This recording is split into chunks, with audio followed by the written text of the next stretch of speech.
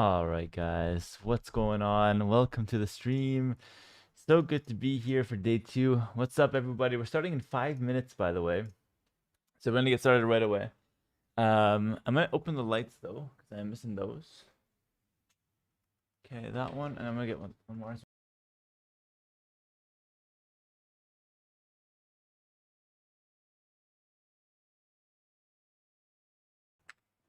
All right, there we go. What's going on, guys? Welcome. Um, so what are we doing today? I have freaking Andy and Vivy already drafting, so I'm gonna get started right away.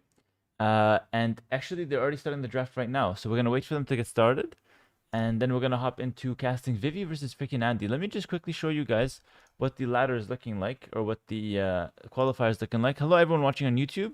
Happy Sunday, everybody, of course. And let's do it, guys. Let me just show you guys what we're dealing with today.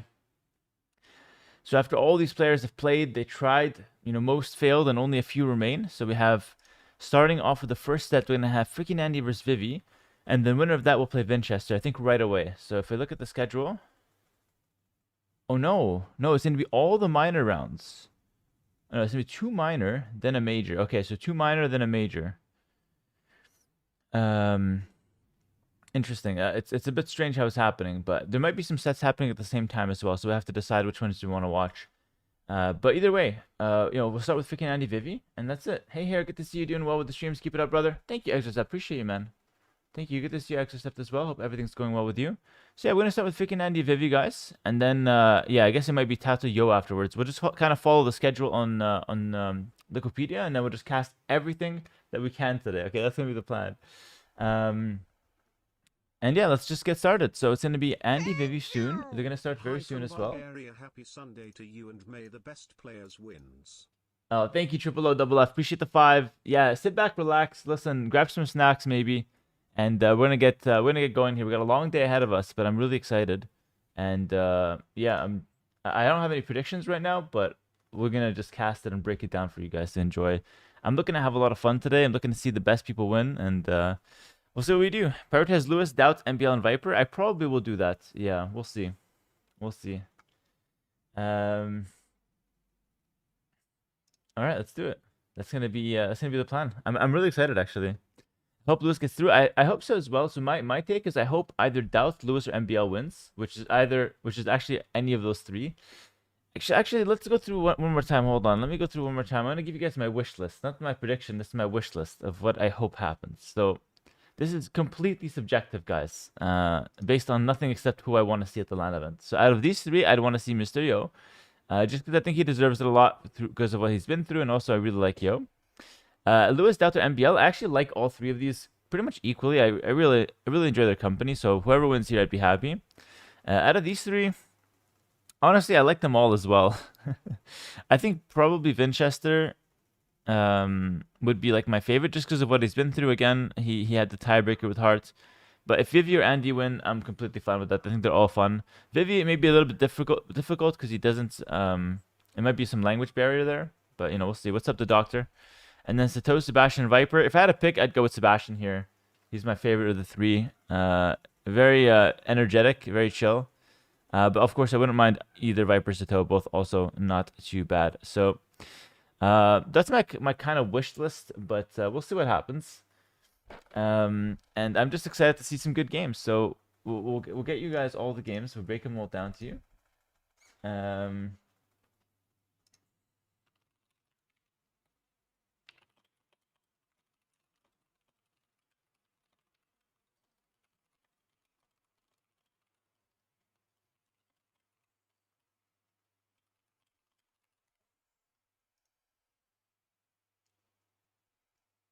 Daut versus Lewis, nice. Yeah, it's gonna be a fun one. It's gonna be a fun one. So we're just gonna wait for them to set up. Andy and Vivy are already in the lobby. What's going on, guys? Everybody watching on YouTube and Twitch, good morning. If you guys are watching on YouTube, make sure to thumbs up the live stream. It really helps a lot. We have over 300 on YouTube already, and on Twitch we have over 1,000. Okay, so the Twitch audience is a lot stronger. Hello, everybody on Twitch. Good to see everybody here again. Twitch, YouTube, good morning. Enjoy your casting. You're the best. Thank you, Pearly. Thank you very much.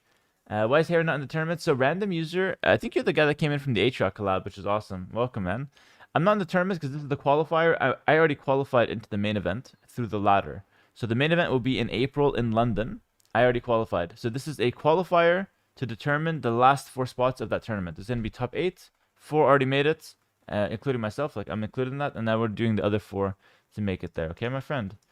And yeah, they already started. So, guys, we're going to get started with Andy versus Vivy right off the bat. Let's get in here. I'm going to open up my capture age, of course. And let's do it.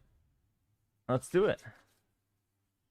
It's really fun to watch this whole process. Ladder qualifier, last chance qualifier, group stage bracket, all of that. You gets clapped by Hera in the final. It's not always like that. You never know. What's my prediction for this one? I honestly have no idea. Like, I can't give a prediction because I have literally no idea. I haven't seen Andy play. I don't think I even watched too much of Vivy. So for me, this is so random, like what to expect. But I'm just gonna break it down for you guys.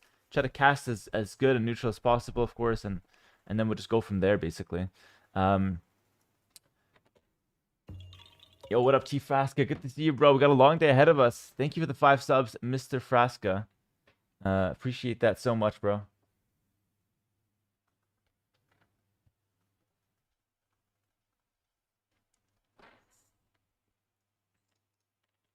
I only have 1 Redbull Willow win. That is true, yeah. 45 seconds to go. It's going to be Andy versus Vivy for the first game. I don't. You can find the drafts online if you want to look at it, but I don't even know them, to be fair. I don't even know the drafts. I'm kind of going in blind. And we'll just kind of go through it one by one. So first game is going to be Dorothea Quarry, and it's going to be Kitans versus Magyars. Really curious about seeing the Kitans here, actually, because I'm not sure how strong they are. And I'll break it down why that is. We can talk a little bit about that right now, actually. Like, Magyars have bloodlines and cheaper scouts. Kitans don't get access to bloodlines, but they get an extra 1 attack from the forging and a really good economy with the pastures. So I'm not sure what's better. I think Magyars are better, but I'm not sure 100%. All right, guys, hopping right in. I'm so excited. This is the first match of what's going to be a long day, by the way.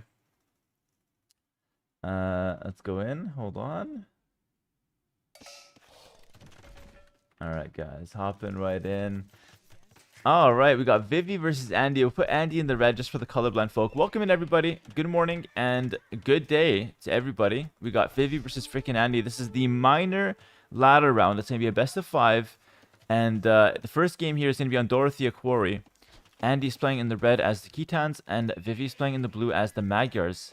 And this map is super, super exciting because it's very open and very difficult to wall. Now, we've seen a few people try to wall it yesterday, namely Nikov. It didn't work out for him. The guy who tried to wall usually lost the game. And this game, we're going to have Magyars versus Kitans, so probably no walling on either side because these civs are extremely aggressive. Stable opening for both players. And looks like we're going to see Kitans get the the domestication right off the bat. Which is definitely... I think that's definitely worth it. It's kind of like the horse collar equivalent for the Kitans. And already some early pressure from Vivy. He's going to go forward with a couple scouts, looking for some damage. This is what Vivy sees right now. He's got a spear forward as well. The spear from Andy is defending, but it's not doing a whole lot so far, because the spear from Vivy is there to kind of chase that guy around. Using the villagers to defend, though. Very smart from Andy. Might take 1 extra hit, but the spear from Vivy goes down. So Andy's on defense early on, but he did pick up that extra economy upgrade. So that's kind of what we're seeing. And now Vivy adding a 3rd scout, looking like he's going to invest a bit more. Although this is a bit interesting. He's going to go ahead and tower the berries preemptively. That's incredibly strange. Not sure why he's going for that. Most people would tower the gold to secure that for later. But Vivy's deciding to tower the berries. Probably wants to stay extra safe in the early game and just doesn't want to take too many risks in this game 1. And on the other side, it looks like Andy's starting to wall up a little bit. Going for the forging on the scouts for the Kitans that counts for +2. Remember that. That's kind of a big deal there from Andy. And he does see the tower now. And you got to be careful. It's 2 spears. Ooh, a little sloppy here in this game 1. He is defending, so you can empathize with him a little bit. He's focusing on multiple things at the same time. And now Vivy is trying to get some aggression going with the 4 scouts. There is a spear from Andy. But with the mobility that the scouts provide, I think Vivy's in a great position here to put some pressure. Gotta dodge the spears, though. Those guys have +2 attack as well. And Andy already with 1 minute and 10 seconds of idle time. So if you see Andy's down some villagers, it's because he lost one vill. And he has some idle time, which is a bit interesting. So far, we have a lot of spears coming forward from Vivy. And I thought about the Magyars. I think they're a bit better than the Khitans, just because of how strong the early pressure is. And Andy hasn't walled the top. These guys are very exposed. Vivy's going directly there. Andy's in trouble. This is what Andy sees. He's completely clueless, guys. He's defending the 3 spears on the front. The scout's going to come from the right side. Oh, the quick walls failed. That's so unfortunate. Bloodlines is now coming in. Vivy's all over Andy right now. And oh my goodness, this is a bloodbath. This is an absolute bloodbath. 3 spears getting close to the town center, but not quite there. 2 more, or 1 more kill on the EQKD. And how do you stop this? These are bloodline scouts. Meanwhile, back here, the tower coming up perfectly. With a couple spears to defend, the scouts from Andy are doing nothing to pressure Vivy. And meanwhile, it's all Vivy on the front. And guys, for this game 1, Vivy's playing so incredibly well. He's now killed 5 villagers, the 6th one trapped and likely to go down. Andy's gotten completely outplayed in this game 1 and in this, Scouts mirror match. I should say Scouts and Spears mirror match, because it's been a fair few amount of spearmen as well. Now we have 6 spears from Andy, but I feel like those guys came out a bit late. Like, actually 7 spearmen. My goodness, he does not want to take any more damage from the scouts. But here's the thing, though. Vivy's already killed 6 villagers. Vivy doesn't have to continue making scouts if he doesn't want to. He can just go up to the next age and switch to cav archers, rendering the spearmen useless. So Vivy's got options. He doesn't have to fight scouts straight into spearmen like Andy wants him to. A good 9 scouts coming, guys. Very impressive from Vivy on this game 1. A bit slow from Andy in terms of the start. Made some mistakes for sure, but of course it's only game 1. Let's see if you can try to come back into this game as well. It's just going to be difficult. The Magyars have the bloodlines, which is such a big factor. And that's why I kind of don't like the Khitans here. I feel like, yeah, the +2 is nice. Yeah, the pastures are nice. But I think not having bloodlines makes you severely disadvantaged in most engagements. Have to rely on a lot of spearmen, which is a bit awkward. And now Vivy is just trending towards Castle Age. Cav archers will be on the menu, no doubt. He's going on to stone as well, which is kind of interesting. Maybe Andy needs to take some more risks and try to pressure, try to counterattack. He's looking for something. There's 3 spearmen to defend, though, and Andy's been eating the spears all day. He's going to try to fight this? It's 3 spearmen. Oh, no. Another bad fight from Andy. And he's quick walling back home, but he makes another mistake on the quick walls. And Vivy's going to clean up 2 villagers. It's just bad news after bad news for Andy. He's looking desperately for some kind of counterplay, but it's just difficult to find any. Vivy's also with a dock in the center. We'll talk about what that means in a second. Just want to see how these scouts are doing. Spearmen are there to defend. Andy's trying to make his way to Castle Age. He's, idling his TC a little bit, not making any more scouts. Maybe he'll be able to get there in a reasonable time frame. And so far, the counterattacks from Andy have not been doing a whole lot. So yeah, the dock is really interesting. It's going to secure himself the oysters here for Vivy, and also allow him to make some deep sea or some fishing ships to take some of these deep sea fish. That's going to be quite good for his economy if he wants to go down that route. But yeah, the dock can get him both gold and food, which is really cool. Allows it to be very flexible, not just gathering food like the old docks. I mean, Andy, you can see the desperation, right? He's just trying to get whatever vill he can. He does kill 1. So Andy does kill 1 villager. Meanwhile, up here, yeah, it's just going to be the GG call. Guys, GG in the chat. Nice and early win for Vivy. That was kind of a treat. It was a masterclass. It really was from Vivy. Beautiful aggression start to finish. I was doubting the Khitans before I saw them in. Like, it was not a bad pick. Like, I was also theory crafting the Khitans here. I was thinking about it, and I just wasn't sure how good it was because I don't like missing the bloodlines. But I'm not sure if this was Khitans being bad or if this was just Andy taking too much damage early on. It's hard to say. In the end, though, the Magyars will take the win on this map. Well played to Vivy. And I do respect both players trying to play relatively open, though. I think that was really cool. Makes the game really exciting, really interesting. And in this case, Vivy just takes game 1 nice and easy. So well played to him. Super cool stuff, guys. Super cool. No, I'm not YouTube voice. This is my casting voice. This will not even go to YouTube.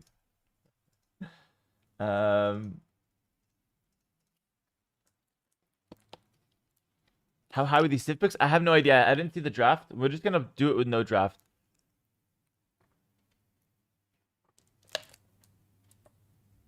Good morning, everybody. How we doing? So nice to see so many people tuning in right off the bat here on Twitch and YouTube. GG, what's going on, YouTube chat? YouTube chat says, hello, man. Thank you for this. Wish you the best. Thank you, no, man. I appreciate you. Hi, Hera. Highlight of my weekend, and it has been an elite weekend. See you in London. Take care of the 10th Doctor. Appreciate you, man. Do you need a visa for London? Yes, I do. I need what is called an ETA, which is some kind of like online 24-hour, it takes 24 hours to do visa. I'm already getting it, so it's not a big deal. But yeah, I do need a visa for London, which is crazy. I hit 2K4, Hera. Congratulations, El Jefe. Well played, man. Well played. The next game is already being set up, which is really cool. Thanks for such talented casting. Thank you, man. I appreciate you saying that. Trying my best over here. Is the t-shirt inspired by Heart's low cut the other day? I'm gonna change it, actually. I saw it was too low cuts. You know what? You reminded me, Mesmora. I will change my t-shirt. I'm just waiting for them to start the game. Then I'm gonna get a new one. Because this is way too low cut. I can't be showing this much skin on a live stream. So, no, it's not gonna happen. I'm no heart. What's going on, Mesmora? What's going on, Farland Mitch? What's going on, everybody? Looks like Heart, kinda. Yeah. We're gonna change this one, actually. I also don't like the white for the stream. I like the color, so it's gonna get changed. We're gonna hop into this next game though, and it's Javidian Sounds, guys. So I'll be back. It's a minute 30. I'll be right back. Change the shirt, and we'll get right into it.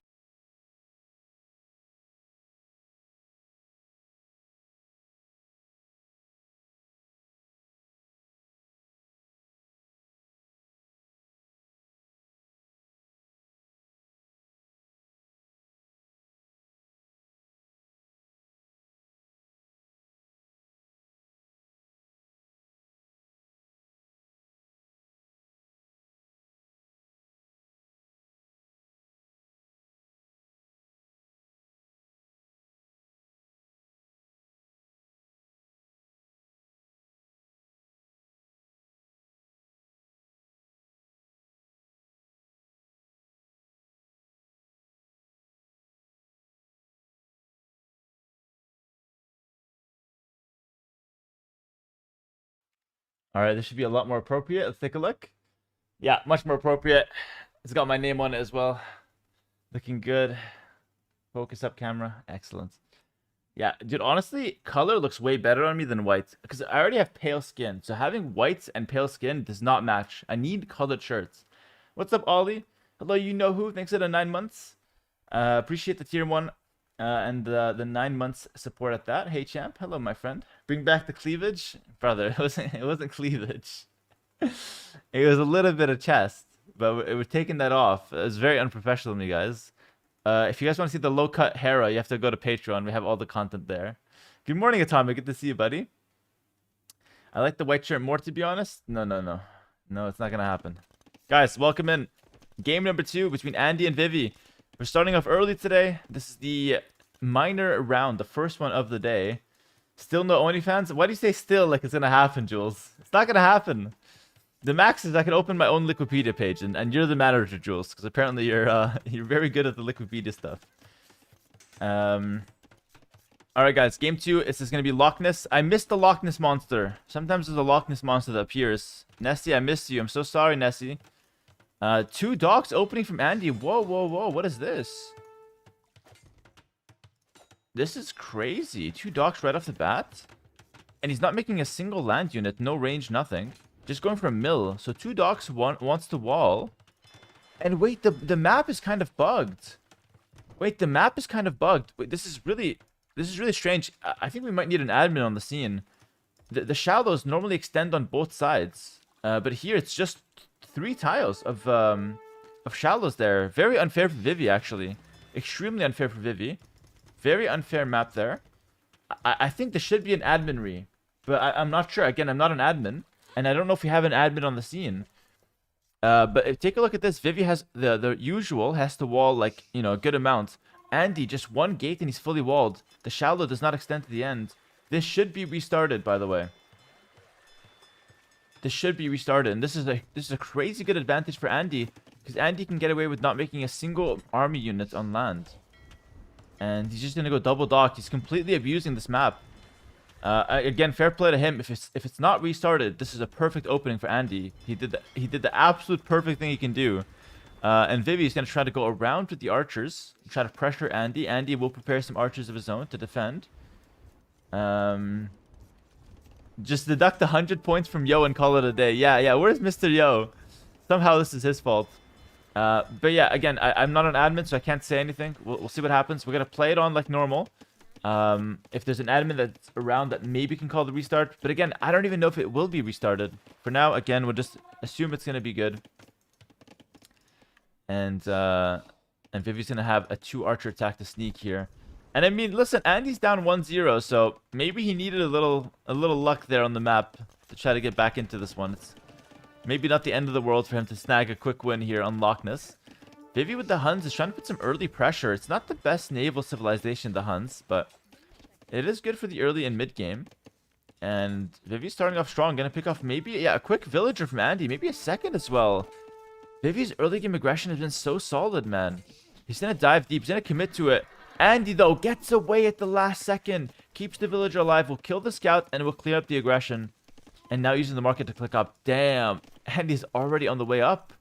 In just a second. It's incredibly fast. Good defense from Andy there. Don't send the low HP back here, Andy. If Andy loses this villager here, you see this 3 HP villager? Male, shirtless, 3 HP, absolutely jacked. If this villager dies, then that's 100% Andy's fault, alright? Because he sent them back to the lumber, which is extremely risky. 2 fishing ships go down to 1 demo. We call that value for Vivy.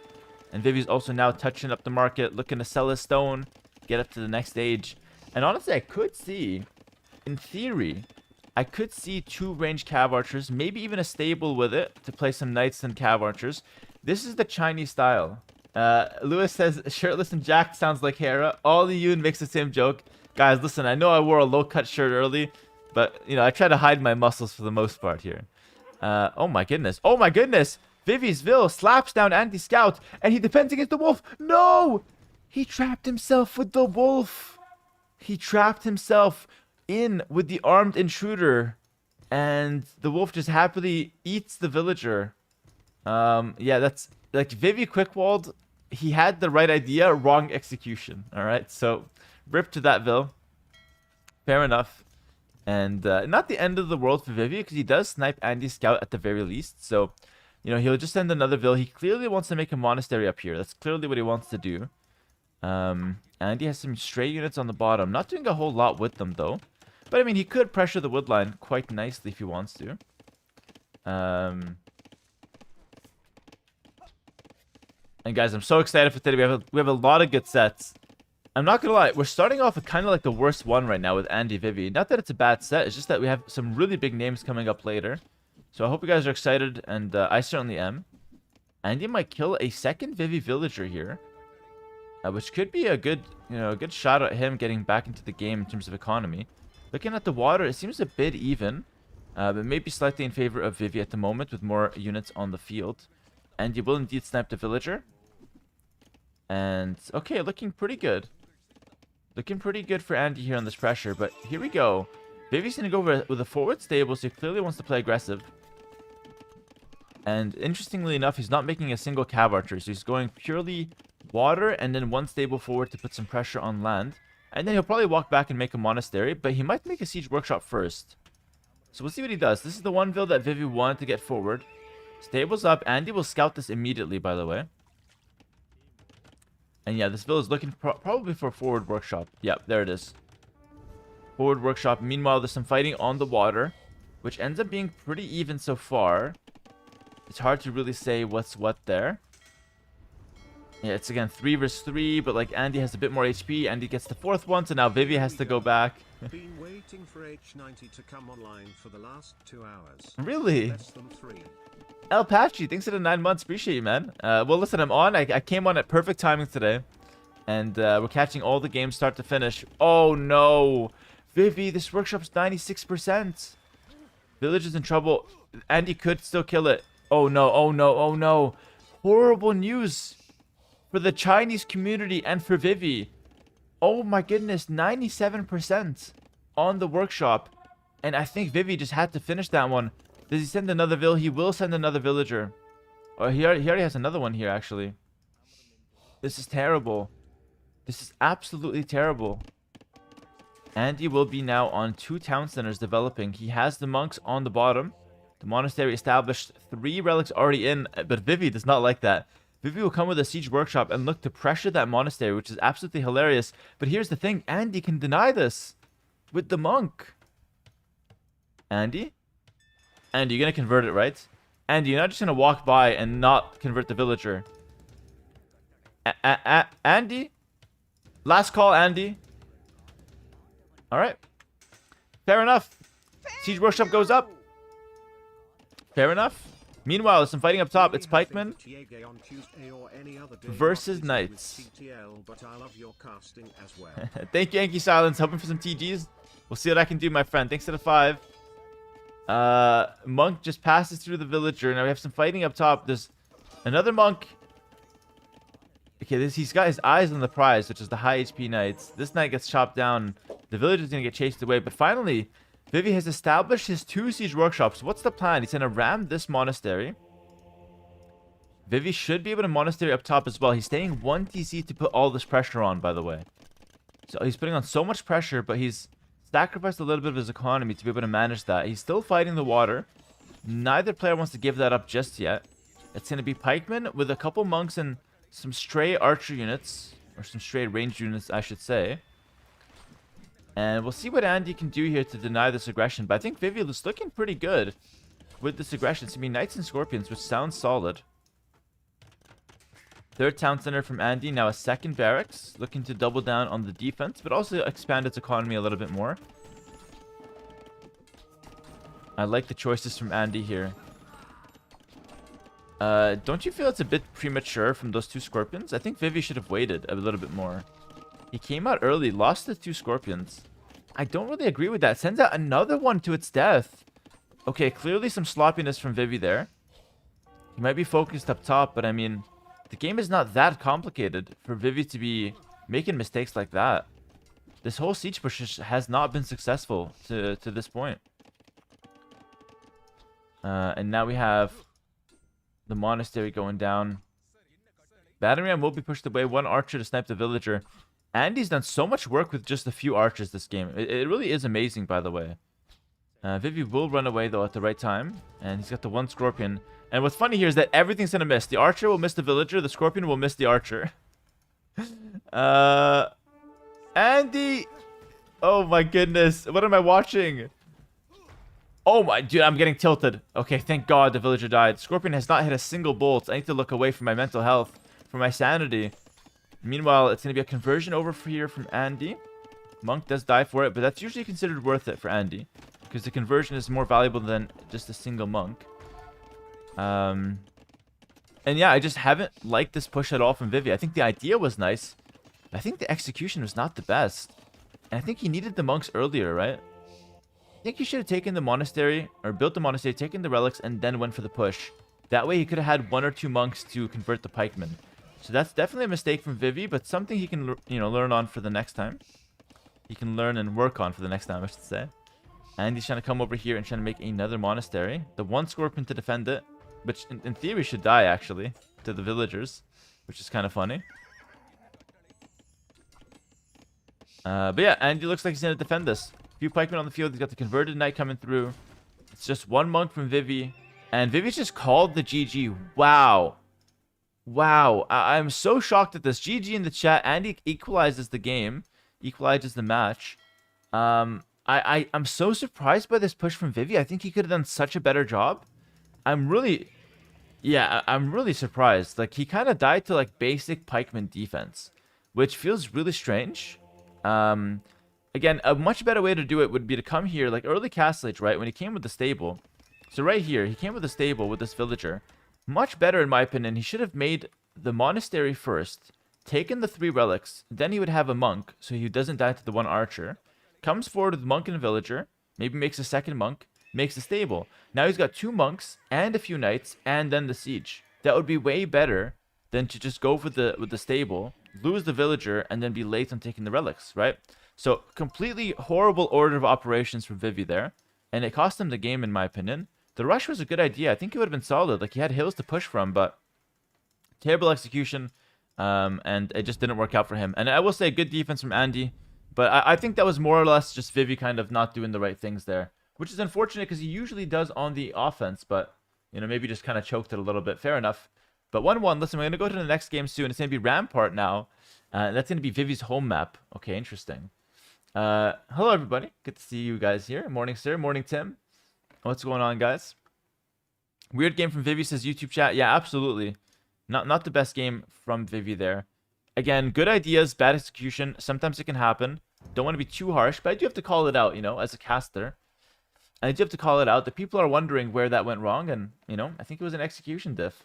Zepper, thanks for the one gifted sub, man. That's actually a gifted one yesterday, gifted one today. Appreciate the consistency.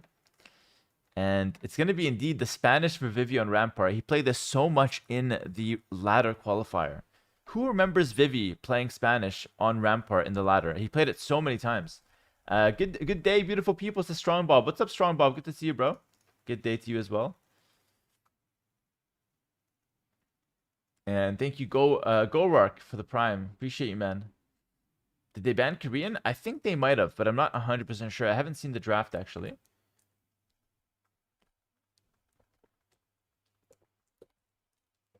And I will say there, that last game could have been Vivy being tilted by the map, by the way.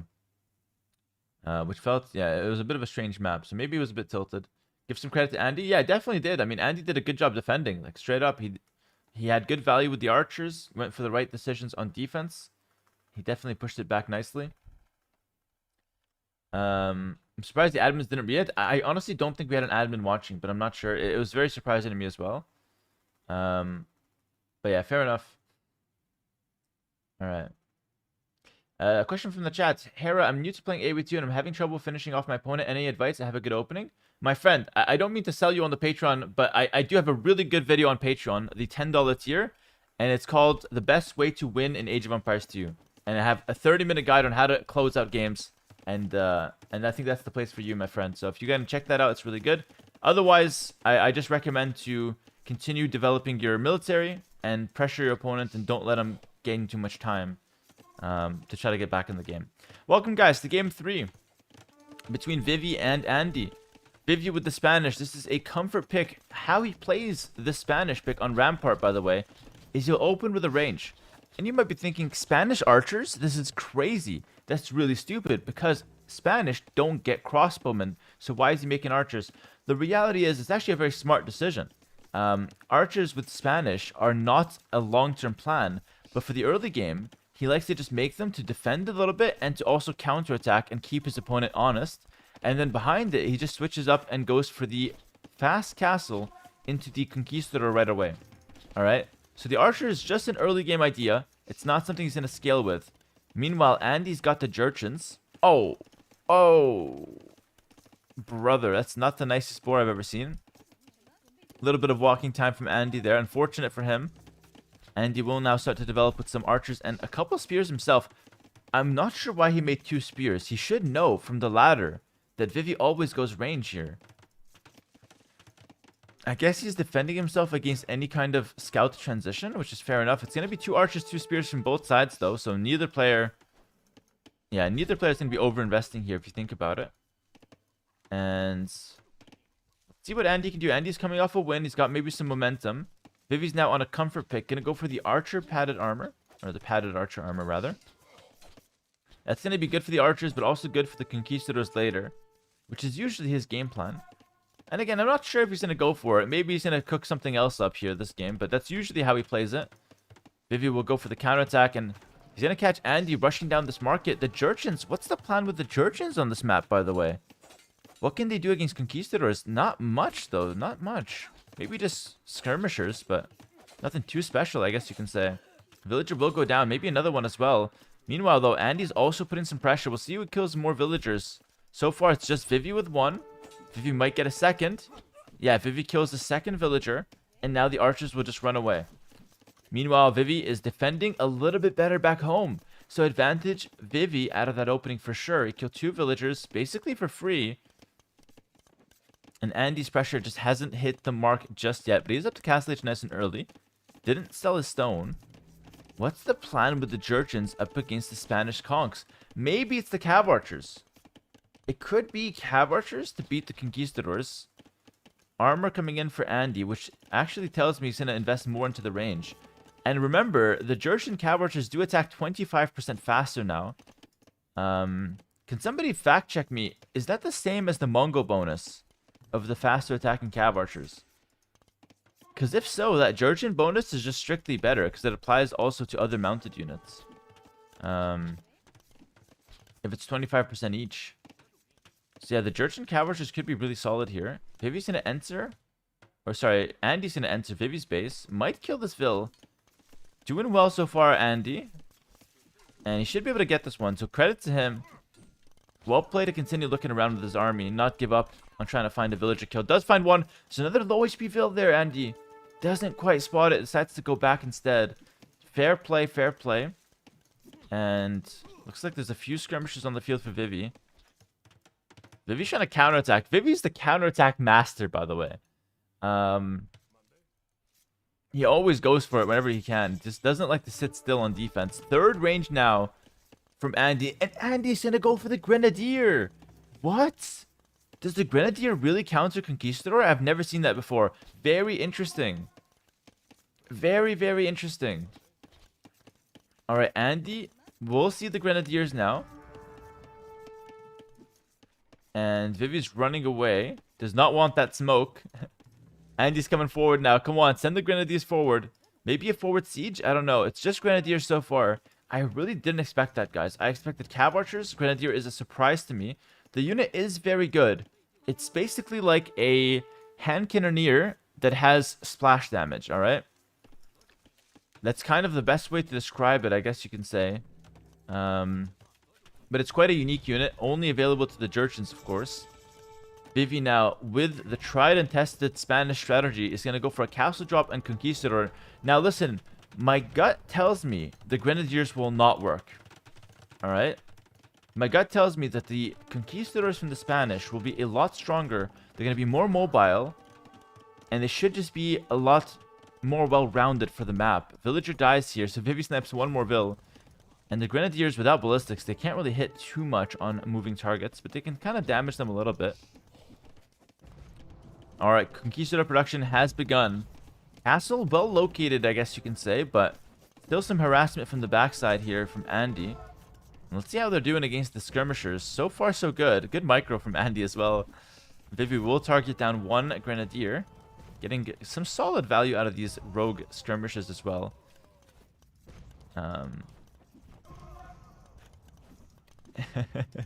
The Grenadier is a funny looking unit. Wait, they're kind of hitting for no damage though. Kind of weird. Wait, this guy just straight up missed. What the hell was that? Can you stop missing? Oh my goodness. He missed 2 shots in a row from point blank distance. The hell was that? Alright. I'm not too impressed by the Grenadiers so far. Andy's switching to cav archers though. Okay, so maybe Andy's regretting the Grenadiers now as well. He's got a fair few of them. I mean, I'm curious to see how they're gonna do against the Spanish. The Conks now on the field, 3 of them with extra armor now in. No bloodlines. How are the Grenadier gonna do? We're gonna miss all our shots. Okay, that's fine. Every range unit would miss there, so no hard feelings. No judgments whatsoever. Conks running right through the defense of Andy so far. Vil dies, Monk dies. Oof. Bad start to this early castle pressure for Andy. Vivy's trucking on in. Husbandry now coming in. More Vil kills, 100%. There we go. That's 2 down. And the reason why we run around with 3 Conks here is that 3 Conquistadors can one-shot a villager. So this unit's incredibly strong. You just need 3 of it to be a solid raiding party. And Vivy just runs through Andy's base, kills a few Vils, and loops back around. And he's going to send some more Conquistadors to the front now. Which is just beautiful play from him, right? And this unit is... like, the Conquistador is genuinely one of the most broken units in the game. The only reason it's somewhat balanced is because it's given to the Spanish that has very little options in terms of, like, archer units. And in terms of, like, economy bonuses, they're not great. So, it's kind of under control just because it's given to a slightly weaker civ. But the Conk makes the Spanish a very strong civ. Just because of how powerful it is. Take a look at this. Just running through, 2 more fields down, skirmisher down. Andy, how can you not prepare a counter to this? You should know Vivy's going to go for this unit. Very underwhelmed so far from Andy. Monk will die. Second monk dies. The cavalry is doing nothing. I mean, this is a bloodbath. This is an absolute bloodbath. Andy has no answer to the Conquistador. Not even a decent response to kind of hold him off. He just can't do anything. The Grenadiers have not even touched the Conks yet. I'm really surprised by Andy's play here. He knew it was coming. Had time to prepare a response. Now he's going elite skirmisher, but I think it's too little too late. The Grenadiers were for nothing, really. And I'm feeling a little underwhelmed. I don't want to be too harsh, but at the end of the day, we did know this was coming in. Grenadier will snipe a monk. Maybe we need some more counter damage here from the Grenadiers. I mean, he is getting some nice value. Vivy's going to idle all those stone villages, which is quite good. Konk's running in through the front. Vivy's looking for more damage. Here he comes. And every time he circles the base, it's like more things die. And he just can never get a clean defense on these guys. He needs to get fletching. Oh, he has no fletching even. So the cavalry were extremely weak.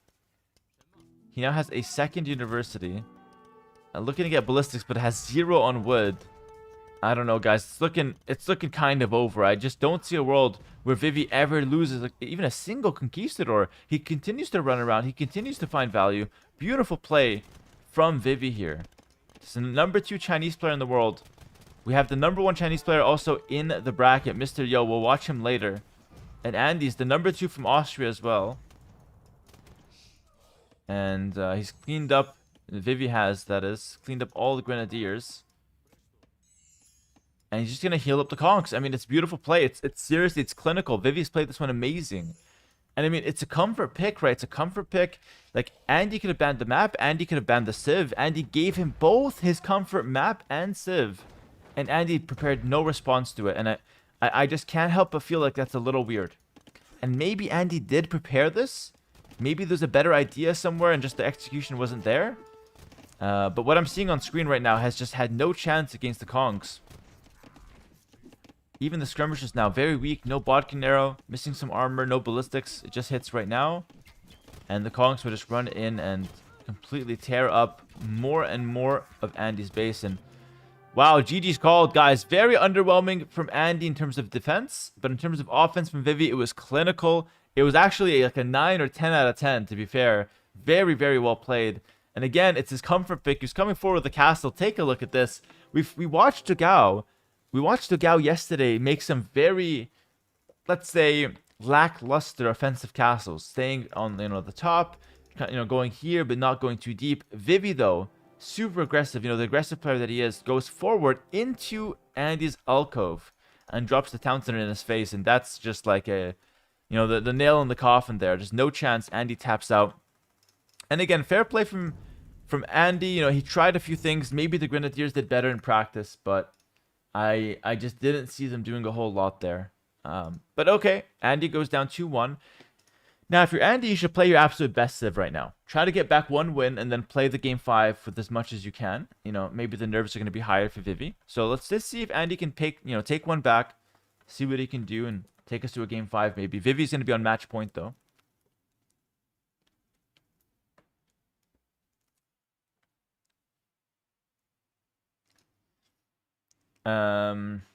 Sir, I was fast, click, and got Patreon. Can already beat the hard AI consistently. Thank you. You're welcome, Salza. He got the Patreon from a giveaway. Very awesome. Happy for you, man. Very happy for you. Okay, I'm excited for today, honestly. Today we're going to have some really, really nice games. Petition to buy Hera a new background carpet. No. I'm happy with this one. I really am. I don't need a new one. I'm of the opinion, guys, that if something's not broken, you don't fix it, and you certainly don't buy something else. And this one, granted, it's a little broken. It got some holes in it, but it does the trick. It does the trick. Did our holes fix it? No. It sort of looks broken. It's a little broken, but here's the thing. All right, like MBL is a little broken. Should we fix him? No, I think we love him as is. I think it does the trick. It's still fine. Exactly, it has character. It's been through some shit. All right. I don't want to see any judgments from the chat. Get Vitality to send you a backdrop? I don't think they have. Don't think they have. That would be kind of cool, though. Maybe I could. That's a good idea. Why did you buy a new chair? The kitchen chair was just not doing it for me. I was getting too uncomfortable in the kitchen chair. This new chair is extremely comfortable, by the way. I'm so happy with it. I have two, actually. One from Razer and one from Corsair. And they're both pretty good, but I think the Razer one's a little comfier. Very nice. 13 seconds to the next game. Just put your trophies there. The thing is, most of my trophies are in Canada. I didn't take them to Argentina because my trophies are big. Most of them anyway. But I do have this idea that like if I build like a proper office, I do want to have the trophies in the back and like the banners and whatnot. I think that's really cool. But it just doesn't fit here because I just don't have the space. There's a window behind. Yeah, guys, welcome in. Game 4. Enough backdrop talk. We got a game on our hands here. Andy in the red. Playing as the Cumans up against Vivy with the Vietnamese. I feel like Vietnamese are kind of a better civ, but we'll see what the Cumans can do. I'm interested to see if he's going to go for the second town center or if he just wants them for the cheap production building. 2 range openings, so it looks like just the cheap production building from the Cumans gonna be the idea here from Andy. Subtle Hera flex. My trophies are big. No, my trophies are actually big. It's not even a flex. It's just true. It's just true. They are big. It's gonna be 2 ranges opening, probably a mix of archers and skirms, and it looks like it's also gonna be 2 ranges from Vivy. And as the Vietnamese, I think he's gonna be more than happy to play 2 ranges up against the Cumans. He's gonna have extra HP on all his archers and skirms, and maybe because Andy made the ranges earlier, Vivy has to play defensive at first. But here's the thing. Vivy only sees 1 range, so he's gonna have pressure. And we now see a stable. Andy's playing so aggressive. It's gonna be 2 ranges and a stable. Human's going all out right now, and Vivy doesn't care. Vivy's just gonna attack him early anyways. But I don't think that's a good idea. It loses the scout, gets completely punished. Does trade against an archer though, so fair play to Vivy. But overall, I'd say this is more worth it for Andy, as Andy still has the scout alive. We'll push this all back. No, Andy didn't have to take a hit there. Loses a good amount of HP on the scout. Fletching is in for both players now. The skirms are starting to come out. Vivy is doing a good job kiting back with the range units. And now we see armor coming through. So Andy will have more numbers. We'll have the stable transition. And is going forward with towers? Are you kidding me? This is a crazy strategy from Andy. Just overwhelm your opponent with early game army. And then go forward. And potentially drop some towers? Yeah. Oh, this is kind of insane. I like this from Andy. I think it's really smart. Let's see how Vivy can defend this. Vivy is good with the tower fights, though. He's got a lot of experience in them. And honestly, Vietnamese have really good archer skirm mix. Siege Workshop, what is this pressure? Oh my goodness. Vivy's gonna spot this. This is some straight up terrorism from Andy. Just going for like mass army, forward tower, workshop right away. Cumans can of course make the battering ram in the feudal age. Vivy does a good job defending so far though. He's gonna clear the archers. I'm not sure if this is gonna work from Andy. We'll see. Crazy good idea though. But I think he's taking some bad fights, you know, in this early scrap right now. And Vivy's gonna make short work of this tower by the looks of it. Sends the villagers forward. We'll clear this up. The workshop's up, but the ram's not coming out. And I think Andy's sending more villagers. Oh my goodness, Andy may have overcommitted here. Vivy's defense is so solid so far. What are we gonna see? More skirms maybe from Andy? Maybe more scouts, maybe armor? What are we seeing? It's gonna be more scouts. Still on the archer production. He's got a lot of vills going for the berries in the center. Okay. That's interesting. I mean, fair enough. He might as well take it. I think he wanted to do something forward, but just abandoned the plan. Now drops the house with 4 vills. Why is it all so sloppy here? Andy might be panicking a little bit. Hello, H90. Exciting day. Yeah, what's up, Mr... What is this? Kevlin? 17 Evelyn. Hello, my friend. Welcome, my friend. Hello. 4 scouts, some archers, 1 ram is in the workshop. How is Vivy going to respond to this? He's going to go market. So what I would think is correct is to add a stable and play full feudal as Vivy. Excuse me. I think that would be the right call. If he tries to go Castle Age, I think he could actually risk losing to the Rams, which could be tricky. I really like this from Andy though. I might copy the strategy. I think it's really cool. Andy fights with the scouts. He's gonna kill 2 villagers. No, just the 1. Does snipe down a couple spears though. Ram is going onto the range to begin. And the second ram is coming out too. And remember, the ranges are quite weak in the feudal age, so the ram is really strong here. But it does die to vills. I love this strat from Andy, but I think he's got just too little on the army front. I think, you know what it is? I think he rushed it. I don't think he had to go right away with the towers forward, right away with the ram. I think he could have just played with a lot of military, continued massing, and then 1 or 2 minutes later make the workshop. Because you have to establish the win with the army first before the rams come out. Or else they're just going to take too much damage from just straight arrow fire. And so Andy's in a position where he can't really win the fight. Which is really weird, because like the rams can kill buildings, but if you can't win the fight, you can't really force onto Vivy and get mass value out of this all-in feudal age. Vivy's just going to be up to Castle Age now. And guys, what is the one unit Vietnamese can make that is completely broken and destroys everything in feudal age? That's right, the Fire Lancer. Not the petards, that's a good guess though. The Fire Lancer with the Vietnamese could come out with extra HP. Those rams are going to die, so again, they're not immune to arrow fire, they're just extra tanky, but that tankiness has its limit. 2 HP on this ram. I would have finished that off if I was Vivy. A bit sloppy that he didn't, but fair enough. I would have liked to see him just drop that one. No Fire Lancers will come out though. It's going to be a second range and a stable, so he wants to play just crossbows and knights. And looks like Vivy will push in. Second tower to defend. I love that from Vivy. Just extra tower. Stay extra safe. And he is taking some stone here. Nice and early.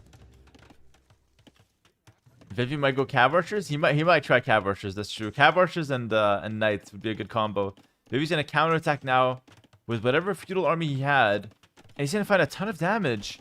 Because Andy's just in the center taking berries. Why are we in the center taking berries? 2 vills down. Archer goes down. So much value. And meanwhile, Andy's counterattacks are just not hitting the mark. 5 seconds to go. Andy's in such a bad position now. Because Vivy hits Castle Age. Vivy already has a counterattack. Bot arrow surely to come. Maybe crossbow as well. But if not, it's going to be cav archers. Indeed, cav archers is the play. 2 rams from Andy. Trying his best to make something work here. But it's going to be difficult because we already have some knights on the field for Vivy. Cav archers coming through as well with the Vietnamese that have extra HP as well.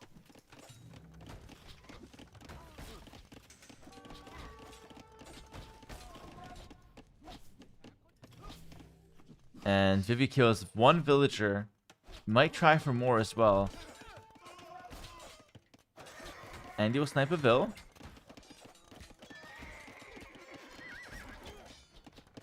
It's just not enough though. It's just not enough, guys. The knights are already out. 3 rams, but nothing to defend them really. No spears. Well, 1 spear. Is that enough? The stable could go down, but I mean, there's already enough knights in the field to push this all back. Cavalry is coming through as well. Meanwhile, the army's doing mass damage to Andy. Andy's in such a rough position. He might try on a little longer just because it really is, you know, the last moments in his qualifier run. He could try as much as he wants here, but he's stuck in feudal age. No chance to ever go castle age. He's got 6 on food. And the villagers can only fight for so long. The rams get cleared up. Guys, this is all Vivy. Vivy's doing amazing. I love the strategy from Andy. I really did. But I think he probably just rushed it a little bit. I think he showed his cards too early. So Vivy was able to prepare defense. And Andy just didn't really get going with that feudal age pressure. Does clear up the initial wave from Vivy, but how do you stop the second wave from coming in? Again, the Berryvilles, guys. I was never on board with that. And Andy just taps out, calls the GG. 3-1 for Vivy. Give it up for Vivy in the chat. GG is called. And Vivy makes kind of short work of Andy. He won that set in 50 minutes. The games have been super aggressive one way or another. And Vivy will advance to play against Vinchester, by the way. And Vinchester, pretty much the favorite of the second qualifier because of how well he did in the ladder qualifier. He tied against Hart. He lost the tiebreaker, but he's moving on to the last round of this qualifier, the major ladder round, and he will play against Vivy. But here's the thing. I think Vivy has a puncher's chance against Vinchester. I really do. Vivy's been playing really aggressive, and Vivy has been also quite, intelligent with his strategies, playing a lot of comfort picks like Spanish on Rampart. I'm curious to see what Vinch does to deny him that. Maybe just ban it out and not have to deal with it. But nonetheless, guys, Vivy takes out Andy. And credit to Andy. I think he had a good showing in the qualifier. Well played to him. And yeah, he drops out, but he had a good run. So I appreciate that from Andy. Well played to him. And GG. Really cool strat by the Cumans there at the end, by the way. I might actually steal that. That was a really good strategy.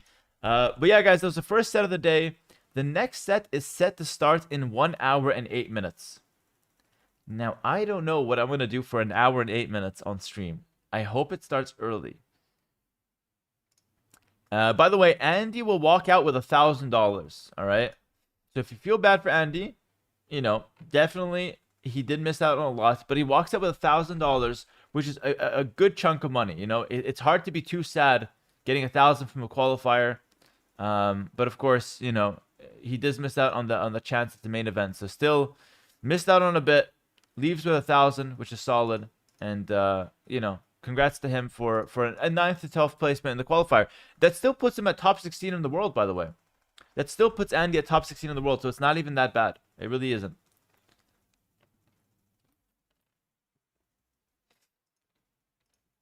So the next match is going to be Tatoh versus Yo. I'm not sure if that's going to start early. Let me see if I can look at the Discord. Have you lost weight recently? Your face is looking more defined, looking good, brother. I have lost some weight. Thanks, buddy.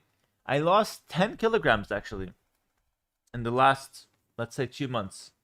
Or maybe 1 month.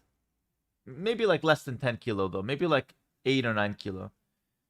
Now I've kind of stabilized a little bit. The shave helps a little bit as well, yeah. It's the fresh haircut and shaven beard. Don't be deceived. Lewis just can't fathom the thought of me losing some weight. I thought you never lose. I've been winning for too long, man. I've been winning cheeseburger after cheeseburger. But it's time to start losing some. Keep myself humble, I'm going to check the Red Bull Discord, see what I can find in there as far as information. Red Bull. Yeah, so somebody said. So this is interesting. Like somebody said here. Let me just show you guys With you on the road the Discord. as a beginner in 3 weeks. How is that now an admin re? Unfair map gen, and the admin does not respond to it. But again, I think that could have been an admin re. But anyways, we don't know when the next series will happen. Christine says as soon as possible. He's trying to reach Vinchester at the moment. So it's gonna be Vinchester. Whoa, it's gonna be Vinchester versus and drafting should start in 5 minutes. It's gonna be Vinchester versus Vivy right away. Whoa, okay, that's crazy actually. Okay, fair enough. Not this one. What's up, ACCM? What's up, MBL? What's up, Lewis? Guys, we have some really good players and Lewis in the chats. Very, very nice to see. Good to see all the pros hanging out today. And good morning and good day to everybody, guys. We're an hour into the stream. I'm really excited. We got a big day ahead of us, though. I think if Vivy has to play right away, he could be a little bit fatigued from the first round, but he can also be very warmed up from it as well. So it could be good or it could be bad. Let me show you guys Lewis co-cast. No co-casting from anybody that's playing today. I don't want to distract them. Whoever's playing focuses on the games today. That's the rule, all right? I do want to show you guys real quick, though, if I can. So Andy Vivy has ended.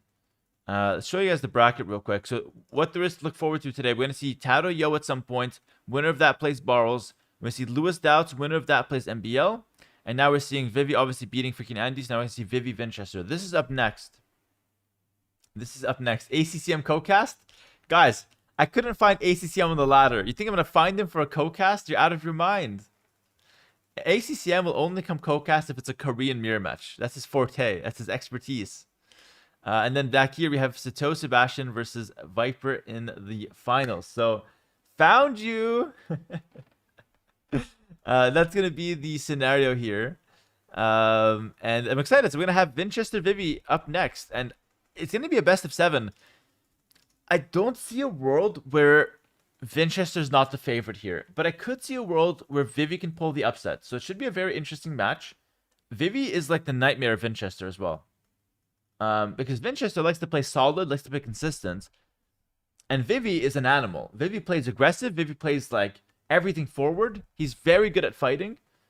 And he will take all the risks in the book. So, honestly, I think Vivy could provide quite a big challenge for Vinchester. Vinchester's the new Hera. I mean, he might be. But we'll see. Who's the favorite between Tatoh and Sebastian? In my opinion, Sebastian, slightly, but I think it's very evenly matched, actually. Where's Viper in this? He's waiting for the winner of Tatoh Sebastian, so that's going to come later. We'll wait and see, but as soon as I have the draft, guys, I'll show it. For now, you're going to look at my face in full screen, because I have nothing else to show. It's no content. But yeah, guys, good day, everyone. It's an hour into the stream. Only one match today. We have so many matches to cover. Like, we're going to be casting all day. We have a super chat on YouTube. Martin Chan sends in 10 SGD. I don't know what currency that is, but thank you so much for the super chat. Appreciate it so much, guys. Thank you, thank you. All right.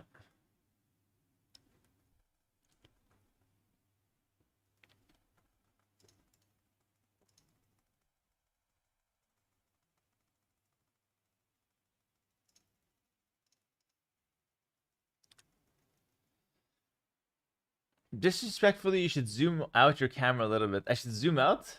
No, that's very disrespectful, Lewis. I'm not going to stand for that. I'm not going to stand for that.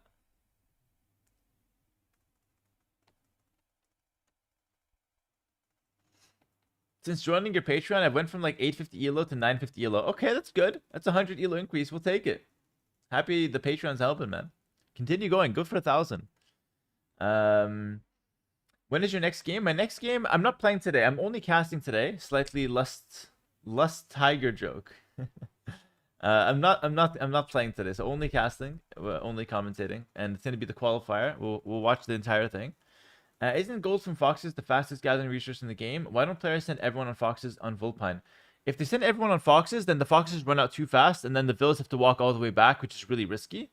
And then the villagers will be exposed there, which is also quite a big risk. So there's a lot of problems with sending all your villas onto the foxes, but I think gathering the foxes with the 4 villas is also good. Also, you can't send all your villas there because foxes only give you gold, so you can't only have gold, you know. All right. Hera in Chinese, we call you the Black Duck. I know. My nickname in China is the Black Duck. It's pronounced Heya, so that's how they say Hera, as far as I know, at least.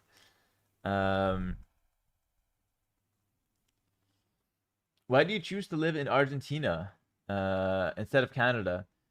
No big reason. It's mainly to do with the weather. The weather in Argentina is always beautiful. Like right now it's sunny, 30 degrees. Like that's just amazing. And I really don't like the cold. So that's like the main reason. I just like living here. It's just nice. It's just nice. It's a good experience. I came here to get married and I decided to stay here for the time being. Again, I don't know if I'm going to live here permanently. We'll see. But for the time being, I'm living here and it's nice. I like my area in Canada too. Like it's not like I'm escaping Canada, you know, get me out. But and obviously my family's still in Canada and everything. We visit them every so often, but you know, the day to day, I think with just the nice weather, no winter to deal with here, it's just a little bit easier. Canada's freaking cold every day. Yeah, they had a snowstorm recently as well. It was brutal. I thought the reason was steak. I mean, the steak is nice. There's a lot of reasons. Like my wife's family's here, obviously. You know, she's grown up here. The weather's nice. The food is nice. The people are great as well, to be fair. I got recognized yesterday in the streets. I get recognized in Argentina like 3 or 4 times a month, by the way, now. It's crazy. We have so many AW2 fans down here. I swear to God. Yesterday, I was just coming home from the pet shop, actually, or before yesterday, I think. Before yesterday. Yesterday, I didn't leave my house. Nobody recognized me. Before yesterday, I was coming home with the cat house that we picked up, and some guy honked his motorbike, and he said, "Hera!" And I said, "What's up?" And that's it. Like, just like that, he continued driving on. Which is kind of crazy. Like, I never got recognized in Canada, and now I'm just getting recognized like 2-3 times. It's celebrity status. It's crazy. I'm not used to it, man. Somebody got to keep me humble. Or maybe I'm just making up stories, though. Maybe I'm just making up stories, chat. Who knows? Yo, limited power. So instead of 14 months, was wondering why I was watching a random ad. Don't watch the ads. Harry, you made it, man. But here's the thing. I think getting recognized is cool, but I don't want to get recognized every day. You know what I mean? I'm trying to have some privacy as well. Narum Beard, thanks for the Prime sub. Welcome. You deserve it. Thank you, Manzanito AoE. But no, it's cool. The Argentina fans are always so nice. What I like about the Argentina fans is that they're not intense at all. For the most part. I've had a couple intense ones. And by intense, I just mean like, you know, they're going to hold me hostage for half an hour to have a conversation. Most of them are like, yo, what's going on? Good to see you, bro. It's awesome. Let's take a quick pic and then, you know, see you later. And it's a lot better. Harry got paparazzis outside his apartment to step. Yeah, exactly. Yeah. Waiting outside his apartment to step his foot out. Exactly.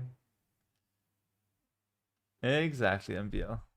Have you had a full-blown parasocial viewers or stalkers?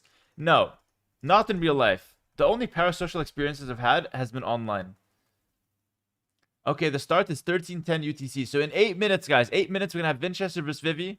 I'm sorry if this has been a boring segment. There's nothing much I can offer besides just, you know, talking and reading. Someone on YouTube says, we know you don't have fans, Hera. I do have fans. Just a few, you know. Thanks to 100 bits, Tim. Our favorite internet niche micro celebrity. That's me. Question from the YouTube chat. What about your experience in China? I love China. I think China was fantastic. I actually can't wait to go back. I think China was so nice. Very, very, very nice.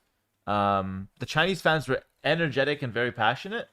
The city, Beijing, was beautiful. The treatment was 10 out of 10.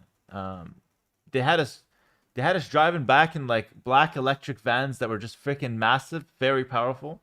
We went to the Great Wall of China, really cool experience. We've seen the Forbidden City, very beautiful. And yeah, I think it was no bad experiences besides me getting lost in the forest at one time, but even that turned out to be kind of fun in hindsight. Hera the caster and player goat. Being one goat isn't enough. Thank you, Rubji. I appreciate you, man. Best style of steak? My favorite's the ribeye, honestly. Yeah, it's called ojo de bife in Spanish. I think it's my favorite. Obviously, if you're talking like expensive Wagyu, is also probably just the best straight up. But just like a ribeye for me is perfect. Like, just delicious. You can't go wrong with it. Also, there's a cut. I don't know what the name is in English, but there's a cut called vacío. That's also really delicious. Do I get medium rare? I get it. Medium well. I don't like it to be too red. For me, medium well is perfect. Sometimes I like it well done, if I'm not sure. But the problem with saying well done is that sometimes it comes in way too overdone. Way too overdone. So I just go medium well, and it comes perfect every time. The max that go down is like medium. I've had medium rare in the past, but I don't know. Not a huge fan.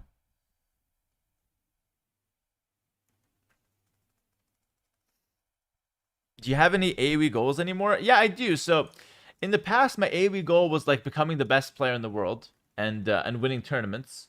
I've done a good job with the tournaments recently, but my goals have went beyond that now. My goals now are to grow the community as much as I can, and to bring as many new eyes onto the scene as possible. That's my new goal.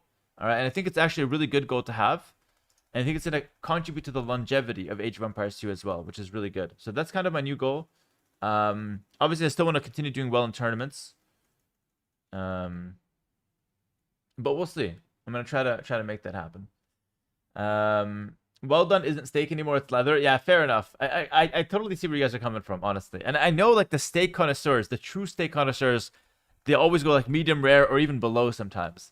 I totally understand that, guys, but for me, it's medium well is good for me.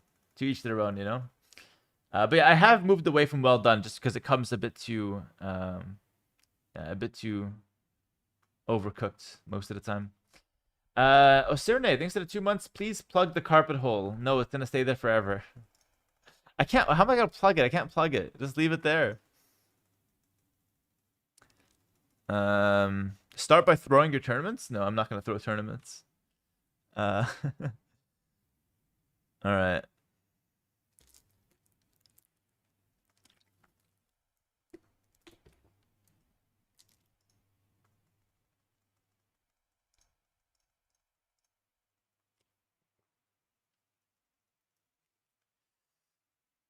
Speaking of Overcooked, have you ever played that game? I have, yeah. I think it's a pretty fun game. I played it with my family, with my brothers. Pretty cool.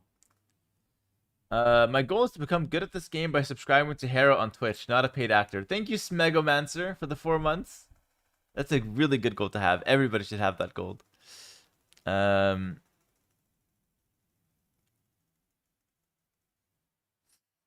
Without earning money, your goal would be the same or not? I'm asking with a good vibe, my man. Wait, what do you mean? Oh, my goal would be to grow the community if it didn't have earning money associated to it. I think my goal would be the same, yeah, because it's a weird question because growing the community implies getting in more viewers. More viewers naturally always means more money just because of ad revenue, more subscribers, etc. But the goal of growing the community is not about getting more money. If I wanted to get more money, I would just I would fill my schedule with coaching, 100%. I would coach like as much as I can. I'd advertise coaching all the time because like doing coaching business is like the best way to earn more money for your hour, for your time. But growing the community is much better for the longevity of the game, for everybody to be able to benefit from the game. Because if I bring in more eyes on the scene, they watch me, but they also watch tournaments, which helps other casters. They buy the game, which helps Microsoft, which helps fund tournaments, which is good for the players. So that's much better in the longevity. So it's hard to separate the two because again, bringing in more people means more money for everybody in the scene, right? So they go hand in hand. But my motivation is not to earn more money. I already earn a good amount of money. I have the Patreon guys. I have this and that. I have the tournaments. I'm doing fine. I'm doing well. I'm very grateful for it, by the way. I'm very grateful for it. But yeah, the main goal from here is just to make my lifestyle a full-time professional streamer and player. I want to make that lifestyle a possibility for other players as well over time. And you do that by growing the scene and bringing new people in, right? That's the way. That's the reasoning behind it. It's the way to go. Next set will start in 2 minutes, by the way. Apparently. So 2 minutes to go. I'm gonna try it out. Have I tried a MOBA like League? Yeah, I play League. I hit Grandmaster in there, which is decent, solid, but not professional by any means.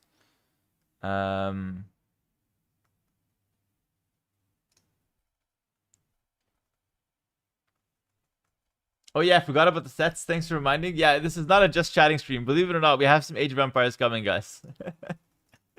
We have some Age of Empires coming. It's not going to be this all stream. Who's the biggest talent? Who's the biggest up-and-coming talents in your opinion? I think Lewis is doing very well. I would probably say Lewis. Wow, you're a GM in LoL? Used to be. Now it is not so much, but I hit GM at some point. I took it seriously for like a month or two and hit GM, which I was pretty happy about. You're a great streamer. Thank you, Daniel Chips. Nice first time chat. Very cool, very cool. I switched from Sebastian to Lewis. Lewis is more up and coming. Like he's more new than Sebastian. Both are great, but if I have to pick one, I would say Lewis has been more impressive so far. But again, they're both very good. Someone on YouTube said started watching T90, now watching H90. I mean, it's good to have more options, right? Why not? Can you explain what the qualifier is about? This is the last 4 spots for the Redbull event in London in April. So 4 qualified through the ladder, and now we have the last 4 through this last chance qualifier. Hera, longtime fan, how do you stop the Sicilian tower rush? You stop it mainly from, or mainly by going archers and getting fletching early, and then playing defensive. Not letting him get more towers on you, killing the sergeants, etc. That's the way to go usually. That is the way to go. The draft is out. I'm not seeing it. Where are you guys seeing this? Where the hell is the draft?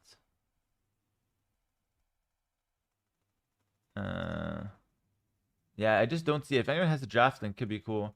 Why did I turn down the Team Liquid offer? I just chose Vitality in the end.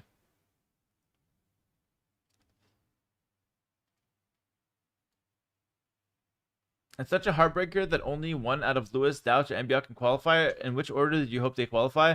I can't really pick. I like them. I like them all. It is a shame that it's only one. Okay, I have the draft right now. Link on dashboard. Thanks, Happy Leaves. Appreciate you, man. All right.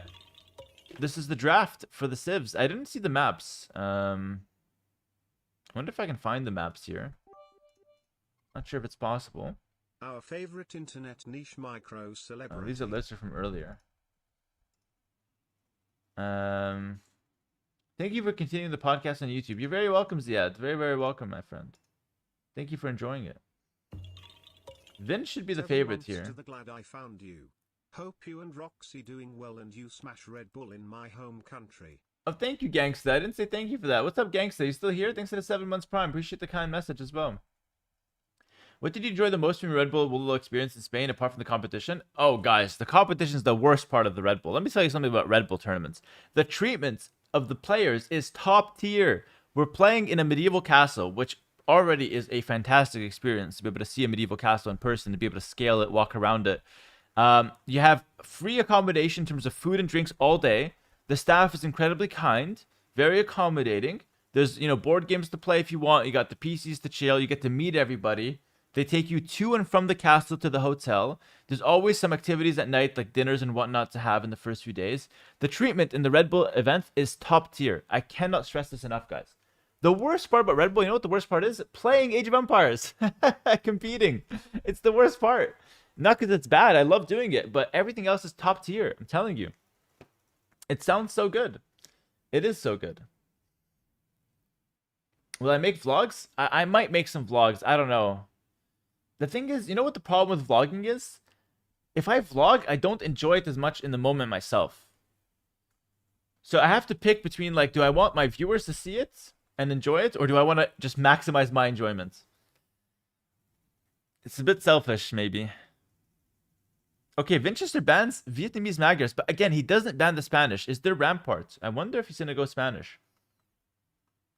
What I might do is I might steal Viper's idea of doing the daily recaps, like at night or something. That might be better. Pay a guy to vlog for you? Yeah, maybe, but I don't know. We'll see. I might just do the daily recaps. Steal it from Viper. Just take that shit from him. Hopefully he doesn't mind. And he won't, actually. What are the admin bans? It's just random bans. Random bans. They do that so, just to kind of throw the players off. And actually, these random bans are very relevant. Saracen's one of the best civ on Empire Wars. And polls, we saw Vivy play polls yesterday. So very relevant admin bans, actually. Vinchester takes away. And then we have Kitan's Portuguese as a response from Vivy. Koreans, Burgundians banned. So we're probably going to see something like Byzantine from Vinchester, maybe. It depends on the maps, though. I could see something like Dravidians come through. Depends on the maps. Depending on the maps, maybe Romans. Probably not this early. We'll see what he goes for. There's also Mezzo, so Incas could be really good. Okay, it's going to be Byzantines. Maybe Incas next.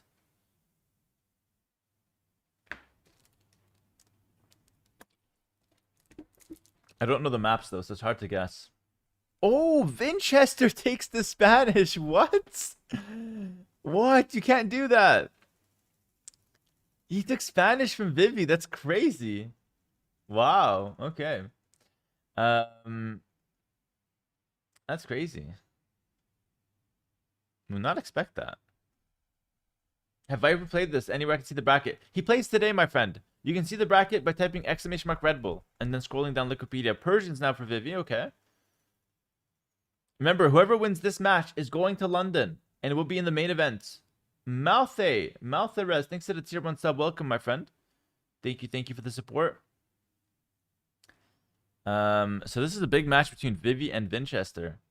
And guys, welcome into the stream. Yesterday, we just started around this moment, 10:15 my time. We were just getting started. Today, we've already casted a whole set, and we have the second set about to start, which is really cool. The admin bans are random, guys. Yeah, the admin bans are random. Vivy beat Andy. Yes, he's making a crazy run. What's going on, AR? Good to see you, buddy. Very, very excited for the set.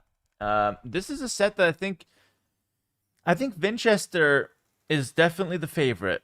But as I mentioned earlier, I could see Vivy kind of causing some chaos and taking the win as an upset. We'll see. Are the sets all after each other, or are they parallel like yesterday?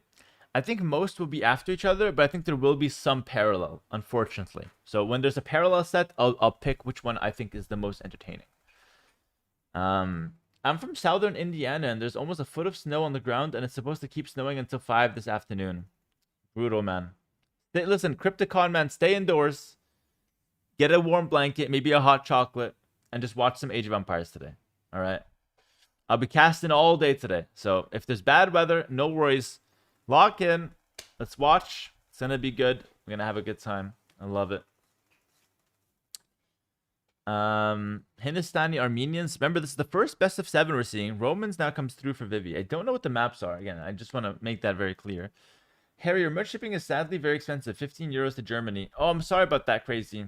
Yeah, I saw that as well. I'm not sure what I can do about it, though, unfortunately. I think shipping is just always expensive. I'm not sure if the tariffs or some shit have anything to do with it. I'm not sure if Merch for All is based in America. They might be. So I think that might be part of the reason. But I don't think there's anything I can do about it right now. So listen, if the shipping's too expensive, just drop it. Don't worry about it, eh? I appreciate you checking out the merch store though.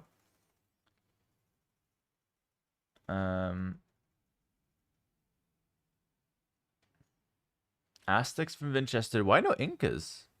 Isn't Incas just better? Mongols as well, damn. Will this be a best of 5 or best of 7? This will be a best of 7.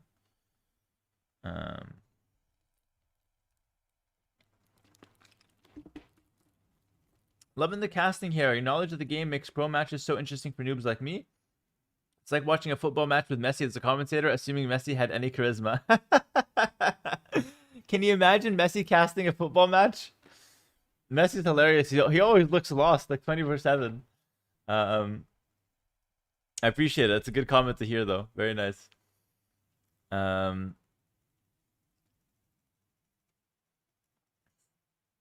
was a nice comparison. Yeah, very nice comment. Burmese Georgians. Oh, we're seeing the Burmese from Vivy. Wonder if he's gonna pick that one. We haven't seen Burmese yet. Berbers and Georgians. Okay, fair enough. Vinchester with the last pick. I think it's gonna be Incas. I think it should be Incas, but I'm not sure. He goes Bengalis. Wow, interesting. All right, fair enough, guys. I don't know what the maps are, but this is the Civ draft. We're gonna watch the two go at it. And yeah, we have the cat in the background. There's nothing I can do. You know, believe it or not, I play with the cats every morning for like 20 minutes. Or maybe in less than 20 minutes, but like 10 minutes. I just pet them, play with them a little. But it's just tough because when I start the stream, it's like I'm like a negligent father. You know what I mean? Someone said the Messi of AW2, including the insane athletic performance. I agree. I am literally a professional athlete, and I will debate anyone on that. I will take that opinion to the grave with me. Guys, over 1,300 watching on YouTube and over 2,500 watching on Twitch. Guys, appreciate everyone tuning in today. Thank you so much for coming in. It's going to be a fantastic Sunday. I'm really excited for the matches we have. Up next is Vinchester versus Vivy. Vinchester is actually the #1 player of the ladder qualifier. He did really well in the ladder. Sorry, he's the #5 player of the ladder qualifier and the #1 player of the last chance qualifier. Obviously went through that whole tiebreaker situation with Hart, a lot of drama, a lot of last minute emotions, lost out to Hart, but now is playing Vivy for his spot in the London main event of Redbull Wololo 2026. And remember, it's Vinchester or Vivy. One of them goes out and the other advances to the main event. So a lot at stake right now. But if we just take a look quickly at Wikipedia, you're going to see that there's a fair amount of prize pool here at stake. So the person who loses gets $2,500. Right? So both Vivy and Vinchester will be paid handsomely regardless what happens. This is actually a ton of prize pool for just a qualifier. So big shout out to Red Bull for putting on such an amazing prize pool for us. And also Microsoft, I think, who sponsors it. Which is really cool. I think I think players who miss out on the LAN event by the last round deserve a good chunk of money. So I'm very happy for them. I think that's really good. I think that's really fair. Feed the cat? Trust me, man. Her problem's not food. She's looking for something else. And they're in the lobby. So Bench Vivy's getting started. Normally, I like to say, like, who do you guys cheer for? Maybe I should do it, actually. But let me read this comment first. Hello, Hera. I grew up playing AV2 and had no idea I was still alive. Imagine how surprised I was when I discovered the scene. Fantastic. Thanks for amazing plays and cheers from Italy. Parpator, welcome to the scene. That's awesome, brother. Welcome back. We are alive and well. The game is thriving, in fact. Definitely a good time to pick it back up and play. But if you don't want to play, sit back, relax, and enjoy the show. We're watching pro players play in a tournament qualifier right now. So that's going to be just as exciting as any game has ever been. And let's do it like this, guys. Let's do it like this. I like to do this before sets.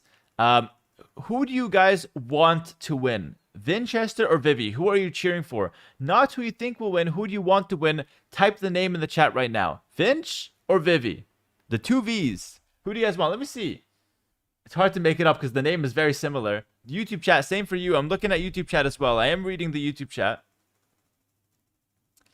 I see... Listen, it's hard.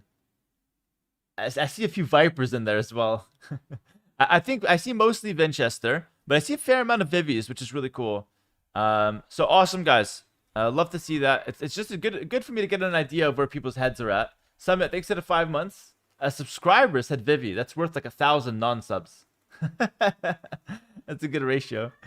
Someone on YouTube says, I want a great series so AoE2 wins. I like that. That's kind of where I'm at.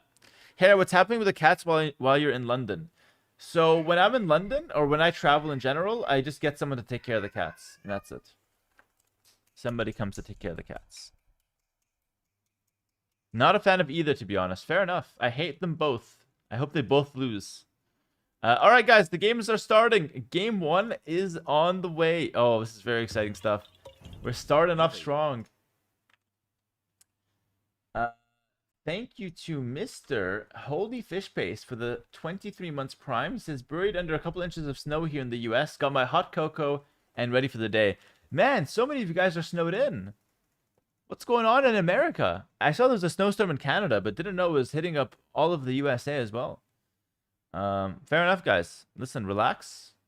It's freezing. Daniel, sorry to hear that, man. Yeah, huge winter storm. Take it easy, guys. Relax with the hot cocoa. I'm going to entertain you guys all today.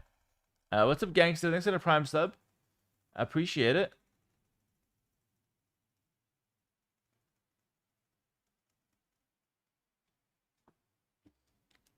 I want to see Vivy get DQ'd on stage for pulling out his phone. Dude, that's so evil. It was a mistake. Poor Vivy. Would I classify yourself as an online male entertainer? No. That sounds like it's not exactly what I do. Like a foot of snow coming today in New York City. What's up, Poips? Damn, it's a lot of snow. Guys, welcome in. Game number 1. Put Vinchester in the red. Vivy in the blue. We had Vivy in the blue earlier. It's Portuguese versus the Aztecs. And the map is going to be Henge Hold. And I hate this map because there's always 2 boars on one side. So Vivy would just get 2 boars for free. Just the luck of the draw. Which feels very unfair. In my opinion, there should only be 2 boars on this map. But we'll see if they can change that for the main event. Vivy is going crazy. Almost killed that villager. Doesn't quite get it, though. Vinchester will bring in a boar. Had to work hard for that one. Meanwhile, Vivy cruises in with 2 boars. So advantage Vivy right off the bat. He's got 2 boars. Every boar has 340 free food, which is absolutely crazy for the early game. And of course, tons of berries on this map, which is why Portuguese are so highly valued. Archer into stable. Vivy will go aggressive. Vivy will go very aggressive. Looks like Vinchester's going to be walling up his wood line, which is interesting. Most people wall to the town center, but I guess Vinchester's map is absolutely terrible, guys. Very, very bad map here to start things off. Vinch has the Aztecs. He's looping around with some eagles. He doesn't know about the stable just yet, I believe, so only sees the range. Now remember, a lot of the Portuguese players go range into market to try to get up to the castle age fast. Vivy will be fully walling his base slowly, one villain on either side, which is, you know, kind of like the standard approach on this map. So Vivy will open up kind of aggressive in his opening with like the stable, which now Vinchester does see. But he's going to start with some walls to, you know, it's going to start kind of defensively at the same time as well. Yeah, it is going to be a best of 7. Appreciate the reminder, guys. Best of 7 there. Ton of games. Holy. Kind of crazy that we have a best of 7 for just a qualifier if you think about it. But of course, with so much at stake, it should be a best of 7, right? I always say this, but I think a best of 3, anybody can win. Best of 5, usually the better player wins, but there could be upsets. Best of 7, it's almost always that the better player on the day will win. So if we do see an upset, it's going to be a well-deserved upset. It's not going to come down to luck just because there's so many games being played. The favorite has their chance to prove themselves time and time again. Vivy with some archers defending. Quite a few eagles on the field for the Aztecs, though. Armor and forging both in. So these guys are actually quite strong. And they're going to be destroying the scouts to start things off. Vivy's trying to wall, but maybe the gate. It's not enough. It's not enough. Tried to go for the house as well. Vivy's panicking. Vivy is panicking. And Vinchester, off to a really good start. Doesn't quite kill the villager, but still makes his way into Vivy's base, who is desperate to be walled at this point, but just a little slow to it. And guys, this is 3 Aztec barracks spamming production of eagles. So extremely aggressive gameplay from the Vinchester here. He will snipe 1 or actually 2 villages already at the back of Vivy's base. Looking for more as well. Kills a 3rd Vil. Oh my goodness. That's absolutely crazy in terms of pressure. I will take your attention to something though. Alright. Vinchester idled his town center for 52 seconds. So he's also down 2 villagers just because he didn't make them for almost a minute. So despite him killing 3 villagers, the game is actually still kind of even. Here's the thing though. Vivy doesn't know this. But I will say no. It looks like it's a major advantage Vinchester at this point. He's going to click up faster. He sold a stone. And he's disturbed a ton of Vivy's economy. So, you know, despite the idle time, it's still a major advantage for Vinch. Vinch will snipe another villager. Continues to run around with the Eagle Warriors. I wonder if this is like some fatigue from Vivy from playing the previous set. Or maybe he's just having a slow start. Maybe he's a little nervous or something. Because he's off to a rocky start. It could just be that Vinchester aura, though. That Vinchester pressure. That had just come in so strong and so rapidly. It really could be that.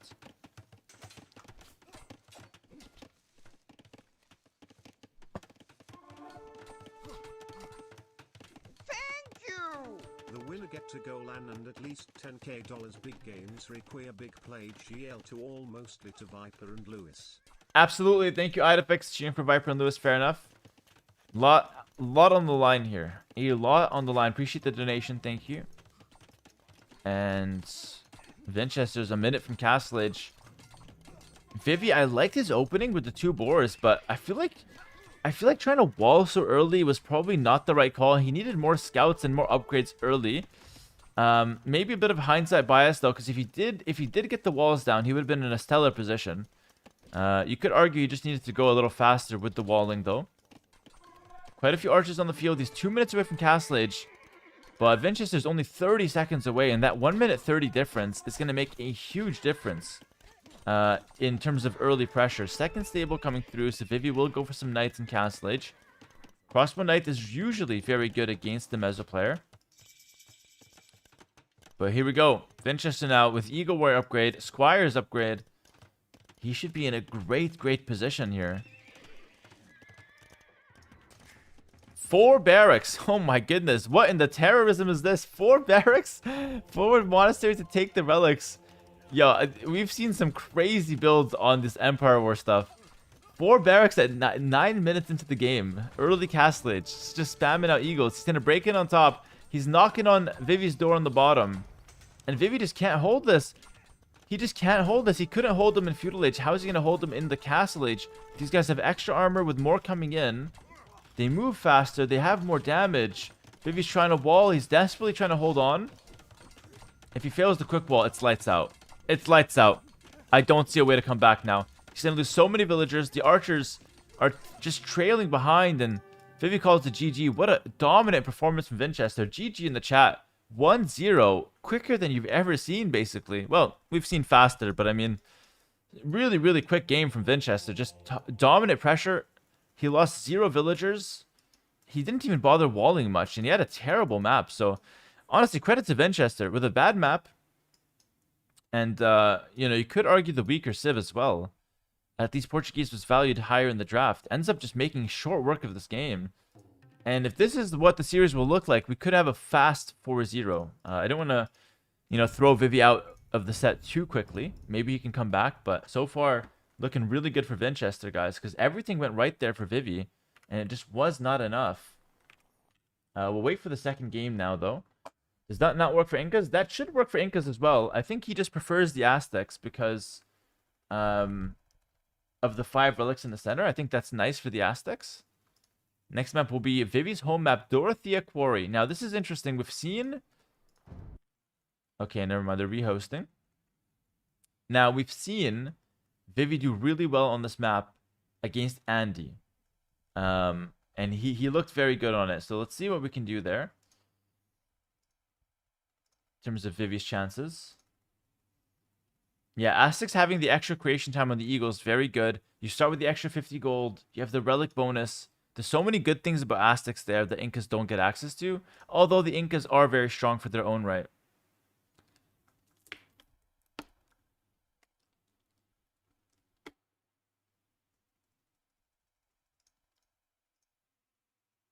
We want ACCM Korean mirror match. Guys, ACCM is watching the stream.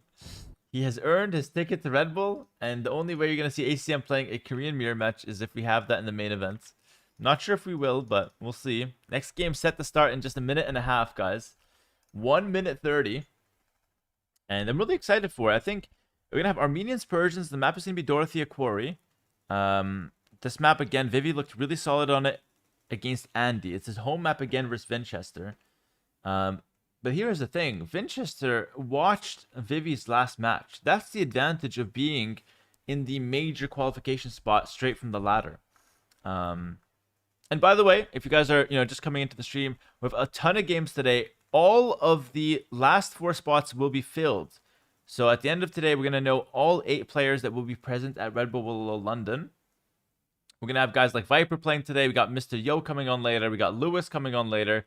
Daut and MBL will be playing as well. So ton of big names. Basically everybody that's anybody in Age of Empires will be playing today. Or casting, which is me. And I'm really excited for it. So we'll present all the games today. I'm going to be casting everything. And it's going to be a long, nice long day of Age of Empires. 30 seconds to go here.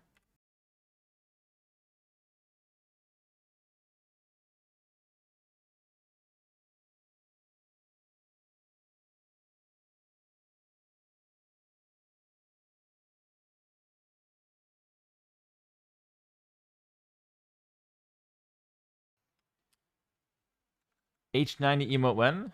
If somebody makes it, I'll add it. I don't know what that would look like, though.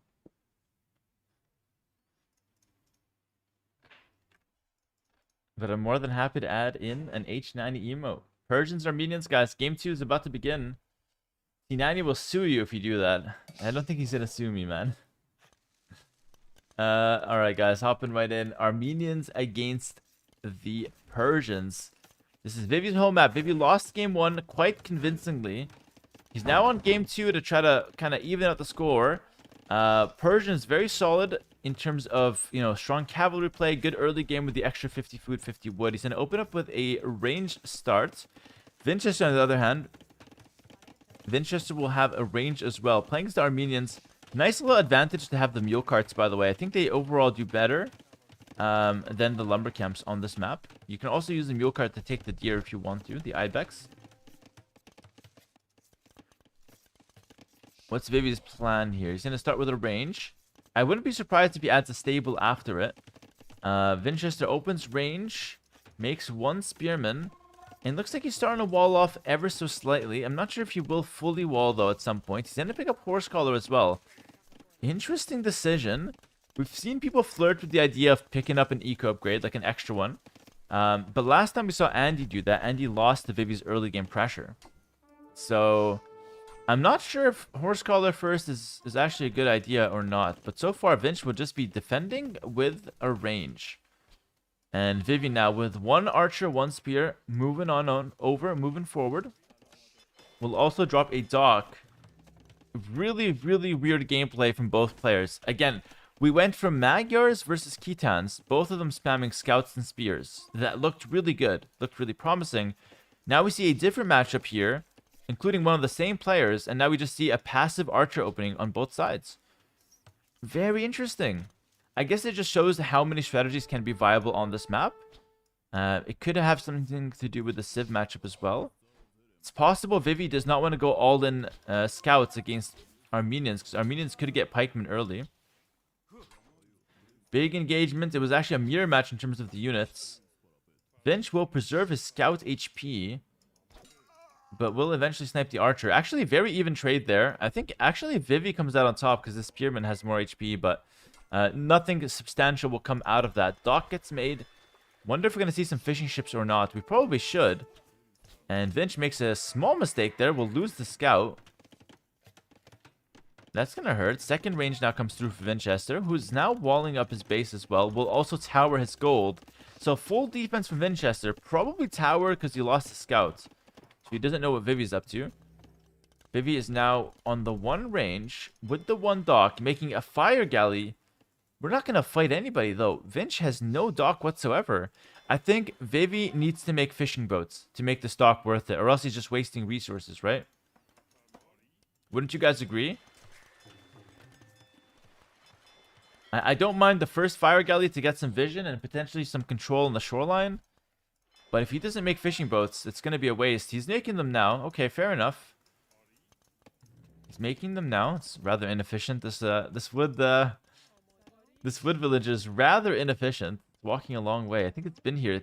Actually chopped down that entire tree. So it's been here for a while. Maybe has to address that one, but so far it's just Vinchester walling up and playing defensive.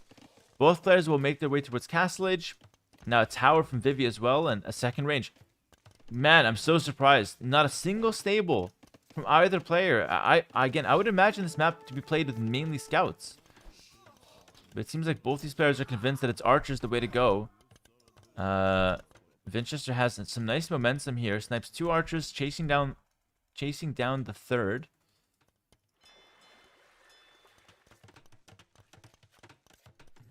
We're gonna have now the second range from Vivy, who's gonna be adding some skirmishers. What are we doing here? Vivy, what are we doing with these 13 villagers? It's an exodus. What the hell's going on, Vivy? Okay, he's going to sort them out. Couple can go to the deer, and he's going to make a lumber camp up top. Fair enough. Bit messy, though, if you ask me. A little bit sloppy there on the economy.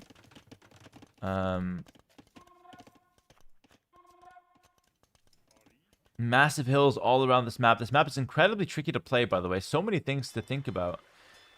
This villager from Vivy could be a prime target for Vinchester's archers. Both players up to Castle Age. Vivy slightly earlier, but remember, Vinch did have that early horse collar. So in theory, his economy should be slightly better. And now we see the dock from Vinchester, which is going to be good for Vivy, because now Vivy's dock gets value. And the one fire ship he gets will get some value as well.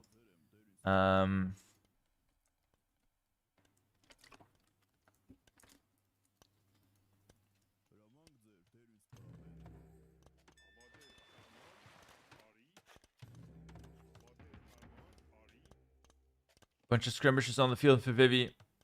Should be good against the archers that Vinchester has on the field. Walls and a tower. Now an outpost up top. Vinch will not see that outpost unless he runs towards that. Castle Age first from Vivy. Vinch continues to pressure, but probably has to respect the elite skirmisher. This villager. Oh my goodness. Vivy has shown the villager. And Vinch is chasing. This could be a trap, though. This could be a trap. Yeah, the skirmers are here. Villager's going to go to safety. And now the archers are in a bad position. That was actually quite good for Vivy. That villager was a bit of a bait. Vinch is in a horrible position. Vivy sees him all the way through. Vinch thinks he's being sneaky, but he knows. Vivy knows. And now the elite stream will clean up the crossbows, guys. Beautiful play from Vivy. That's so big for him. And what a big mistake that Vinchester's made. Getting a little greedy. Vinch getting a little greedy there. Might try to snipe a villager. If he gets one, we can consider it's kind of decent, but I don't know. If he gets 0, it's heartbreaking. He gets 0. Oh my goodness. Absolutely heartbreaking from Vinchester now. Vivy's up 10 economy units, a mix of fishing ships and villagers. He's cleaned up the initial army from Vinchester. And now Vinch is in such a weird position. He's got to defend with an extra town center. What a masterclass there from Vivy. Blood of the Nun, thank you for the 8 months prime. Welcome, my friend. Welcome, welcome. And that was very good from Vivy. And now it's going to be Cav Archers the transition. So Skirmishers into Cav Archers, a very solid play. We've seen that style time and time again. Vinch will now go with a defensive church. But he's not making any units. He has 4 crossbows on the field over on this left side. Not finding a whole lot though for now. But I mean, it could have some value potentially. But look at this from Vivy. This is just pure class from Vivy. Outposts on either side. Good vision. Playing with a lot of army. It's beautiful. I love it. Skirm's coming forward now, looking for some damage. Vinch will go with some elite skirmishers to defend. Guys, this is the famous elite skirmishers to counter elite skirmishers. We've seen that quite a few times. It's an interesting phenomenon in Age of Empires. Leads into the beloved Skirm Wars. That's why Koreans were so popular amongst the fans. We'd love to see the Korean Skirm mirror match. Now we have War Galley coming in, so potentially a big play on the water from Vinch. Vivy might have to respect that, but for now it's just a town center to defend. Beautiful timing on that. Of course, Vivy's seen that with the outpost. Soda with the 25 gifted. W's in the chat for Soda. He gifted 350 subs yesterday. Comes back today with 25 more. My brother, I appreciate it. Welcome, Soda. It's a big Sunday. The skirms are bugged. The skirms are bugged. They're not shooting. What a big mistake from Vivy. And what was a really good cleanup from Vivy earlier ends up being a really good cleanup for Vinchester. And the game just neutralized this just because of that one mistake. So, guys, mistakes on both ends. There's a lot on the line, a lot at stake, and you know, we are seeing a situation where both players are making mistakes. Both players are nervous. Vivy engages, does not have the upgrade yet though, has to go back. Will he be able to get the upgrade in time? I'm not sure. I'm doubting that. Time to watch some quality AoE. You came at the perfect time, Soda. Listen, we got big games today, guys. This is a best of 7 between Vivy and Vinchester to start things off. We could have a 12-hour day on our hands today. I'm fully energized. I'm excited. And I'll do my best to commentate as best as I can throughout the day. War Galley's looking good for Vinch. Yeah, looking good. Yeah, beautiful play. Kites back the low HP. Keeps it alive for some extra backline DPS. And that villager will go down. And so Vinchester will win the water despite Vivy trying to have the early fishing ship advantage. Cavalries and Knights coming through. This is, I always mention this, this is the Chinese style. Vivy and Yo both do this. A lot of the other players do not do this. But I think it's really cool. I think we should learn from it.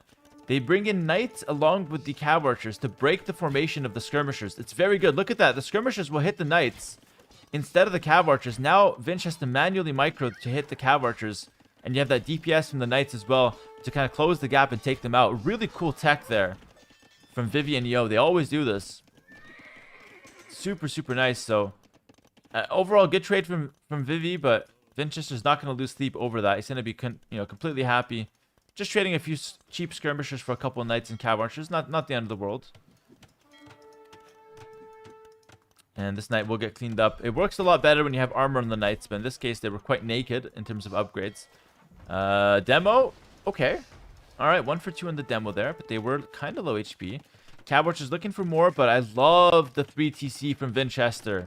Look at how well defended his basin. Tower. 3 town centers in a triangle, which is a very strong shape, by the way, for Age of Empires. And now we have the church up top to defend the woodline. Vivy, seemingly, though, does not care. Will dive the church. And we'll snipe 1 villager, which is kind of decent. Ballistics now coming in for 30 seconds. 20 seconds to go on that one. If he had it, would have been a lot better to defend against those CA. Vivy, though, so aggressive. We've seen him earlier with the Kongs. He's so good with the Cav Archers and with the Conquistadors from earlier. Getting so much value. Will snipe a monk and a couple of villagers. Continues to run around and get some value there. This is good. This is potentially game deciding for Vivy. Obviously, we're far from a GG call, but, you know, if Vivy does win the game, we'll think back to this moment. Both players floating a shit ton of gold, by the way. And both players using the market. Now we have a castle from Vivy straight to the center, putting a lot of emphasis on the water. And, oh, Vivy, you're trapped in there. Okay, he's gonna run away. Scrims get some value, though. Cabbage is forced to run. And again, I want to see some knights from Persians. I've seen enough, you know, Scrims, Cabwatchers. It's been fun. But let's maybe see a knight transition. Vivy decides the same thing. Persians, at the end of the day, are a cavalry-based civilization. Regi Poggies with the 7 months, and Soda with another 25 gifted. I'm so grateful, my man Soda. Thank you, and Regi, thank you as well. Welcome. Appreciate it. Salute to you, my friend. Just a ton of support. Extremely motivating to me. I'm more than motivated now to pull these long days. And War Galley now coming out.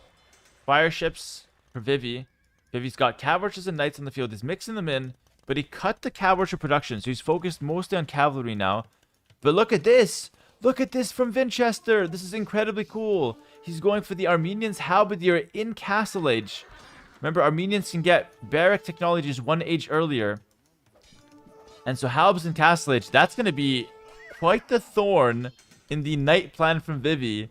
This is so unfair just to have Halberdiers on the field in Castle Age. Like, how do you even fight that? And oh my goodness, he's bringing the relic forward. Okay, I thought he was going to flaunt that to Vivy. Like, yo, I got the relic. My kingdom is rich, Vivy. Resign now. But no, he sends that one back. Wants to play seriously, of course. The Scrims and Halbs, though, a good combo.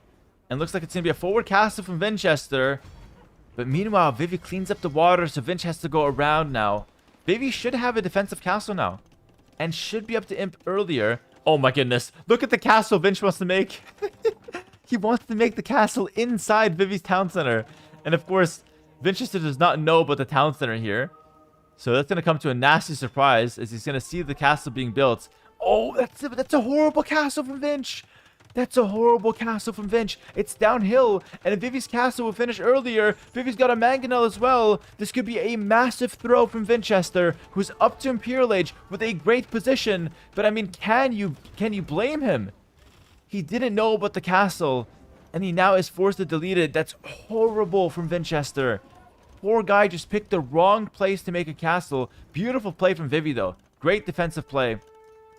Castle on the hill forces Vinchester back, and Vinch can still make a castle and can still keep the push and the position alive. But I mean, he lost a lot of villagers, lost a lot of time there. Vivy now up to Imp, and Vinch has 1 minute head start, but 1 minute's not enough, in my opinion, to really get a crazy push going in this early Imperial Age.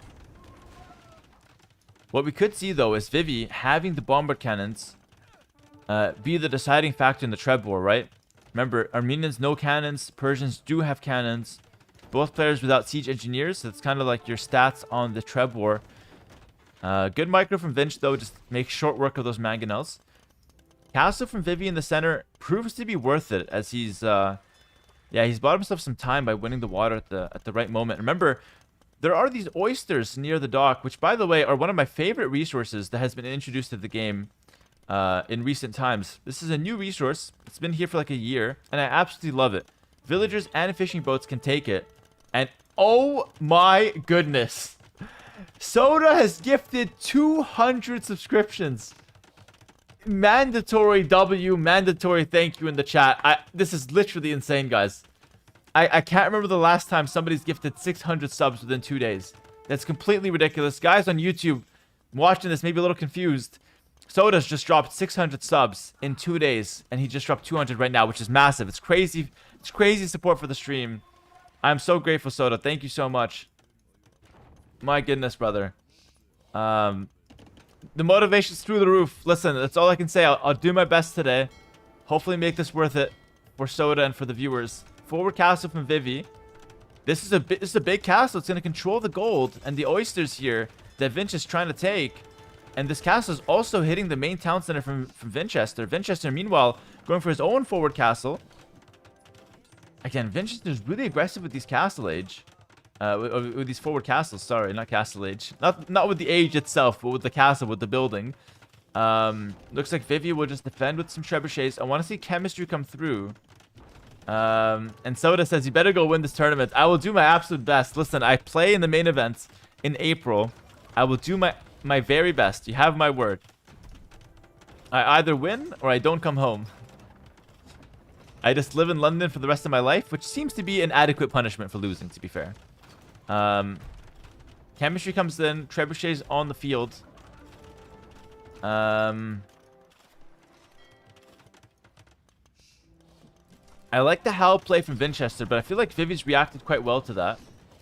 He's just gone like away from the cavalry play. Remember that whole knight transition that I was building up? He obviously went away from that because he saw the Halbs. He's now just going for some skirmishes to defend, keep himself safe. Persian skirmishes, nothing much to brag about, but at the end of the day, you know, you might have to go for them just to counter the halberdier. Tons of gold on the field for Vivy though, because he's got that shore control. It's a very big part of the map, but there's also a good amount of golden stone on the outside. Very cool map if you ask me. And now we have Cavalier coming in, extra armor coming in. So Vivy will eventually go for the cavalry play. Soda with one more gifted sub. Thank you, my friend. And looks like Vivy will win the Treb War initially. This castle from Vinch will go down. Vinch is trying to mass up his unique unit, the composite bowman. Very cool unit. Listen, for those who don't know what this unit does, it's an archer unit that ignores armor, which sounds strong, and it is. All right, it's as strong as it sounds, to be honest with you. So that's a very good unit against all things melee, basically. And Vivy keeps his castle up for the time being. He's repairing with about 1,000 villagers. Yeah, just I counted roughly. It's between 1,000 to 2,000 villagers repairing. And he's keeping the castle up, but it's sapping his stone. And he's using his trebs now to target Vinchester's trebs. This is a little bit of basketball, guys. It's trebs shooting trebs, and, you know, you have a certain, percentage of accuracy. Sometimes you hit your shots, sometimes you miss. Let's see how Vivy can do here. He needs to buy stone to keep the castle up if he wants to. Otherwise, the castle will go down. Vivy! We've spent so much into this. He was a bit late. He now reacts and will get the repairs on. Is it enough? Oh, I don't know if it's going to be enough. Masonry's coming, but I think the castle might go down to this next volley of 3 trebs. And the castle goes down. What a mistake from Vivy. But meanwhile, he's got some cavalier raids. He's pushing in with the trebuchets. He's up 30 villagers onto Vinchester. But Vinch is building up a lot of momentum here. There's nothing from Vivy, guys. He's bringing in the cannon. But there's a lot of trebs that will die now. This is looking horrible for Vivy on this side. On the left side, we also see some church raiding. Wow, that's kind of cool. A couple warrior priests out of the one church. Very creative from Vinchester, who's putting on tons and tons of pressure, but it's down the center. It's straight down the center for Vivy. It's Cavalier. He's got a ton of gold access. It's a forward castle. It's trebuchets. And Vinch was kind of a glass cannon. Vinch was very, very aggressive, but left nothing at home for defense. He's now making one castle up here to the right side, but there's nothing to defend. No halberdiers, not even barracks to defend, guys. And this is a crazy good play from Vivy to expose the weakness in Vinchester's strategy, which is just having nothing to defend his base. And Vivy more or less kind of cleared up some army here. Remember, the Persian town center is extremely tanky, so gonna be, definitely a force to be reckoned with up top. Town center up here as well, kind of holding down the fort. Nico is, thanks to the 10 gifted subs. What's up, Nico? Thank you so much, my friend. And Soda, thank you for one more gifted as well. Appreciate the very generous support today, guys. Treb's knocking down buildings. That Treb missed the tower. We all saw it, Treb. Come on now. Come on now, Treb. It missed again?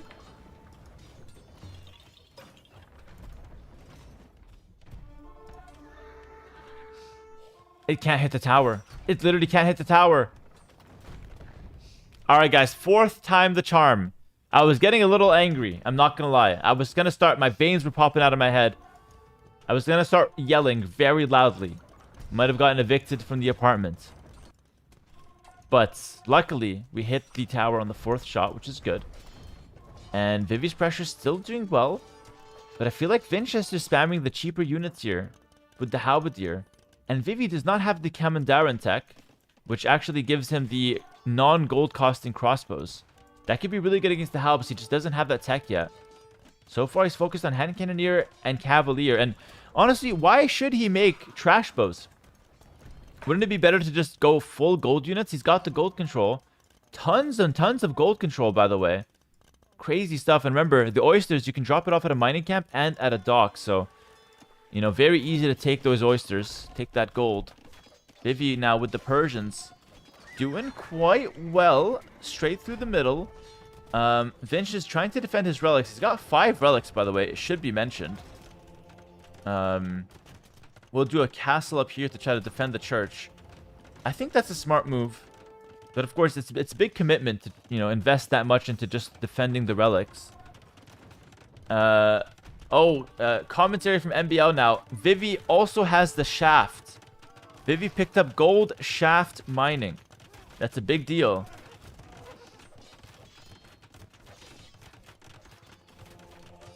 Vinchester's got a lot of gold in the bank. Like, he's not hurting for gold as well. He's got 2,000 in the bank.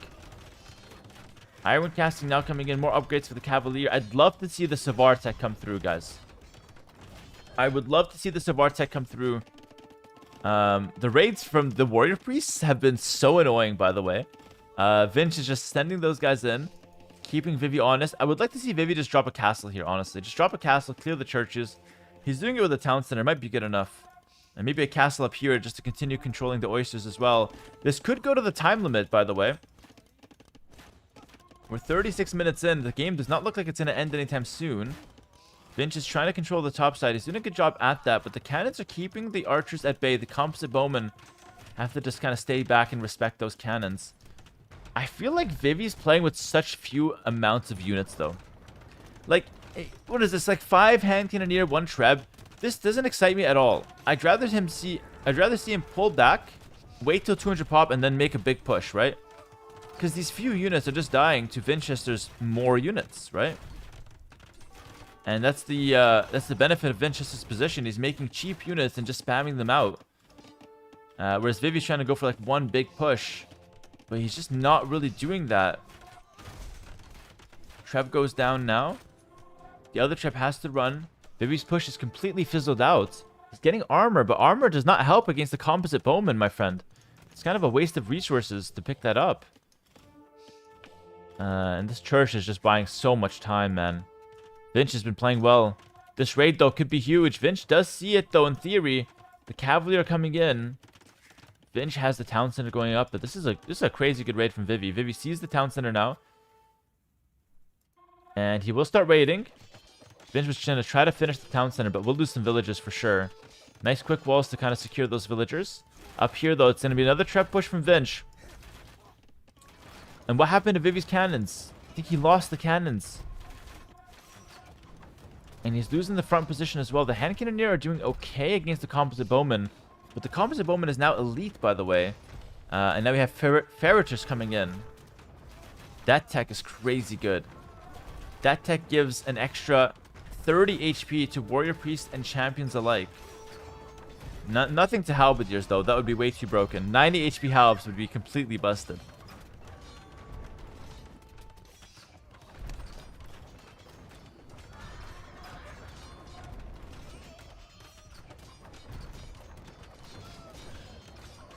Cavalier taking out some of these trebs.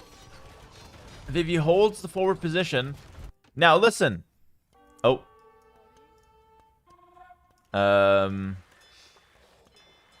They're having a council. They're discussing how do we split the oysters. Are we gonna work today? Been a bit of a strike in Vivy's economy. Bad time for that because we need the gold right now. The time limit is 75 minutes, but honestly, Vinchester's looking pretty good. He might end the game before that. Cannons could try to defend this one. Vivy's defense has not been good with the cannons. Like, this guy's just trying to go outside the map. Why is he walking outside the map? What the hell am I seeing here? Get the cannon into play.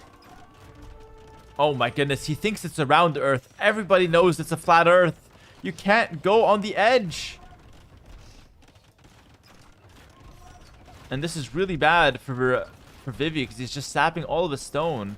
He has the cannons, but they just get dove. Now the cannons, they're just getting pushed back by the composite bowman. Vivy just has nothing against those guys. What about just mass skirm? Isn't just skirmisher good? Guess it's not the best. One cannon's gonna die. The castle should go down as well. He's buying more stone. I don't know if it's gonna be enough. He's gonna keep it alive for the time being, guys. But all of the gold that Vivy's taken is just going towards funding his stone to keep a castle up. And the castle goes down in the end, which is terrible. So I think Vinchester's now looking in a great position. Despite having no middle gold access, Vinchester has managed to play the outside to perfection, go for a crazy push, and now he's going to punish Vivy for being in the middle. Crazy and clinical play from Vinchester. He's taken such a big advantage now. He's up 30 population, and he's going to go for a potentially game-ending castle here on the left side, which is just going to take so many trees, so many minerals away from Vivy. The raids have been crazy good as well, and Vinchester, don't pass by this. There's a lot of villagers here, my friend. He's going to go back and check. There it is. Triash, thanks to the 36 months, it says casually watching the Goatcaster H90 casual. Thanks, man. What's up, Triash? Appreciate the sub. Appreciate the support. Vinchester will now clear the front. Castle will go down. And I feel like Vivy's hopes and dreams for this game are going down with that castle. Because now Vinchester will gain access to the gold in the center. That castle was the only thing stopping him. More repairs from Vivy. Vivy played this game with a construction hat on. I'm telling you. All he did was just build castles and repair them. And I feel like I was missing something else from Vivy. But Vinchester outclasses him, outplays him, and out-macros him as he continues to push in from all angles. Well played to Vinchester. Listen, he played a great strategy. Kind of with an off-meta civ as well. You don't expect to see Armenians thrive on a map like Dorothea Quarry. At least I haven't seen it before. It's GG in the chat. Well played to Vinch. Goes up 2-0. I liked Vivy's play. Honestly, Vivy's play was really good. But I think he was just missing something. And I think that something was just more skirms on defense. I think he underestimated Vinchester's push. Yeah, he had a lot of gold, but I think you still want to have a fair few amount of skirmishers with the bomber cannons to make sure that the composite bowmen can't just, run at the cannons. And then once he established that, then Vivy can go for the push down the center. I think he went for the push down the center too prematurely. He never got the Savar fully upgraded, never got to mass skirms, never got to anything that really can hold a position. So he was just trading expensive units against cheap units, and that's not a winning recipe in the long term. So he taps out, and Vinchester takes the GG. Oh my goodness, Tatoh versus Yo is starting now. Wow. Do we hop over to Tatoh Yo? I hate that they're overlapping the sets, guys. What a shame. What a shame that they're overlapping the sets. I think I want to hop over to Tatoh Yo. I mean, Vinch, Vivy. I don't know, guys. Cast both at once, noob. Thank you for the advice. Yeah, maybe they're still drafting, so we can give them some time. We can watch one more Vinch Vivy game, maybe. Like Vinch is looking really good against Vivy, right?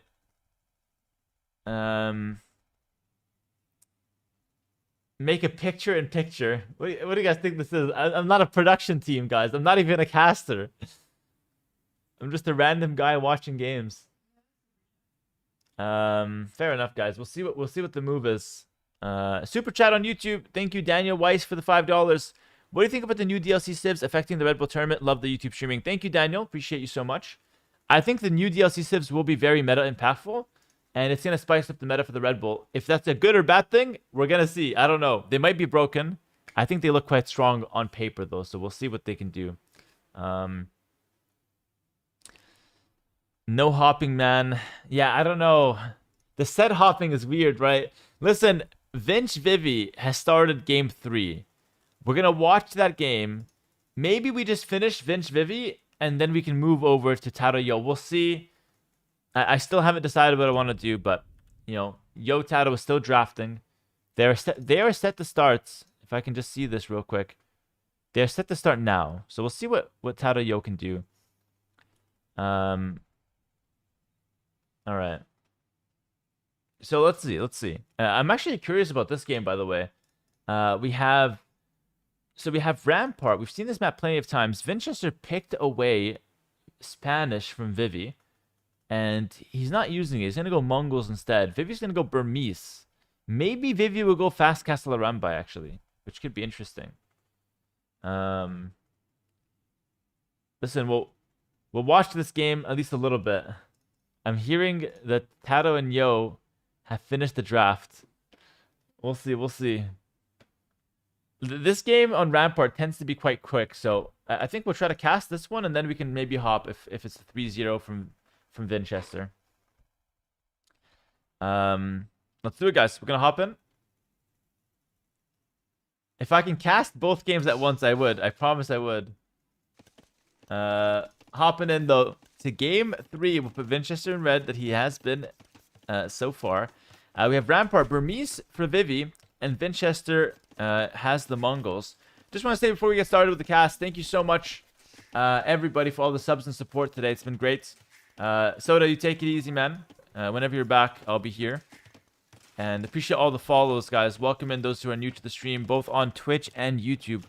A sincere welcome to the stream, as opposed to an unsincere one, which would suck. Guru Brad, thanks for the prime and welcome.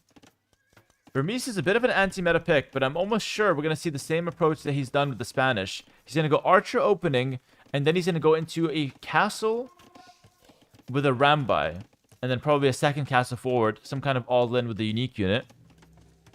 But so far, it's just going to be the Archer opening. Vinchester will make a tower on his gold, and will open to the stable. Vinchester will do exactly what Hart did against him in the qualifiers, or sorry, in the tiebreaker. Who watched that game, by the way? Hart beat Vinchester on this map in 8 minutes, using the Mongols' fast castle step lancer. Bit of a cheesy strategy, but it worked to perfection. And now we're seeing Vinchester doing the exact same strategy, using the exact same civ in his round against Vivy. And what a beautiful uptime. 2 minutes, 10 seconds up to the castle age. Beautiful stuff with the Mongols there. And of course, the Mongols can do it because there's 2 boars on this map. And Mongols gather the boars quicker than a regular civilization by about 40%, which is really good. Vivy's trying to pressure. He's going with the archers. Vinch is just trying to hold for the time being. We'll wall this out. Mr. Boombastic, thank you for the prime for 5 months. Welcome, welcome. And now we have Vinchester kind of backing off this wood line a little bit. Stable on the field. He'll make a couple scouts now. Interesting. He's going to make a couple scouts. He's not going to just wait for step lancers. Wants to get a couple units on the field to defend. Wonder if we'll see armor. Vinch sends the low HP Vil back, but Vivy's there to punish. Vivy kills 1 Vil at least. Might get a second. He's going to get the second. Vinchester's trying his best to kind of maneuver around these archers. Good pressure from Vivy, though. Really well played by him. Kills 2 villagers, which is more than you can usually ask for, so he'll be happy with that. The scouts should be able to push back these archers. Good adaptation from Vinchester, actually, to make those scouts. That's something we didn't see Hart do. And I think it's really good. He's going to get good value and defend himself with those scouts. Second stable now being dropped. I wonder if we'll see the forward workshop. I think we should. I think you have to, with the Lancers, go for the forward workshop as well. And guys, the set I'm most excited for today is actually Lewis Daut, if I can be honest with you. Lewis Daut is going to be very, very exciting. Just because of how much is at stake there. And the storyline of, like, you know, Daut, one of the greatest players of all time, up against Lewis, the actual greatest player of all time. It just, I don't know. I feel like there's going to be a lot of personality there from both, and should be a lot of excitement. Siege Workshop on the front for Vinchester, but not quite that far forward. Mostly like a middle of the map workshop. Hopefully that's going to be good enough for him. And Leary says, Daut, MBL, or Lewis, there's going to be one imposter at Redbull. Whoever gets through is going to be the fraud. The fraud of Redbull. Vinchester is clearing this up with a step lancer, and now it's all aggressive for Vinch. Going straight forward with 2 step lancers. Has the siege behind it. It's going to be Mangano as the siege of choice. But Vivy is going to go for the Arambai transition. Should be absolutely epic, no? The Arambai transition should be fantastic.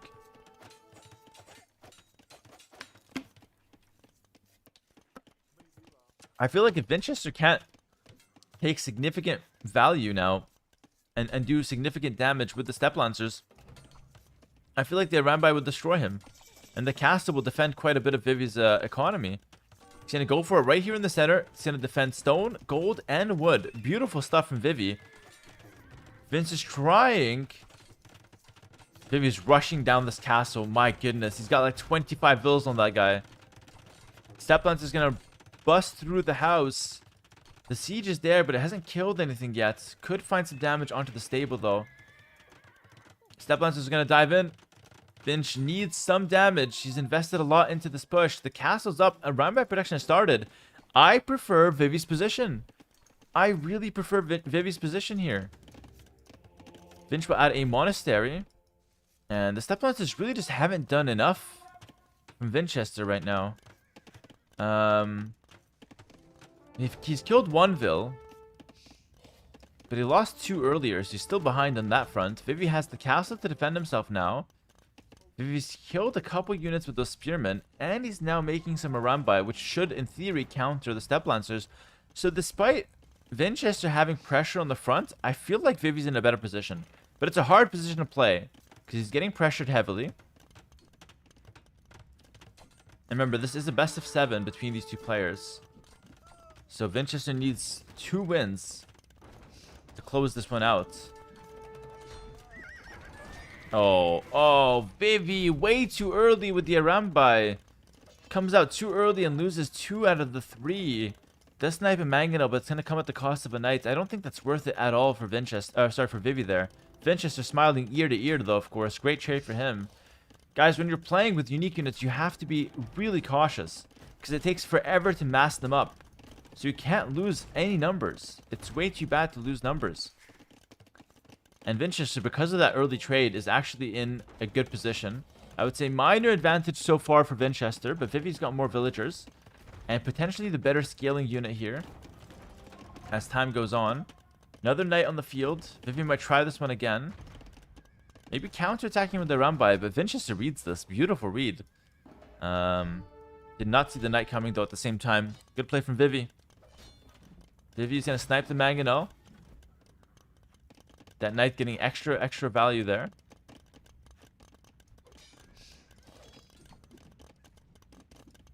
A bit sloppy from Vinchester. Just stand still. Lets the knight live.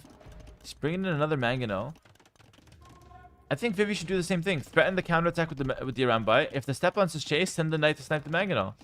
And now Vinch is just thinking twice about it. He knows he can't chase. Vinch knows he can't chase. He can defend with monks, maybe. But he knows he's got to defend his siege. Bloodlands now coming in for Vivy. Monks on the field. They could get worked down, though. One quick conversion for Vinch. And the second one. And the second one does not come through. Does not come through. The Arambai raiding. The knight keeps coming back in. He's going to snipe another Mangonel. It's the same knight. This guy's got 2 kills. Massive value for that knight, because the Mangonels are incredibly expensive. They're very, very expensive.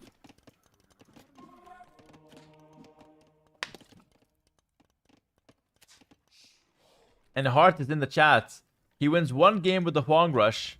And he's talking like he's the connoisseur of the entire strategy. And he says, rule number 1 of Huang pushing, don't play like there's an after. Play to end the game one way or another. Now, Hart, I rarely say this, but that's a good point from you. I think Vinchester tried to kind of keep his economy flowing behind the push. But I think he should have treated it like an all-in and just go crazy with the Steplancers and mass siege. And try to just deny Vivy from all the woodlines. So despite the castle, you can still hit every single woodline. He didn't do that, and now he's paying the price. Vivy's all over him with the Arambai. He's killing so many villagers. He's now potentially denying this town center. Unless Vinch can bring the monks in time. Good performance from Vivy so far. Just running around, sniping villas. This is, again, his comfort zone. And I'm very surprised, chat. I'm very surprised that Vinchester did not ban Rampart and did not ban out the Spanish from Vivy. Of course, he picked it himself. Vivy just picks the Burmese. And Vinch maybe thought he was outsmarting Vivy by taking a Spanish, but Vivy can do this with any of his unique unit civs. It's always his comfort zone. This is what he does best. Devotion now coming in. The Rampart being his best map on Empire Wars and in this Red Bull tournament.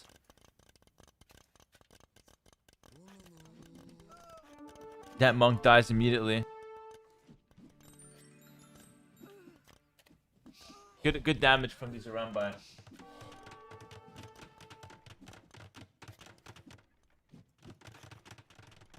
Now we have a defensive castle from Vinchester. He's going to try to go for some Mangudai potentially as well to kind of come back into this game.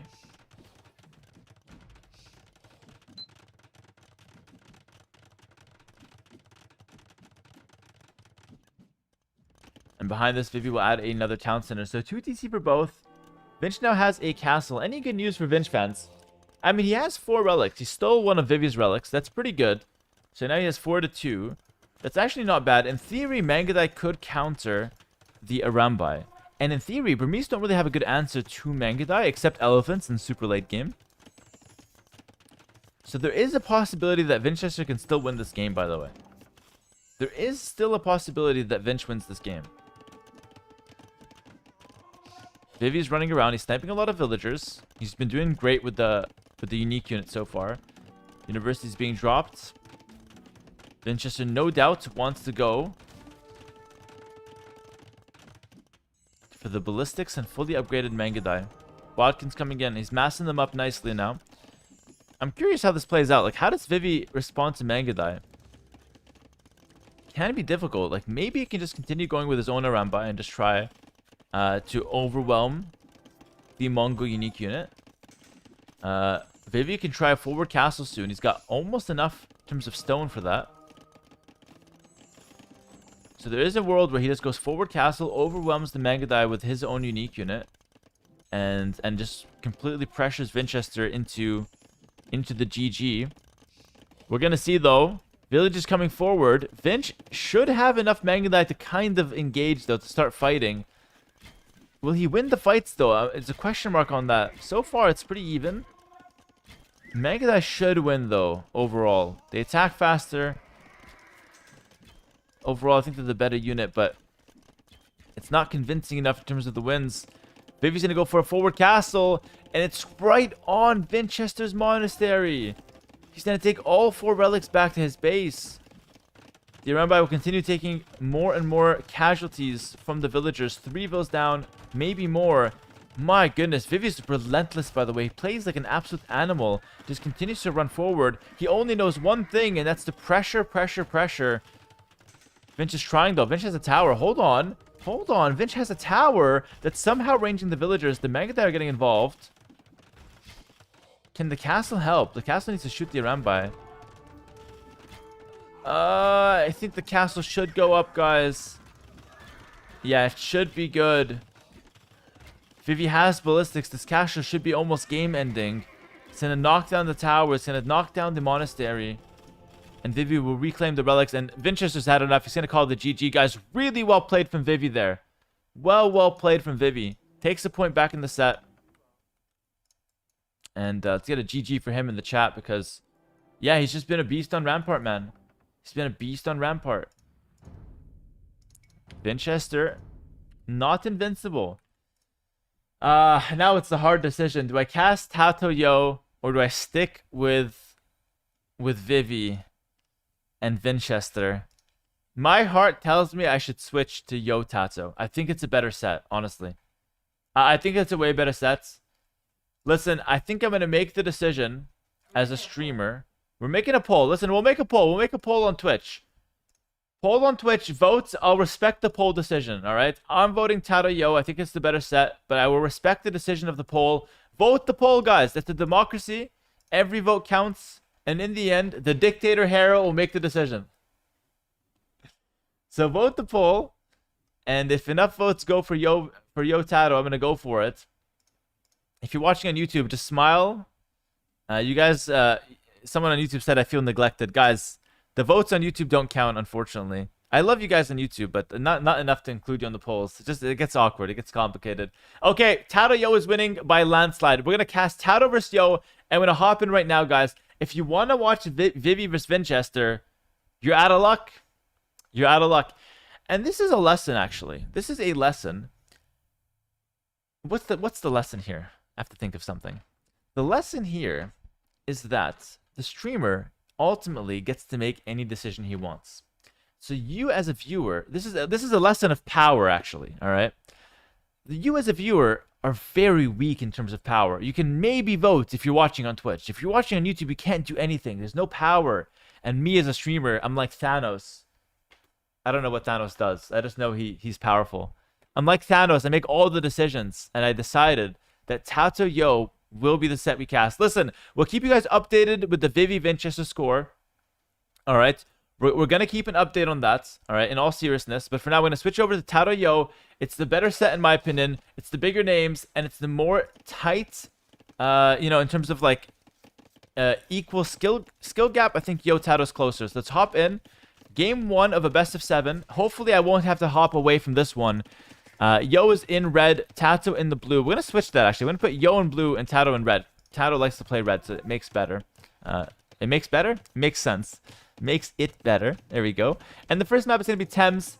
Guys, I'm so sorry for the people that want to see Vivy. Again, I'll keep you updated with the score of those games as well. So we'll kind of keep a little update, keep a tab on it.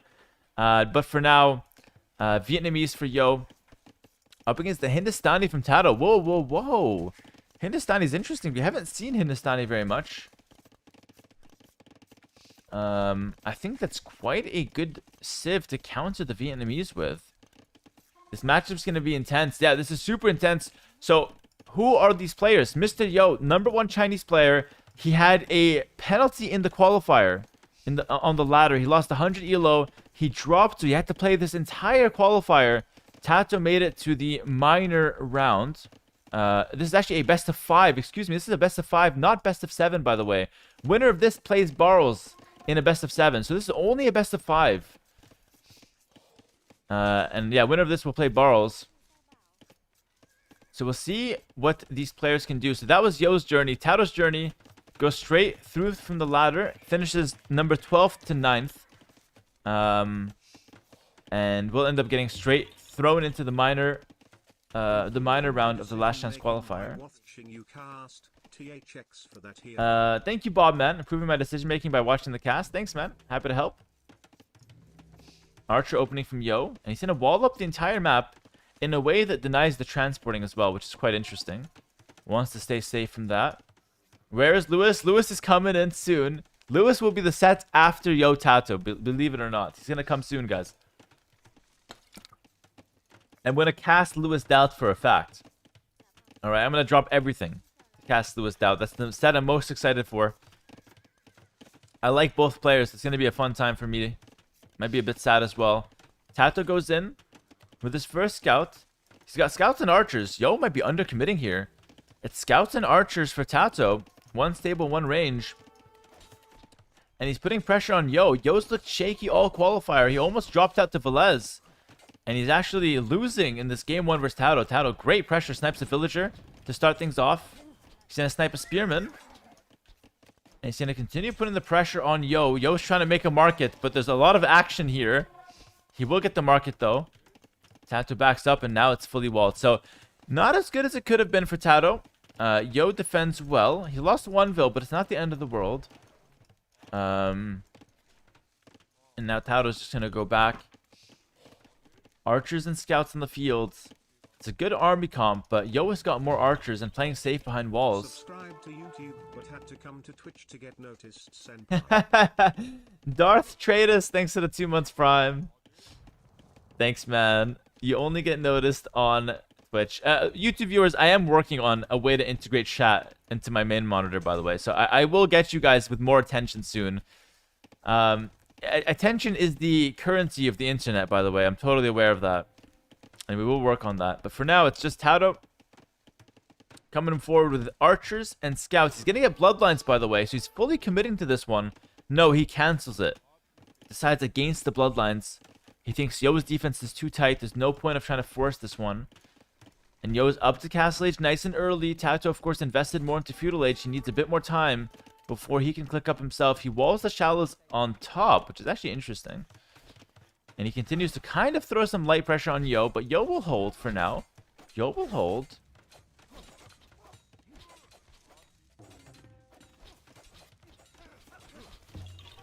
Yo, Mason, what's up? Thanks for the prime.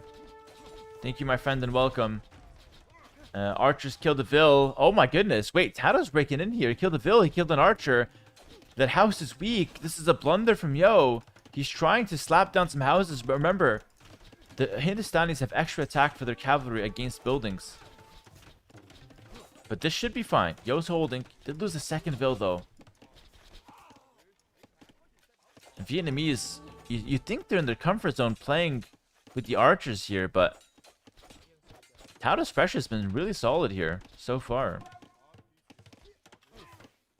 How do Ghulams do versus Fire Lancers? I think the Ghulams should destroy the Fire Lancers, especially in mass. And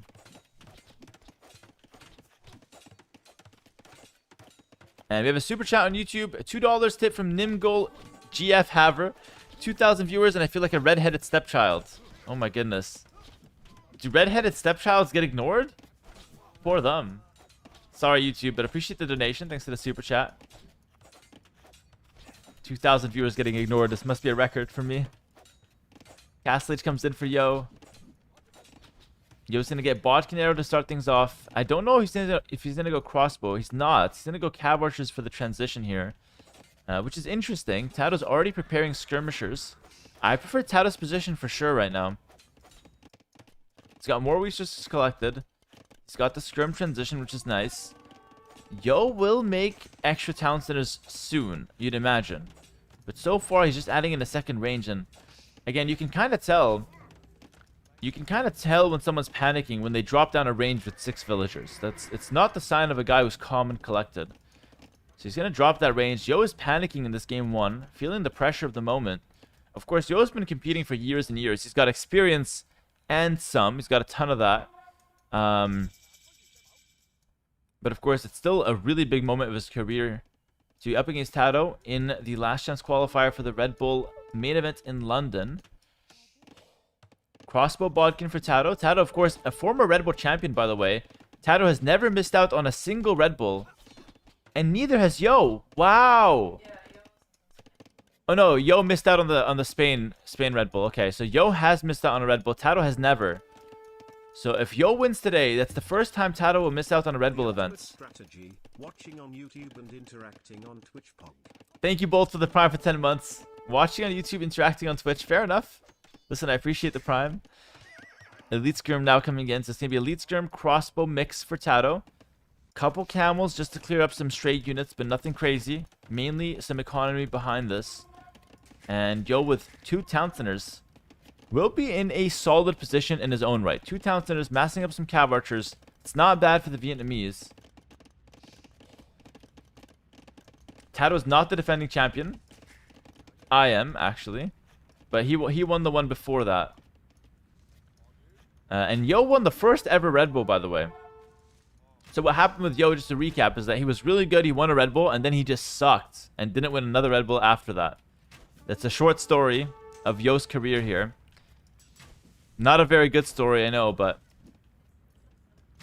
one to be told. This is a best of 5 because this is a minor qualifier round. Winner of this plays Borrows in a best of 7.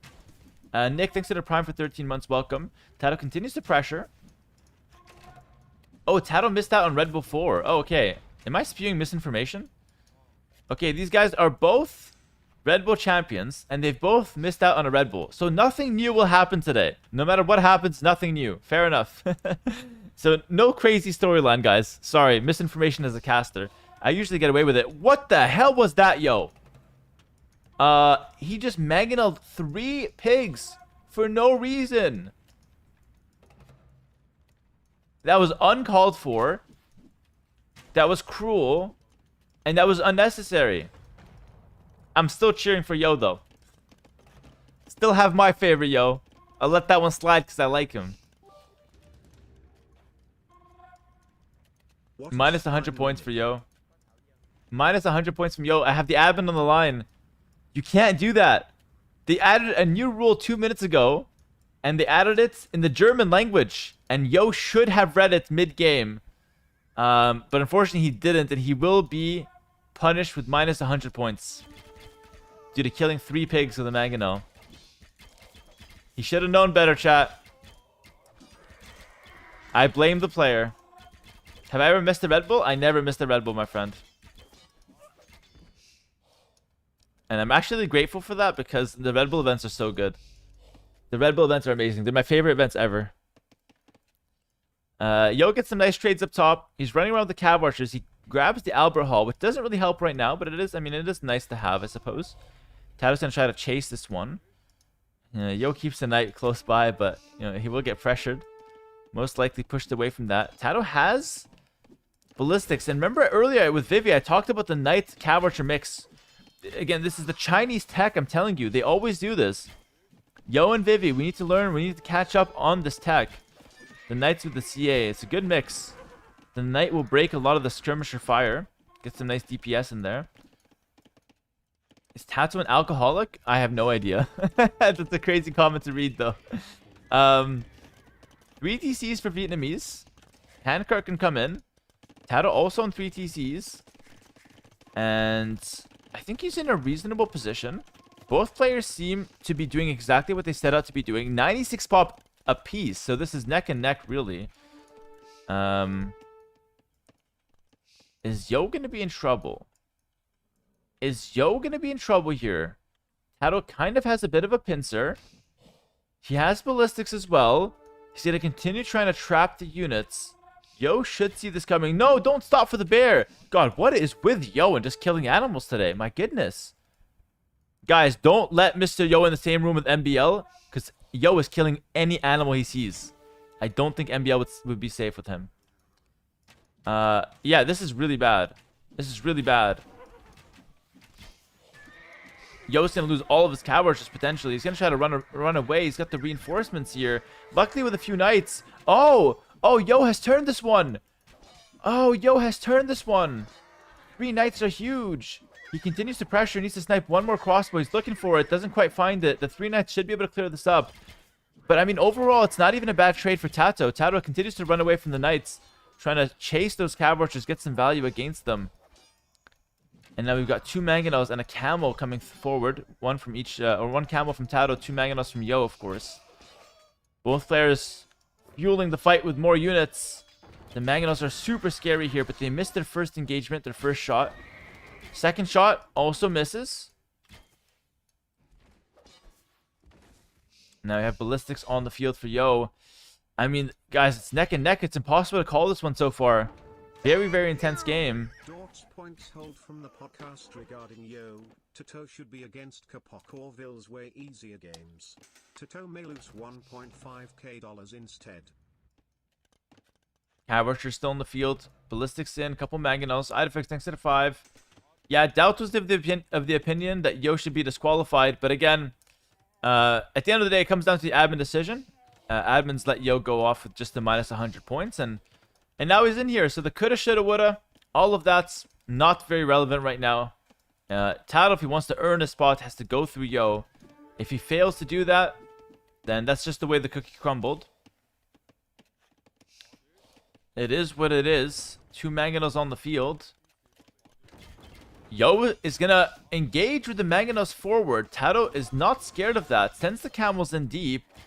He's going to dip and dodge with the skirmishers. One shot does land partially. And the camels now will engage in the front. Camel skirm, beautiful composition for Tatoh. That should be absolutely perfect to combat what Vietnamese have on the field. Until Vietnamese can get Fire Lancer out, actually. So if Yo can just hold off until Imp, which he just clicked, and then if he can switch to Fire Lancer, that could be absolutely insane. And he is going to do that. He's going to switch to Fire Lancer, which will counter the camels and the skirms beautifully. Is Tatoh going to read this play? Tatoh needs to read this play. If he continues to mass camels and skirms, the Fire Lancer will eat both of those units for breakfast, guys. It wouldn't even be a close fight. Yo's going to come up here with some outposts. He might be interested in the relics. Camel does get sniped, and the Royal Albert Hall gets passed over to Yo. This building gives 25 extra pop to the person who controls it. You control it by having units around its base. Or being the last person to have units around its base. And so now Yo controls it. Tatoh will send a camel. And then, Tatoh will control it. And that's just the way it works. Now, Hindustani do have an answer to the Fire Lancer. You have Ghulam that could potentially work well. But you also have, and this is probably the better option, the Hand Cannoneer that has +2 range. It takes a while to get to the Hand Cannoneer. You need chemistry to come in. You need the unique tech. But once you get there, it's a very strong unit. One of the best Hand Cannoneers in the game. Vietnamese, what's the game plan? It's going to be Fire Lance's transition. He's going to keep the cav archers alive. to force more units from Tatoh that will be useless against Fire Lancers. Great job with the casting and good luck in the tourney. Yo, thank you so much, Jimmy James, for the 63 months. Appreciate you, my friend.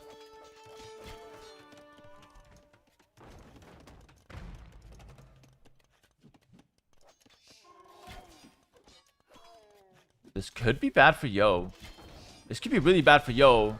Tatoh dodges the Mangonel. Yo has to run. You can't fight this. I know you're not committing to Cavalry's long term, but you can't waste them like this.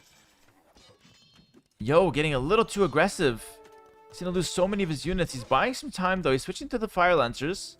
So he's not too concerned about losing these units. And will now drop a castle in the center. He wants all of the gold and stone on the bottom. That's what this map usually turns into. A fight for the minerals.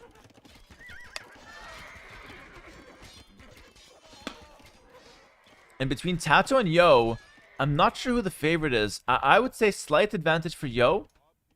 But technically, according to what happened on the ladder, technically it could be considered that Tatoh's the favorite for this game. But it's really up in the air. Both players very evenly matched. Elite Fire Lancer coming through. Yo loves the Fire Lancer. It's a really good unit for the Vietnamese. And now Tatoh's in trouble. He needs to drop this castle fast. He's going to rush it down. More range is coming. So he's going to go for the Hand Cannoneer.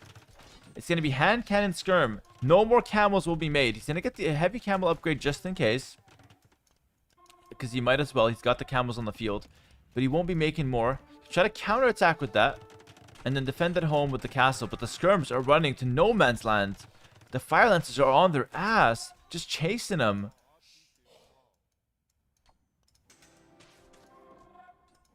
And with the castle in the center, Yo can even start making Rattan Archers if he wants. That unit could be pretty good against the Hand Cannoneer. He could also go for Imperial Skirmisher. And wow, Yo has just quick walled these camels. Then he's trapped them. And he's taken them out. What a waste of the heavy camel upgrade, guys. What a waste from Tatoh. Beautiful play from Yo. Traps the camel, snipes them all down. And I love this from Yo. I really do. It's a perfect transition into this late game. The Fire Lancers, again, have been such a meta-defining unit. It's basically the meta of Redbull so far. The one strategy that ends up being way better than all other strategies. And people have been trying counters. We have Grand Trunk Road from Tatoh. That's the wrong upgrade. I think he messed up. That's the wrong upgrade. That makes his gold come in 10% faster, but he doesn't need that upgrade right now. He wants the other one, the Golden Crown. I think he messed up. Vinch is 3-1 up, by the way. I'm getting some updates in the chat. So Vivy is making short... Oh, sorry. Vinchester's making short work of Vivy over there so far. We'll see if Vivy can pull the comeback. 200 years in the relics. Are these guys playing standard victory? I think they are. Tatoh does have the 5 relics, though. Okay, maybe that's why he got Grand Trunk Road. Hold on. Okay, hold on. I think he picked it up on purpose. So he went Grand Trunk Road because that's going to boost the relics by 10%. So those 5 relics will turn into 5.5 relics. Should it be standard? No, it is Conquest. I'll reject them, no problem. So there's the years. There shouldn't be this year countdown for Tatoh. Tatoh will take 1 out when the counter gets low. So it shouldn't be a problem. Hera disqualified from Redbull. Yeah, this should somehow be Yo's fault. Yo is to blame for Tatoh having the 5 relics and starting the countdown. It's Yo's problem. Tatoh with the castle up top. Guys, in all seriousness, this is a really cool strategy from Tatoh, though. He's going to take the Royal Albert Hall for the extra 25 population. He's going to take the 5 relics. And then with that, he's going to try to, push the middle with a Death Ball of Hand Cannoneer, Bombard Cannon, and maybe some kind of front line. So far, though, Yo has the Imp Skirm, Yo's got the Fire Lancers, and Yo is pushing with infinite gold, at least for the time being. This will run out eventually, but for now, it's virtually infinite gold. And Yo does not care. Yo could not care less about Tatoh's relics, nor the relic countdown. He's going to run in with the Skirmishers and Fire Lancer. GG. Oh my goodness, I was getting excited about Tatoh's late game, but guys, GG in the chat. Yo just comes in, and he just massacres Tatoh's army. The hand cannons are too cheap. And here's the thing. No, not too cheap. They're actually too slow to mass up. They're too weak, if anything. You know what Tatoh's mistake was? Tatoh was playing with a unit, the Hand Cannoneer, This unit was created in 1999. All right, and for the Age of Kings. All right, it's a very old unit. Yes, it's got a gun, but it's a very old design. Yo was playing with a unit designed in 2025, and you have to pay to unlock this unit. Actually, not really. You have it based with the Vietnamese, so no paying. But it's a 2025 unit. It has a gun, and it has a lance. You understand what I'm saying to you? So it's just a better unit. It's a 2025 difference compared to 1999. So Yo just playing with the fresher unit, with the more modern unit, and he takes the win. Takes the win. Big first game there for Yo. That was the neutral map Thames. We'll see what he's going to do in game 2. It's going to be Tato's home map. It's going to be on Hengehold. Let's see what's going on here. Oh, we're seeing the same matchup from earlier. We're seeing Aztecs versus Portuguese. Who was here for the first game between, I think it was frickin' Andy. No, it was Vivy and Vinchester game 1. Vivy, Vinchester game 1. We saw Portuguese against Aztecs, and we saw the Aztecs win. This time we're seeing the same matchup. Yo is going Portuguese. Tato's going Aztecs. And we'll see if Aztecs can get the win again. This time, though, we got better players on the field, right? Bigger names on the field. But I don't know if these guys are better than Vinchester, but, you know, you can make the argument that Yo is a better player than Vivy. We'll see what he can do with the Portuguese. Game's going to start in 5 seconds. And I'm really excited for this one. X out. Thanks to the Prime sub, and thank you all for the follows. I appreciate you guys so much. Let's continue with the series. It's 1-0 so far. It's a best of 5. And Tatoh, this is his home map. This is his counter pick. The Mesosibs have been very strong. Eagle Warriors are a big part of the meta as well. Probably secondary to Fire Lancer. Like Fire Lancer, really strong. Eagle Warrior, next up. It's going to be the barracks opening. So very similar to what Vinchester did. There's questions on whether Tatoh and Vinchester practice together. We have the Gamba up thanks to the mods on Twitch. So you guys can enjoy that as well. The mod, actually. It's just Roxy holding it down, really. Ram, thank you for the 10 months Prime. Appreciate you. Tatoh sending 2 vills forward. He wants the boars. That's greedy. Oh, Tatoh, you're so greedy. Going for more boars, but... Tato's walled in. Yo, scouts. He's a wizard. He gets away, and he walls in the scouts. He's going to let it go free, though. Meanwhile, Yo's trying to pull in a boar. He only gets the one because of the whole scout shenanigans. That was crazy. We got to change the colors, though. Yo's in blue, Tato's in red. I apologize for that. Remind me, guys. Tatoh in red. I'm going to keep Yo in the blue just for no confusion. Boar comes in. That was crazy good from Tatoh in the early game. But Yo Scout does escape. But, you know, luckily for Tatoh, he doesn't lose the Vill. That's the most important part. 2 barracks, spamming Eagles. Mark it down as the transition. We've seen the all-in from the Aztecs. Yo's just going to wall in his entire wood economy with the Portuguese here. Not really taking the berries, though. Interesting. He's not taking the berries. Adding the second range. Wait. Tatoh lost the Vill to the boar. Tatoh did lose the Vill. He lost it to the boar, though. Or was that... No. It was Yo that lost one as well.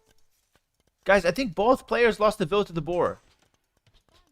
How do I read this? Yo has 0 kills, 1 death. Oh, no eco KD. It's just Tatoh. Just Tatoh lost the Vill to the boar. And now he's... The chicken blocked the second board. You guys see that? Wait, we have to rewind. We have to rewind. Please. Look at this shit. Look at the chicken. Look at the chicken.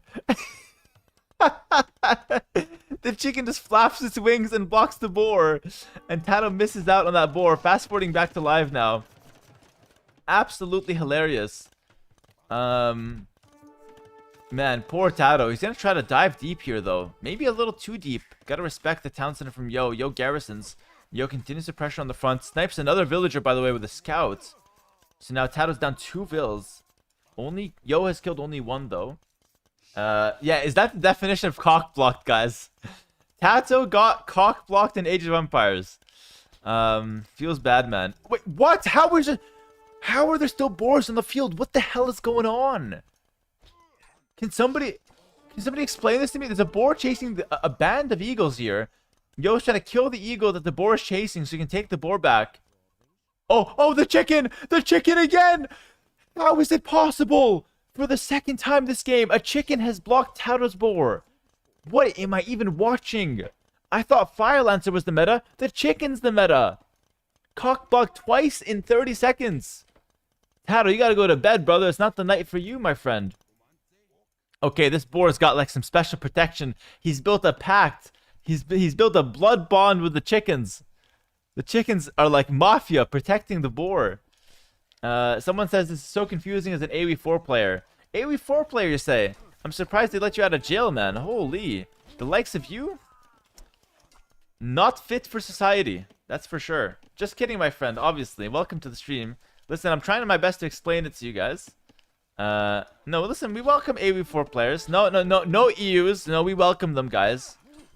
They may not be human like the rest of us, but guys, come on.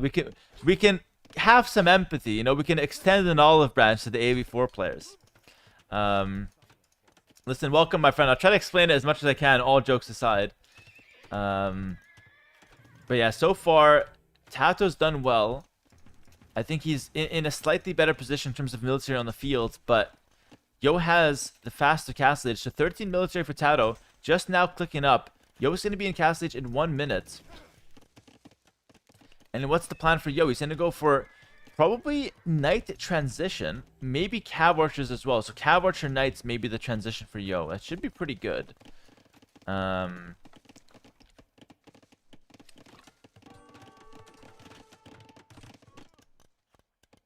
Eagle's coming forward. Remember, they do have Arson on him, which gives them an extra 2 attack against buildings.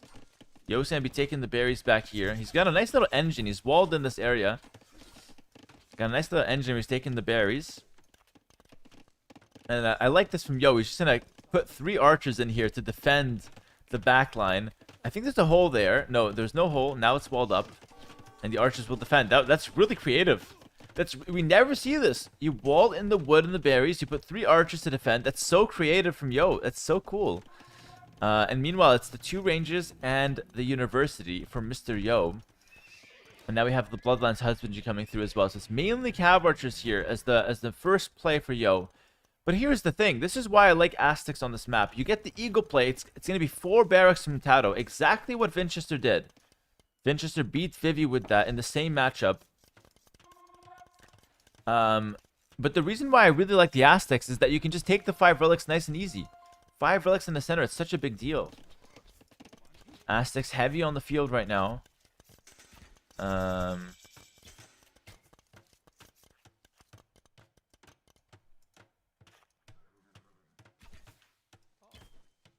Yo's got 4 Cav Archers, Ballistics on the way. Tato's getting all the upgrades he needs for the Eagle Warrior option, Eagle Warrior play. It's funny, they're called Eagle Scouts initially, and then they become Eagle Warriors with the Eagle Warrior upgrade. Then, of course, you've got the Elite upgrade later. So far, it's Yo just kiting them, thinning out the numbers, getting some good value there. Rio Barrow coming in now. Looks like a bit more economy for Yo, but no extra town center. Nobody is adding a town center. You just can't afford to. The game is way too intense. There's too much military on the field. If a player adds a town center, they can risk getting snowballed. And now we see the monastery being dropped down from Tatoh, and he's just going to be walling up to defend himself against the Cav Archer raids. I don't know who's in the winning position right now. What do you guys think? Who would you prefer, Yo or Tatoh? Do you like the Eagles and the mobility you get from like a melee unit like that? Or do you prefer the Cav Archers? Slightly faster unit. You have ballistics already set up. It's kind of hard to say. I feel like the Eagle Warriors might be better if you combine them with the relics, but relics aside, I feel like the Cav Archers are better. Yo has 1,000 extra resources collected. Yeah, he's doing good work with the Cav Archers. They seem to be slightly stronger right now in the head-on-head. Forward workshop, though. Forward workshop from Tatoh. Also, I'm getting reports that Vinchester has 4-1 Vivy. Vinch won 4-1, and Vinch will be moving on to the main events in Redbull Wololo in London. All right? So congrats to Vinchester. He beats Vivy 4-1. That set was kind of one-sided, so I'm happy I moved away from it. But well played to Vinch. He deserves it. Let's freaking go, Vinch. Let's freaking go, Vinch. He deserves it. He played amazing in the ladder, and I'm really happy for him. Vinch, I'll see you in London, buddy. I'll see you in London. Tatoh slips in, kills 2 villagers. Now we have the Siege Workshop from Tatoh. So here's the thing. I like the Cav Archers, but against the Siege, I think you have to mix in Knights. Yo's gonna go with the 4th range. Wow, okay. So only Cav Archers from him. Like, basically the plan. I mean, if you just get enough of these, you shouldn't even die to the ram. We'll see. We will see. Oh, there's a hole. Oh my goodness, there's a hole. Is Tatoh gonna spot that? He for sure will. Yo spots it. Yo spots it. There's another hole up here. But Yo's just on the ball, guys. He is on the ball. He's sniping monks. He killed 2 monks from Tatoh. So Tatoh only gets 1 relic. Oh my goodness. A masterclass from Yo on how to beat the Mesosivs. Deny the relics, Cav Archers to keep the eagles away from you. And what looks like a good raid from Tatoh ends up being just a loss of 4 eagles. He does kill 1 vill, but it's not enough in my opinion. Another town center from Yo to defend himself. Keep taking the berries. It's only the 1 town center from Tatoh. He's desperate to continue the push. Yo is just so solid with the CA right now. I want to see Knights come out. Yeah, here we go. 2 Knights in the queue. Knights would be great against the Siege. Great as a meat shield. It's just a good unit in general, man. Scorpion's coming out. 6 eagles in the ram. They come out. He's gonna trap the knight. Almost kills it. Oh, does kill it, in fact. Okay.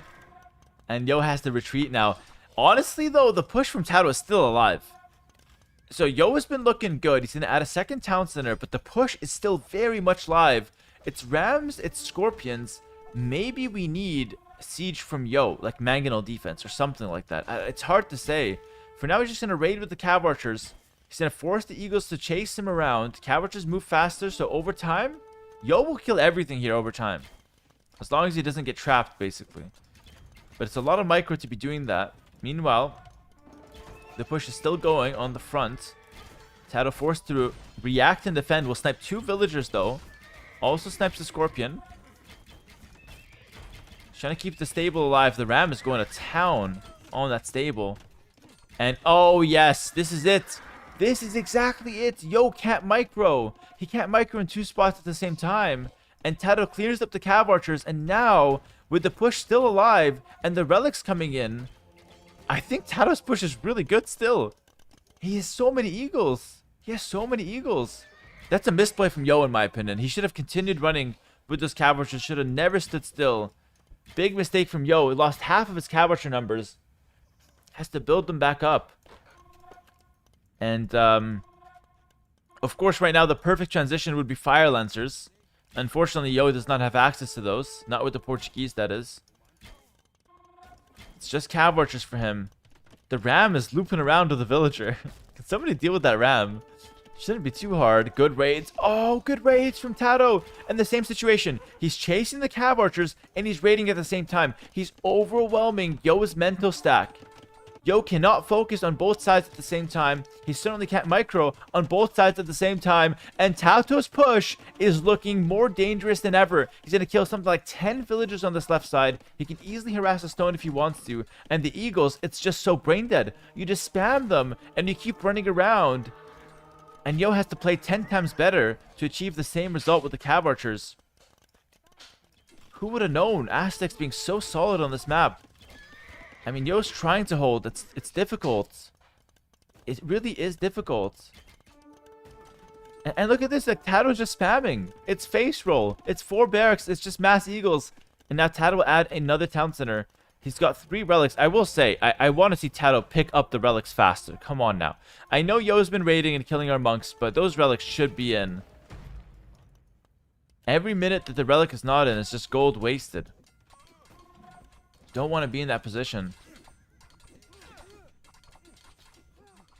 Harry, play exactly like Tatoh. Let's not kid ourselves. Oh, hell yeah. Of course I would. It's a great strategy. You think me calling it brain dead is a bad thing? Guys, playing a brain dead strategy in AoE2 is like the #1 thing you can do. Because that makes it easy for you. You just spam eagles and hard for your opponent. This is exactly what you're trying to do here. Fantastic. It's a good thing. It's not a bad thing. Yo's got to do so much more work to achieve similar results, and we'll see. He still has a Vil lead. He's going to go with a castle. Maybe Organ Guns could be really good here. Organ Guns could beat the Eagles, but then again, Tatoh can make Monks and Siege to counter the Organs. Tatoh takes the score lead for the first time in a while. Another Monk gets sniped. Oh my goodness. This is now like Monk number 5. This is crazy. Castle on the left side. Do you guys like the position of this castle? It's okay. It secures the gold and some more berries if he wants them. It's not too bad. But for the time being, Yo's on the other side. More ranges for Yo. So he's going to make a few organs, but he still wants... Overall, he still wants the Cav Archers. Now, again, despite Tatoh looking good with the push, it's still in favor of Yo in terms of economy. He's still up 10 Vils, in theory, right? Sneaking a Townsend on the right side. Townsend on the right side is really good. It's going to give him some nice mineral expansion. Yo's success with the Cav Archers has been relatively low. I think he's done okay with them, but overall, Tatoh has just been, you know, chasing them away and just keeping them at bay. Yo never really found any crazy value there besides sniping some monks.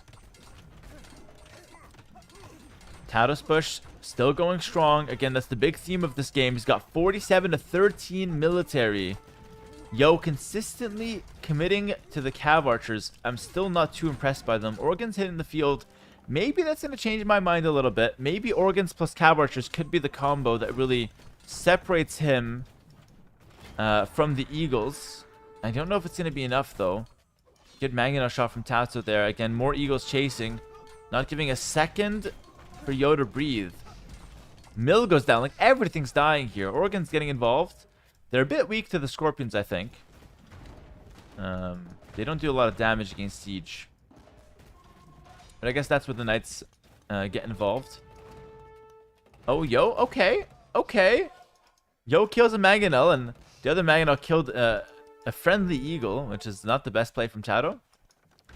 And please, Yo, for my mental health, can we clear this ram? There's 6 Eagles in the ram, so technically, if Tatoh ejects, he should be able to defend himself. But the fight's on the front, guys. The fight is on the front. You got Organ Guns on the field now. 2 Mangonels. One of them gets sniped.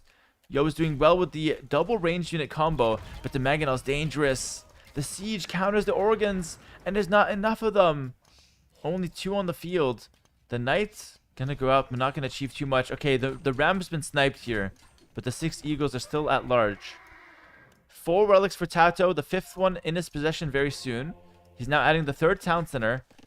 It's only a 10-Vil lead for the Portuguese player, but he's got enough for a castle. Let me paint this picture, guys. Yo could decide to go heavy army and then go for a forward castle and reclaim the relics. That is a possibility. But there's a lot of Eagles on the field preventing that from being a realistic possibility, at least in the near future.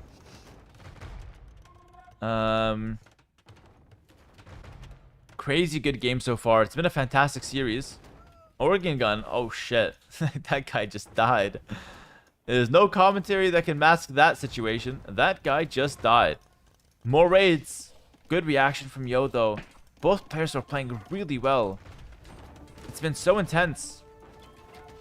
And now, game over. What? No, what happened? Out of sync detected. They've out of synced.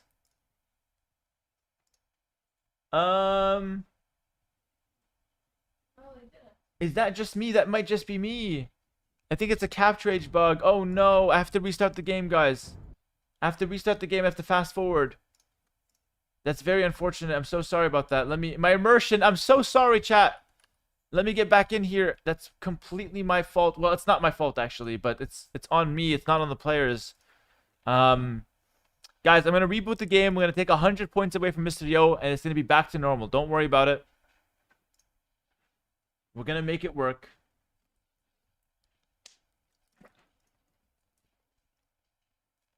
I'm rebooting my game. We're gonna hop back in.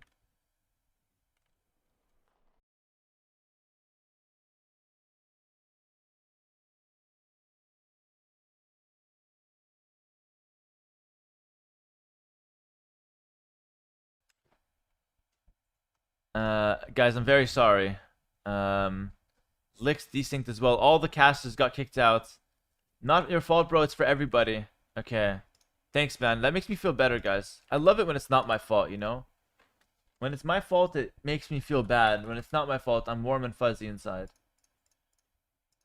It is though. Sobek, your whole life is a mistake. Don't try to point out my mistakes, Sobek. Listen to me, Sobek. When I come to Chile again, I need to go for some burgers again from your boy, by the way, from Rigi Burger. 'Cause they were very delicious. All right, we're gonna fast forward back to live, guys. Nothing I can do right now. We're gonna get back in here. Hey, listen, we get to watch the game again in fast speed. That's kind of a treat as well. The burgers are not a mistake, that's for sure. They are not a mistake. They're the best thing ever. Recast the whole game? How would I recast the whole game from the perspective of this lumber camp? Nothing's happening. There's a bear in the vicinity. And there's no one around. So, yeah, this will be the commentary for the next 20 minutes. I'm bored already. That lumber camp is a shitty life. Shitty life for the lumber camp. I got bored. Recast it from the perspective of the chicken? The chicken has basically decided the game. With the cock blocks early. Tatoh got cock blocked twice. Fast forwarding, guys. We're gonna get right back to the live.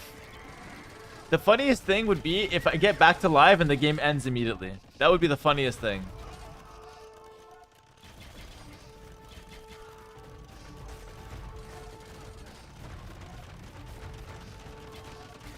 $27.37 is when it stopped. Okay, thanks for keeping an eye out for that.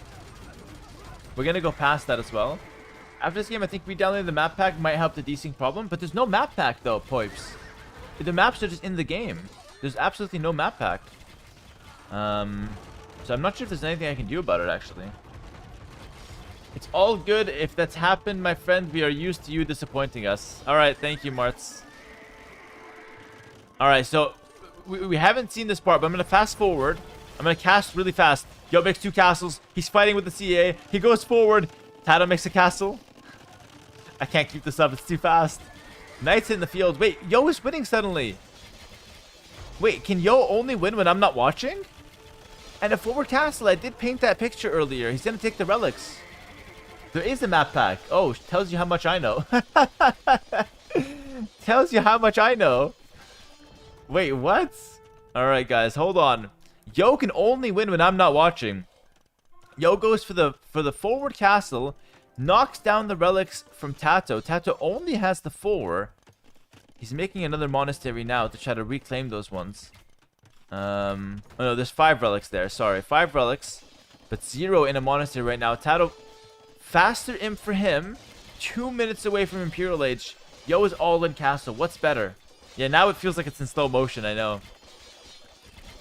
It's actually not in slow motion. It's just we've been watching so fast. Yo has his eyes on the relics.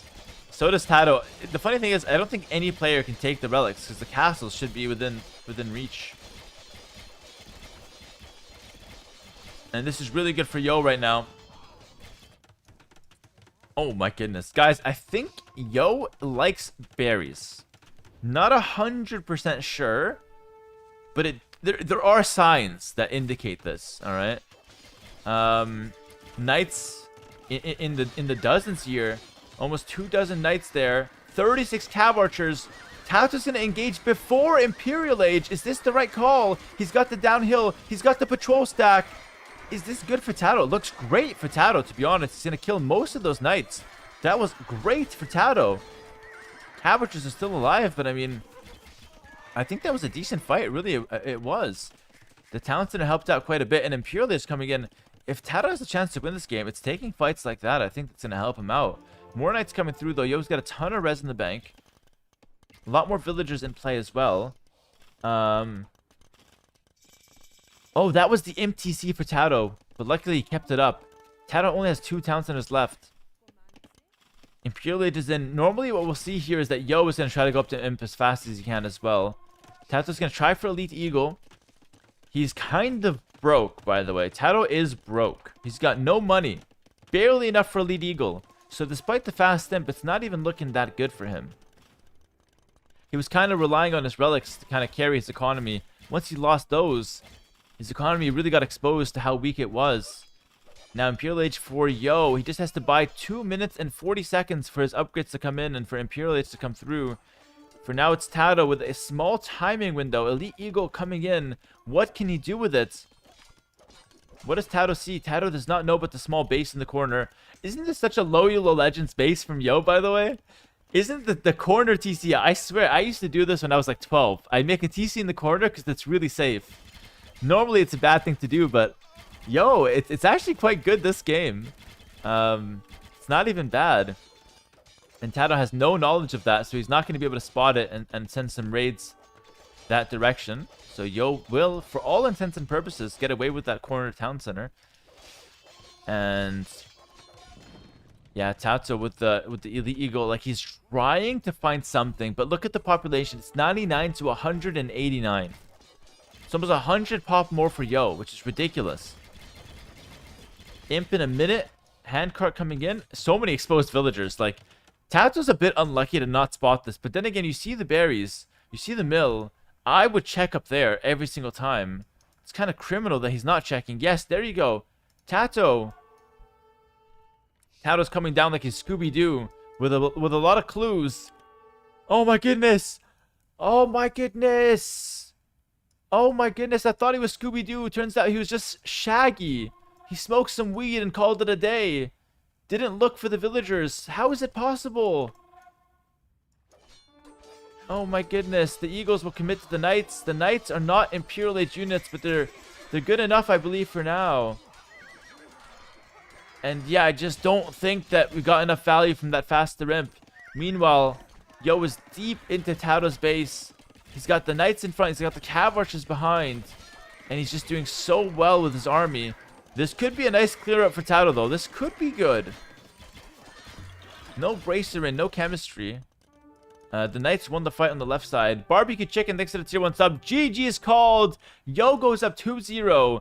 And that was a phenomenal game. So I apologize for the disconnect and the boot back up. But GG in the chat, guys. Yo is up 2-0 and needs one more win to destroy Tatoh in this minor qualifier round.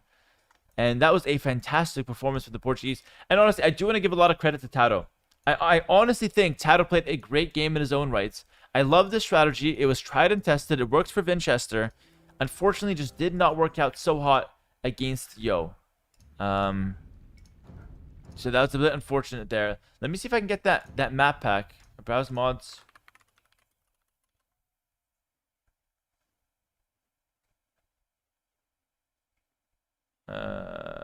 Legacy, Londinium. Let's just Londinium. Yes, let's get the map pack. I didn't know there was a map pack. That's so embarrassing for me. All right, guys, we're gonna download that map pack. I'm gonna restart my game. Hopefully, that's gonna fix the desync issue. And fair enough. Fair enough, guys. Thank you so much for watching. Over 5,000 on Twitch, over 2,500 on YouTube. Crazy numbers. AV2 is better than ever right now. And this qualifier has just been delivering. Let me give you a sneak peek as to what's coming up, by the way. I know you guys like a little sneak peek. We got Lewis Daut up next. Tatoh Sebastian at a similar time, by the way. So I'll probably cast Lewis Daut there. But we're going to finish Tatoh Yo and then head on over to that one. And then tons of other good games to come. Of course, we're going to have Viper playing later. We're going to see Barrels, MBL. We're going to see Vinchester we've seen already.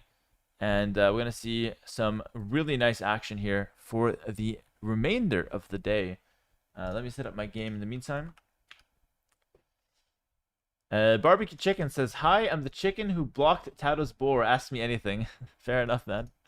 Fair enough. The next map is going to be Tato's home map once again. Anonymous says, $5 tip. I keep saying 3 Rams. You need to break the TC and buildings to get to the vills. Jonah, that's you. That's not Anonymous. That's you, Jonah. Thank you, Jonah, for the $5. Yeah, killing the Townsend is good, but I think you're underestimating how good the pro defense will be there, Jonah, to be fair. Why do you hate Tatoh? I don't hate Tatoh. What the hell is this? I just said Tatoh played a great game last game. I don't hate him. I prefer Yo just because I'm closer with Yo, but I don't hate Tatoh. I don't hate any of the pros really. I hate you actually for saying that because you're starting to start up some shit. I mean the chicken donator, not you. Oh, I got rage baited. I got falsely rage baited. Yeah, I do hate Hart actually, my teammates. Hart's always talking like he knows what he's talking about, you know? I'm just kidding. That's not true. I'm just spreading propaganda. I got one guide, and the one guy was not even talking to me. What about MBL? I like MBL. I like everyone, honestly. It's all good vibes here. It's honestly all good vibes for me. Do I love MBL? No, I don't love him. You love Lewis? Let me put it this way. I like MBL, but I'm closer to hating him than loving him. Does that make sense? So I'm like somewhere in the middle. So I like him, but I can hate him, but I'll never love him. Basically, is where I'm at right now.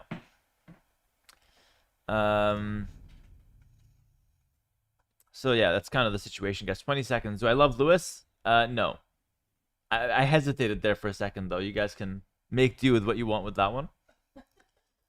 Small hesitation, you know. Let's watch that back. Let's analyze. 5 seconds to go, guys. It's going to be Dravidian's Huns. The map is Loch Ness. I'm going to look for the Loch Ness monster, the Nessie. Why is it? Yeah, the cam's gone a bit blurry. What pros do I love? Myself. Guys, welcome in to game number 3 between Yo and Tatoh. The map is Loch Ness. Do you love Roxy? Of course I do, yes. She's my wife. What kind of question is that? The hell? Alright, Tatoh with some walls. And he's gonna try to defend himself and make a couple docks, which we've seen Andy do earlier. And now we have a range being dropped behind this. Alex Honnold climb type A 101 without ropes. 509 meters high, crazy dude. Huns vs Dravidians. We've seen Vivy play Huns here. It's very clear to me that Yo and Vivy practice together, by the way, because they're both liking the Huns here. Vivy lost with them earlier, but I like the concept. You play with a lot of early game pressure. You go around the side. You don't really fight the water so much. Tatoh's just going to wall the middle and play for the fire galleys. We've seen that approach before as well. Defensive archer range on top of that. Fair enough.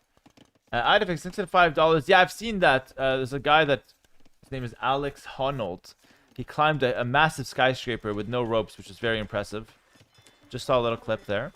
And sorry, the colors. The colors are becoming the bane of my existence. Sorry about that. You did threaten to mug MBL at knife point yesterday. Yeah, but that was... No, that was... MBL... If I would do that, MBL would deserve it. It was purely hypothetical, though, guys. It was just to show an example of just... I don't know. Yeah, MBL was asking for it. Yeah, he made me do it exactly. We immediately victim blame. So, Yo's going to play with the Huns. He's going to go for a few archers. And he's going to try to also dock, but Tatoh is much quicker with the dock. And a few archers are on the field here as well.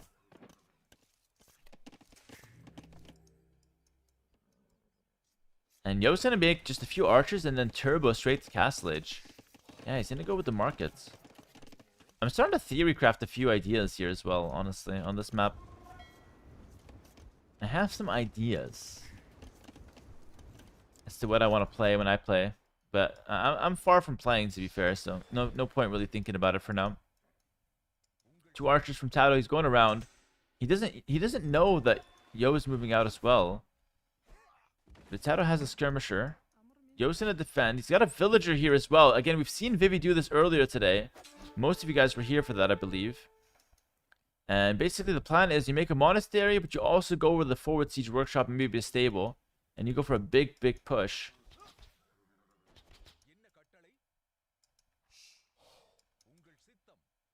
Does Tatoh know about the villager?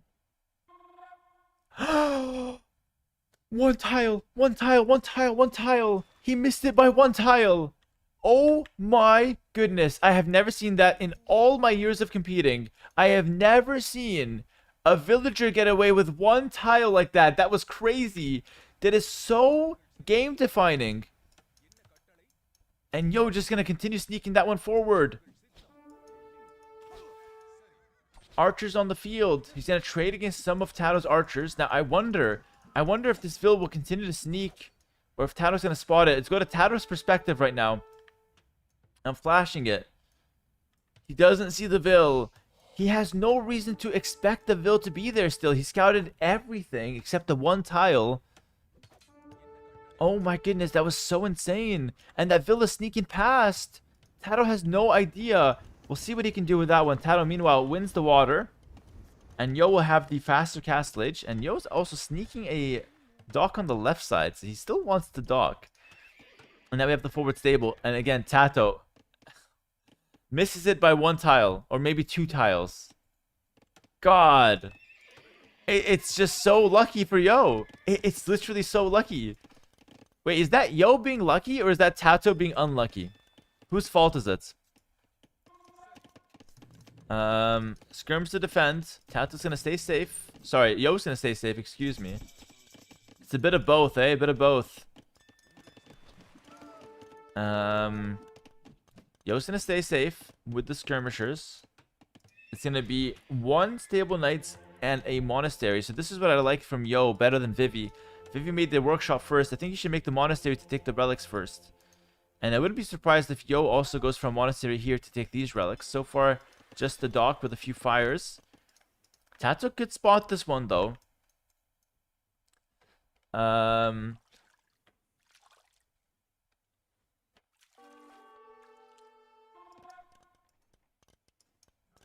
Sorry, my eye is kind of hurting a little bit. Should be okay, though. Knight's getting some value. One Vill already down. And Tato's been completely surprised by this. He has to wall up. He doesn't expect the knights, because how should he expect the knights? And now he's sending the spear back. He's probably thinking there is a forward Vill here after all. Tato's probably like, what? I scouted everything. And the knights are causing so much damage already.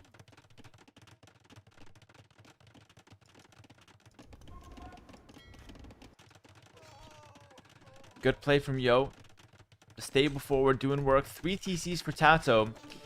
Isn't that potentially risky, though? If Yo goes for a forward siege, I think the push can actually counter the 3 TC boom that Tato's trying to do.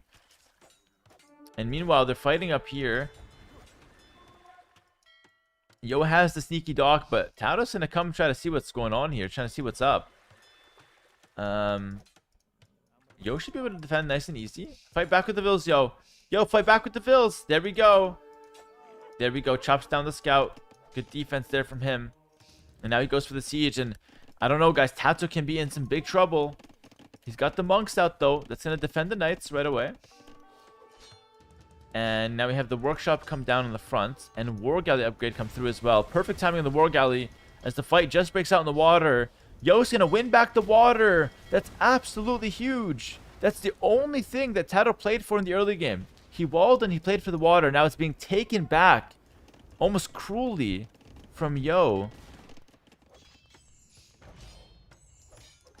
And now Yo's taking the relics. He's going to take 3 relics on the right side. Left side, he has control of this area. He will take these relics when it's convenient for him. And meanwhile, the push is live. Knights and skirms. We have a mangonel coming out now as well. Oh. Skirms diving deep, sniping a monk there. Very, very cool.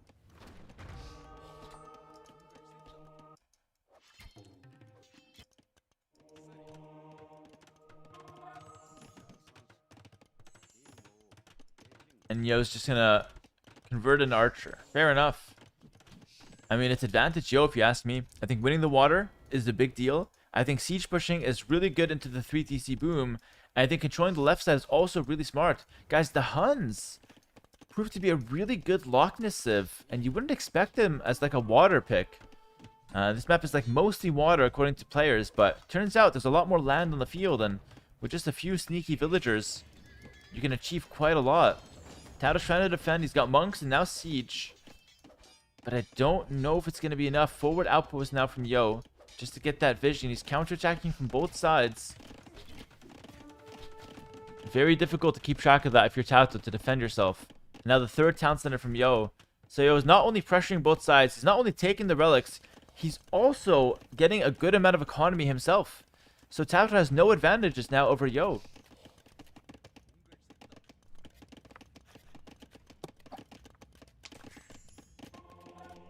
Mangonel trades. Tatoh needs this one. He's gonna get it. 1 for 0. 1 for 0. Tatoh, this is a must win for him. What can you do to get me excited here for his chances? He's gonna snipe the 3 cav archers with just some stray units. That's really good. Great value there for those archers. Bodkin arrow is in for those archers. We now have bloodlines for Yo coming through. It's gonna give him 20 plus HP on all of his cavalry units. And can somebody flame Yo for not making a monastery here? Because I feel like, here's the thing. I always get flamed by my chat when I ignore relics. And I feel like Yo has ignored these relics for too long. I think a monastery here and just taking those 3 relics would have been great. I feel like he's really neglected that. But fair enough, his push has been solid. 2 villagers die. I like this comment from the chat. I don't think it's fair of Yo to sweep Tatoh. Can we get an admin in here? Yeah, hold on. Yo, winning fair and square in a qualifier round. I don't know if that might be against the rules here. Hold on. That might be against the rules. Here we go. We have a monastery come through now. Minus 100 villagers right now. I like that. Yo, delete all your villagers. This is the admin on the line. Somebody check if Yo is streaming without delay. Like, we have to exhaust all options. And now, because Yo wins the water, he gets to break this wall. This wall is super flimsy. It only helps out if you have the water control. As soon as that's lost, the wall breaks, and now Yo can start funneling units straight to the center, making his push a lot more convenient. A lot easier to reinforce that one. Mangonel versus Mangonel. Oh, what the hell? Tatoh gets another 1 for 0 trade. Dude, he's doing his best to hang on here. All of this is exposed, though. Tatoh, you're so exposed at home. Elephant archers coming out. One of them gets converted. The Knight CA combo. Again, we've talked about that all day. It's been meta-defining today. Both Vivy and Yo. Yo snipes the Mangonel. He's going to dive in deep. He's going to look for the other Mangonels. He's going to snipe them all. I think Tato's dead, guys. I think there's no way he's going to hold the pressure. All of this is so exposed. Yo just has to hit the top. And once he hits the top, he's going to see so many free villagers. He's going there now. He doesn't have ballistics, so maybe not as effective at sniping villagers. Tato's going to defend with a panicked town center, which he desperately needs. Cabbage is running through. University gets denied. I think the Elephant Archers are a good choice, but it's too little too late. I'm a firm believer that Yo sweeping Tatoh is a huge fluke and robs the Tatoh of truly accomplishing what they're capable of. I've spent the last few days in pure disbelief and it just doesn't make sense to me. I've spent the entire qualifier watching Tatoh play Great O2, it's just not fair. If Tatoh loses again, I will face that Mr. Yo deserved the win. But I am just 100% sure it was a fluke and does a big disservice to Tatoh and RB. Love it. Love it, hamburgers. This is 62 months. Yeah, just a fluke from Yo. Very unfair to Tatoh, of course. Again, though, we're going to see what the admins think about it. So far, though, we're just letting them play. And honestly, Tato's trying with Elephant Archers. He's going skirmishes as well. Let's see if maybe he's going to pull a miracle out of his ass, but I just struggle to see any comeback mechanic, and Yo just goes for a defensive castle. You know that Yo is winning hard when he doesn't go for a forward castle here.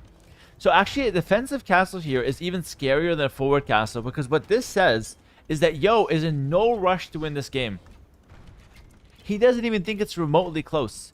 He doesn't care to forward castle and end it fast. Defensive castle, he's got the relics, he's smoking a few sigs, 6 relics in the queue, Imperial Age is coming soon. And there's just no chance for Tatoh to win. Yo is completely chilling. And I think we're just counting down Tato's days. In fact, it's probably going to be a GG as soon as Yo hits Imp. there's no way that Tatoh defends, pushes back, contests the relics, and then somehow wins the game. There's just no way all of that will happen. Maybe some of that will happen. Like, maybe Tatoh can defend. But he's not doing the other, like, 5 or 6 things that he can do.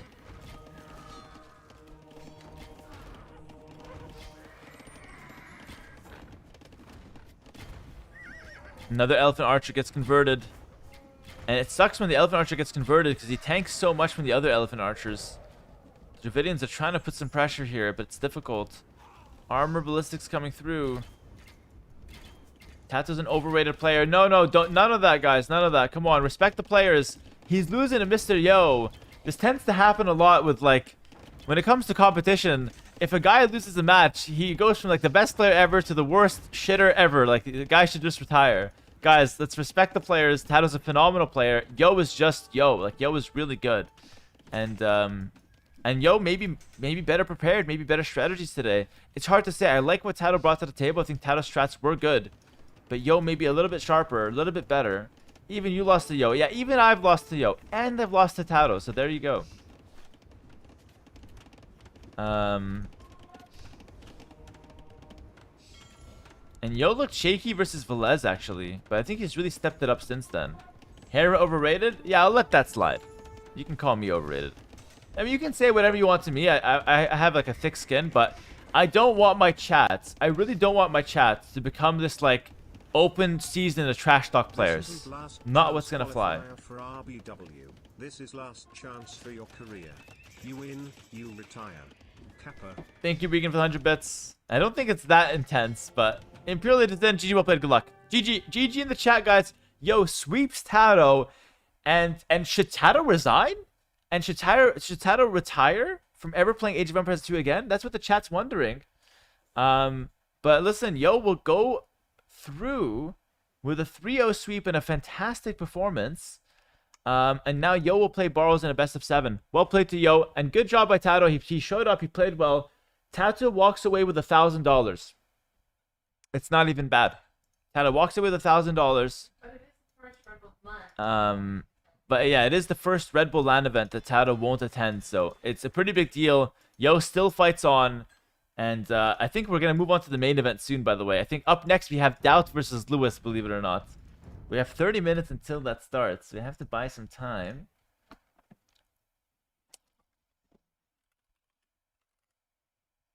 We have to buy some time.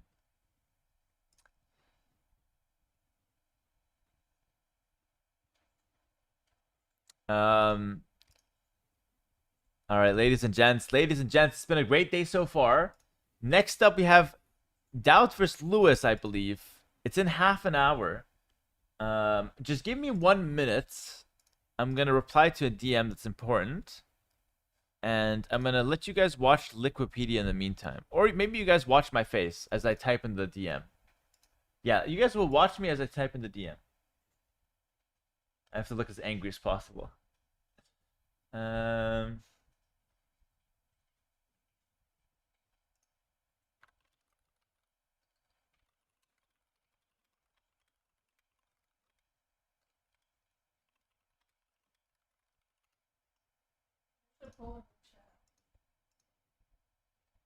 We have a poll in the chat. Who are you cheering for? Daut, old goat, Lewis, new goat. I'm cheering for Daut. Actually, I don't know. I voted for Daut, but I impulse voted.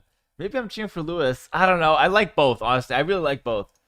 I don't love either of them, though. Mind you. So vote the poll, guys. We have that coming up. I'll do one on YouTube. And maybe you have a YouTube poll coming as well.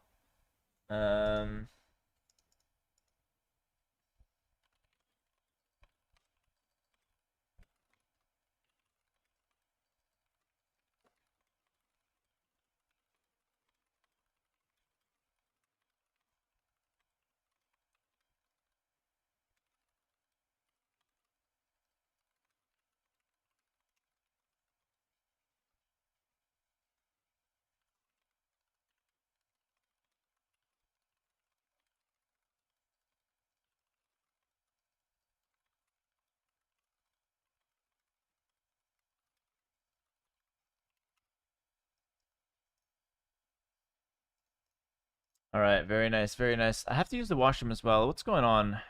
Let me see if I can open this up. Let me check what the admins are saying. Admins, what are you guys saying?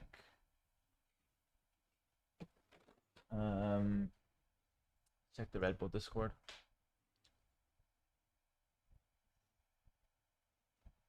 All right. Yeah, next up is gonna be Yo versus Barles. But there's Lewis Daut and Tatoh Sebastian starting in 30 minutes. Also, we have a poll on YouTube, so you guys can vote on YouTube. Let me see what that poll is. The poll is: who are you rooting for, Daut or Lewis? Vote the poll, guys, on YouTube. That's what's gonna come next. Okay, very nice. So, listen, I will use the washroom. I'm gonna put this right here on the screen so you guys can see what's coming up next. It's Lewis versus Daut.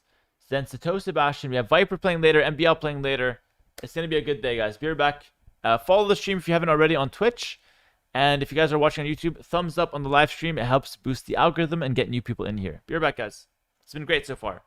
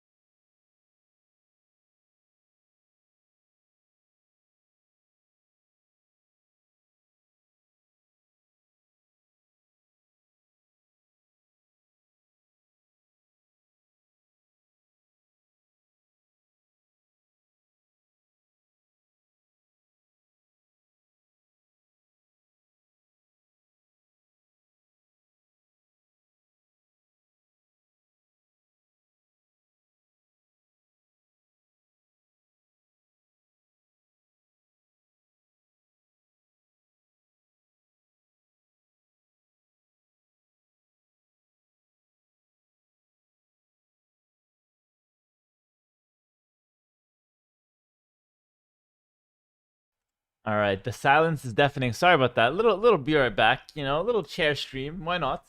I got some blueberries as a snack, and then I'll combine them with some almonds. Sounds good, chat. Borrows Yo in 10 minutes. Borrows Yo in 10 minutes. Okay, here's the thing. I don't mind watching that a bit, but I really want to watch Lewis Daut. So I think we wait for this one. That's my opinion. I also like Tatoh Sebastian, but I prefer Lewis Daut the most. That's the one I'm most invested on.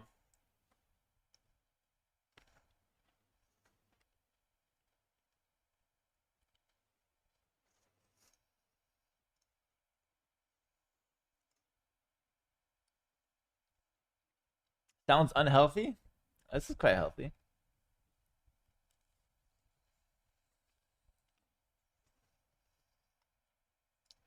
Getting some vitamins. Where's my pro gaming chair? This is it. It's nice. No, it's a Razer chair.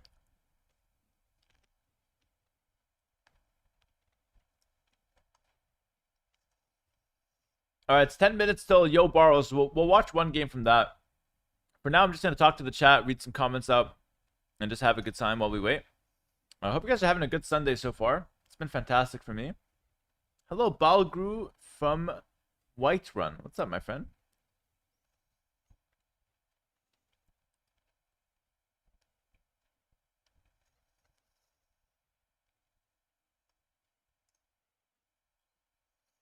you have any touristy plans for visiting London? Not right now. I usually focus on the main event first, on the gaming, and then after I can tour maybe. Hello, Various. Thanks for the Prime sub. What's up, Various? Welcome.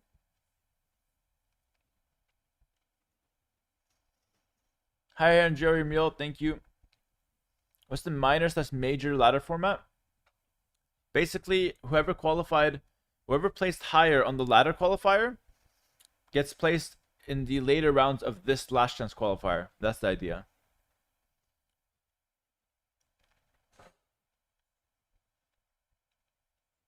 Do you get real blueberries in Argentina? Bite one in half and let me see. The hell? These are... Let me do that for you, brother. These are from Chile.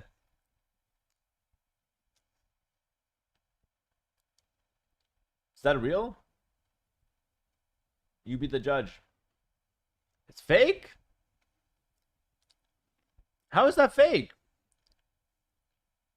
What? Those are fake blueberries.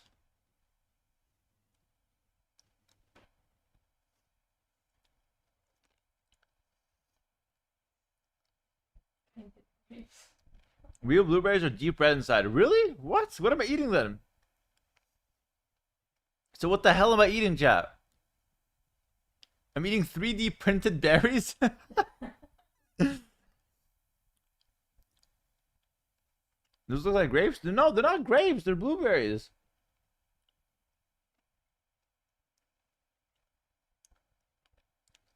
Emperor Boba, thanks for the Prime for 2 months. Thank you, Juanzi, for the Prime.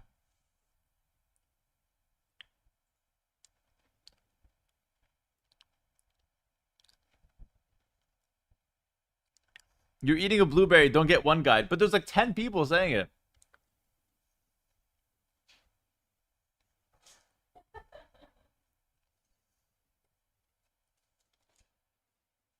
You guys are weird.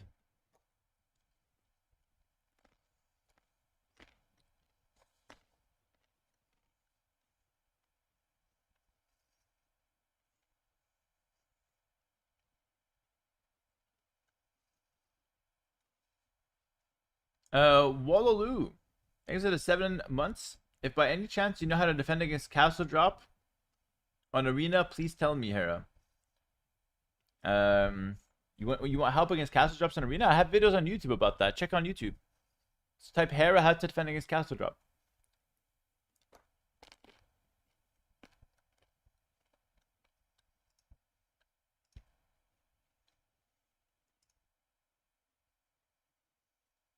It's gonna be in about 10 minutes, guys. Yo, borrowed.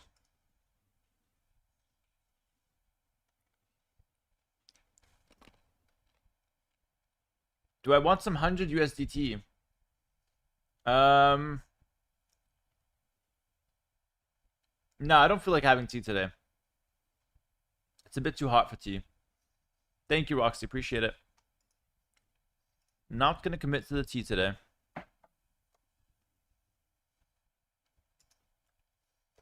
Do I play Arc Raiders? My clan has deserted me for Arc, but I'm trying to get them back into AoE2. It's only a matter of time. I don't play Arc Raiders. The game does not look appealing. I tried watching it, but I didn't understand what's happening.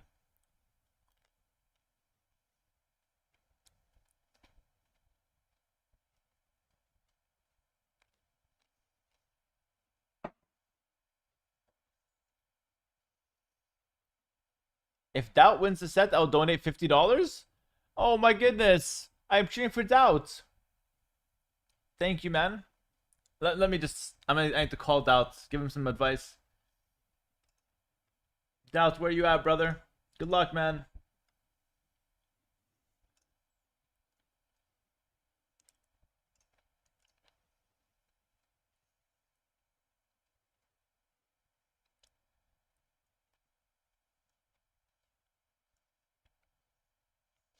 If Hera wins any tournament games today, I'll donate $10,000.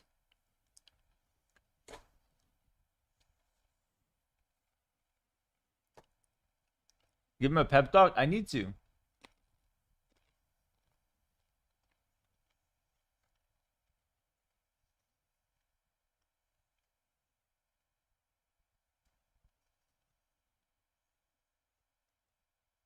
Yo, Andy W. Thanks for the 58 months. Appreciate the long time support, eh? What's up? What's up, brother?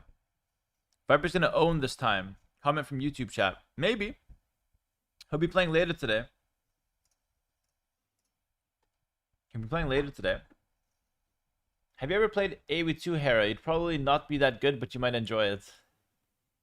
Yeah, I've played for fun before. I like it, man. It's really fun.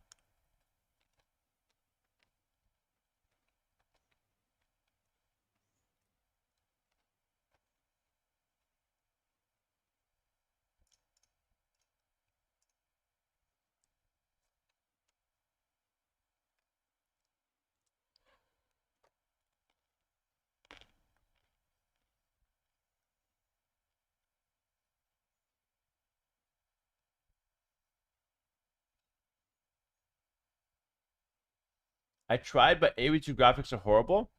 What are you talking about? AW2 graphics are amazing. I love the AW2 graphics.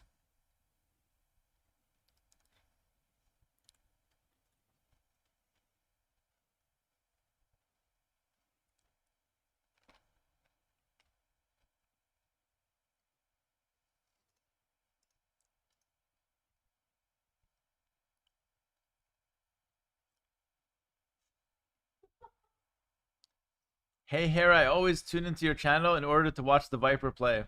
Thanks, man. Is that the guy who challenged Magnus? He looks autistic enough, to be honest. That's me. I passed the autism test. Let me at Magnus. Give me a crack at him.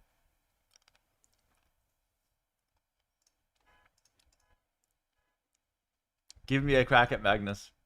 Love of Huns with the 5 gifted. What's up, Love of Huns? Thank you so much. And hey, we just saw the Huns win earlier. I bet you love that. Thank you so much for the 5 gifted.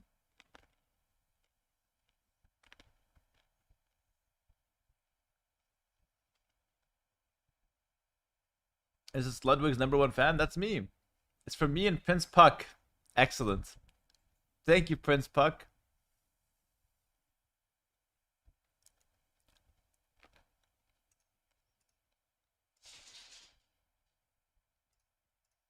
Thank you for entertaining us this month. Oh, it's my pleasure. It's my pleasure. I've actually been really enjoying the streams lately. And the casting's been a lot of fun, too. Huns have been doing pretty well so far. That's true.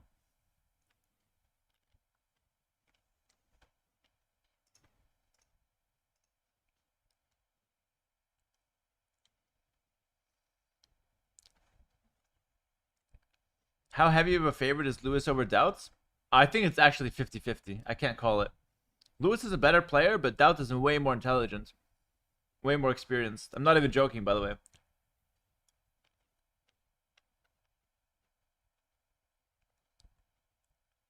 You're a millionaire and your background looks like you dumpster dived it. I'm not a millionaire. I'm not a millionaire. And the background's not that bad. So you're just lying. It's just what you're saying is just false.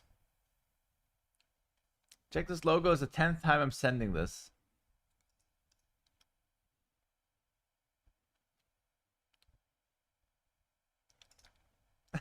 I actually love it. It's actually perfect.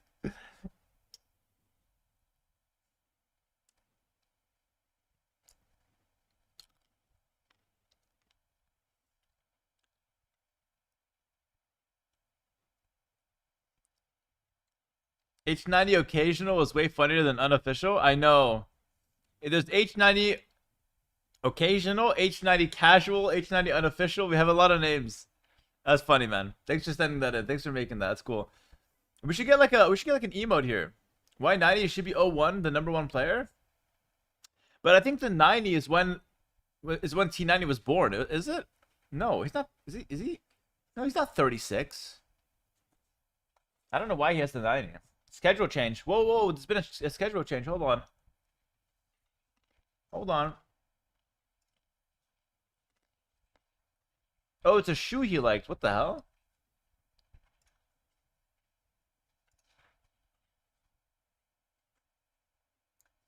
Wait. Unfortunately, today's schedule will need to be adjusted due to illness.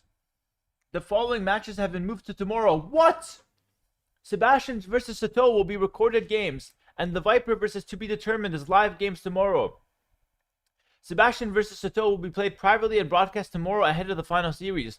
The match involving Viper will be played live, but instead it will be tomorrow at 16 UTC. Whoa! Oh my goodness! That's actually better though. That's better. So tomorrow we're gonna have more content. I'll tell you why that's better. I was planning to take tomorrow off. Tomorrow I'll be streaming.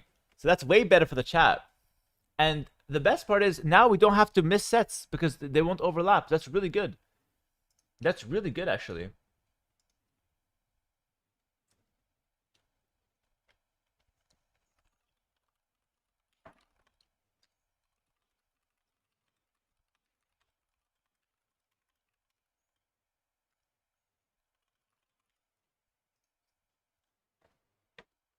Wow, Hera, happy about illnesses? Yeah, I'm happy whoever was sick is sick. That's what I'm celebrating. I'm celebrating illnesses like I was celebrating COVID back 4 years ago. The lockdown was great. I was just streaming to more viewers. I was playing video games that I was doing anyway. Come on now. You know me. You know me. I benefit off other people's misery. That's what being a streamer is. Bad news for us employed people. Guys, I just want to be empathetic. I feel with the employed people. I, as an employed person myself, I work really hard. You guys know me. I work really hard. I'm going to be working tomorrow as well. So I'm not going to be watching the stream tomorrow. So I know I'll be streaming myself. I'm really busy. So if you guys can't catch it, it's pretty bad. You know, I can empathize with that.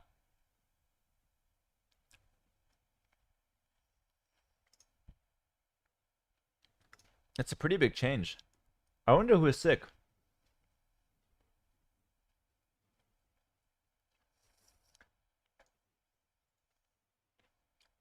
Everyone's calling in sick tomorrow? Yeah. Viper is sick. Well, listen, I hope Viper will recover for tomorrow. I hope he recovers for tomorrow. That means Tatoh Sebastian will not happen.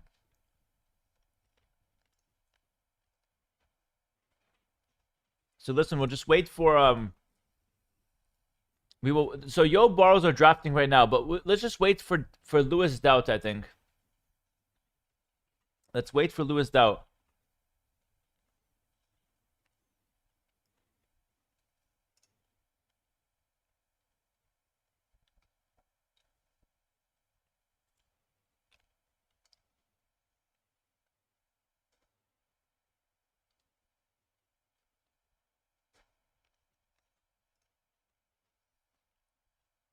What's up, Theodore? Lewis Daut of Cinema? Yeah. So, guys, Viper's sick. Viper's set will be tomorrow. Tatoh Sebastian will play today, but the Rex will be counted tomorrow. Yo Borrows is happening now, but I'm going to skip that one. I'm going to skip Yo Borrows.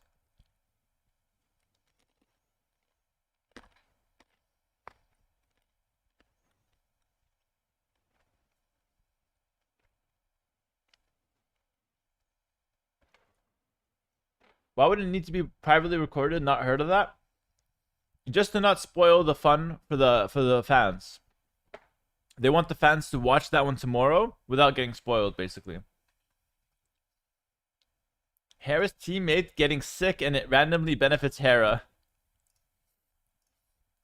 He's my ex-teammate, actually, guys. It was a bit of a bad breakup.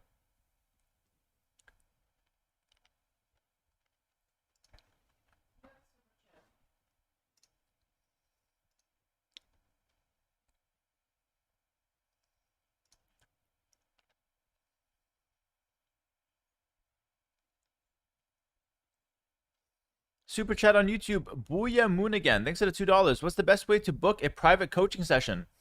Message me on Discord. Message me on Discord if you're still here, my friend. And that's the best way to book a private coaching session. I'd be more than happy to help. Why is Viper sick? What kind of question is that? Who cares? He's sick. Who cares how he's sick? Why he's sick? Isn't it kind of unfair to push the qualifiers? I don't know what to tell you guys. I'm not the admin.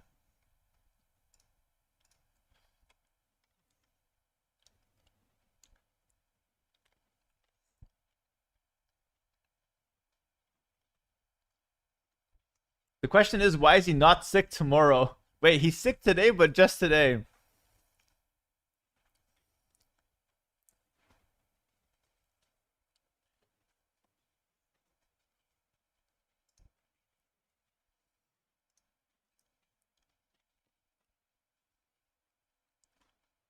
This is so biased. Yo gets minus 100 points. Viper gets the whole tournament moved.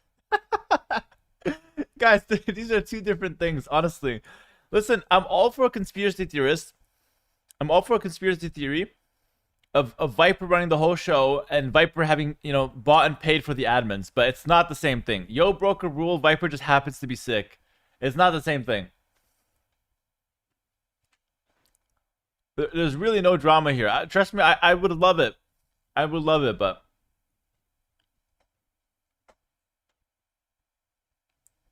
The funny thing is, I actually played sick at a LAN event in the Garrison. I played the grand finals sick. Very sick, actually. But I couldn't move it because it's the grand finals. You either play or you don't, so I just played it. Managed to win in the end. But if you can get it moved, you get it moved. It's better. Hera's flu game? Yeah, that was my flu game.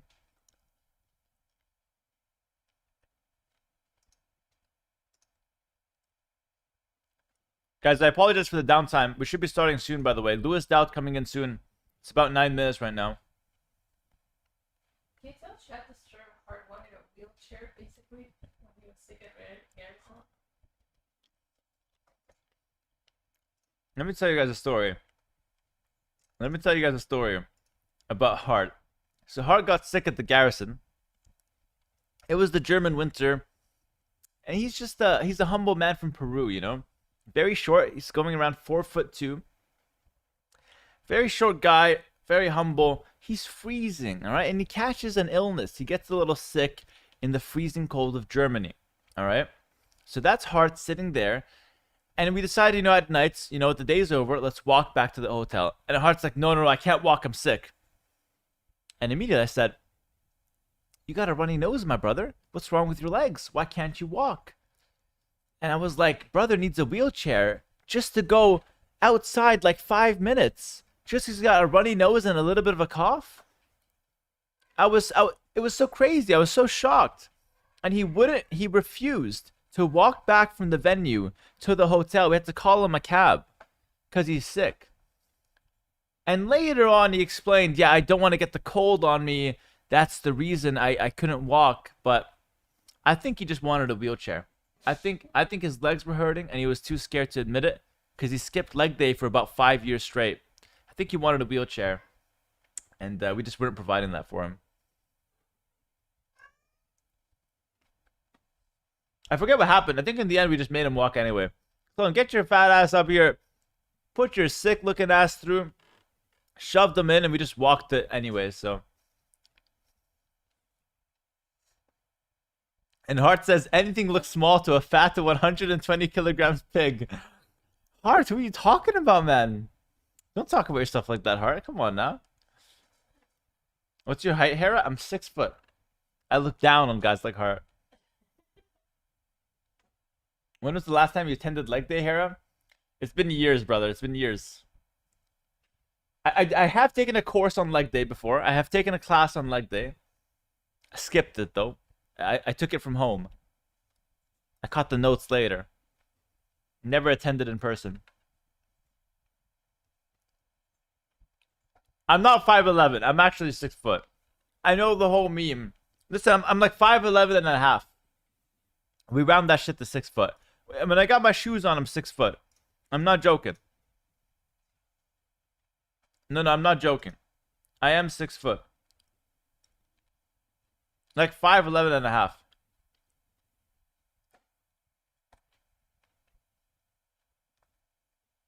You're 5'11 then? No, it's literally 5'11 and like 3/4. I'm not joking.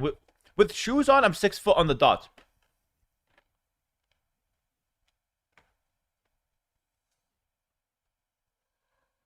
What's my eye color? I don't know. You tell me. You're looking at me. What are you talking about? You tell me.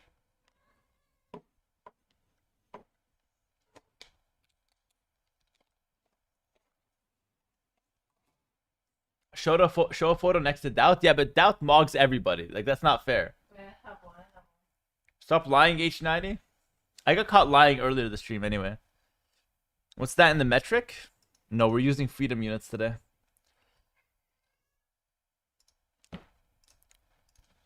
All right, Daut Lewis set to start in 5 minutes, guys. Again, I apologize for the delay, but we have the main event starting soon. Look at this bright vitality streamer. What's up, K1? Good to see you, buddy.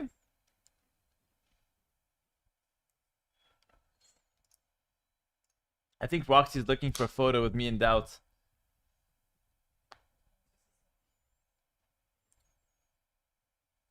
What would you say separates you from the rest that make you the best in the world? I'm 6 foot. That's what separates me from the rest. Tonga White Boy, thanks for 67 months. Appreciate it, man. Thank you, buddy.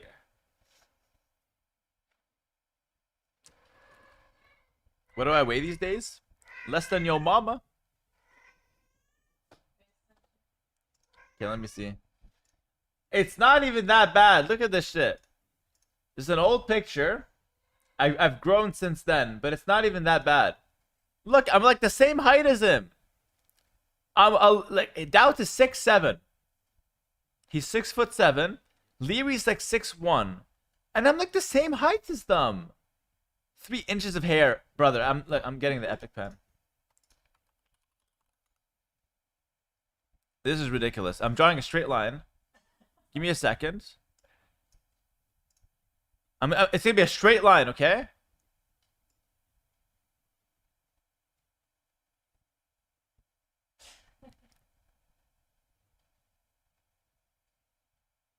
I'm as tall as Daut and Leary. I'm literally as tall as Daut and Leary. What's the issue, chat?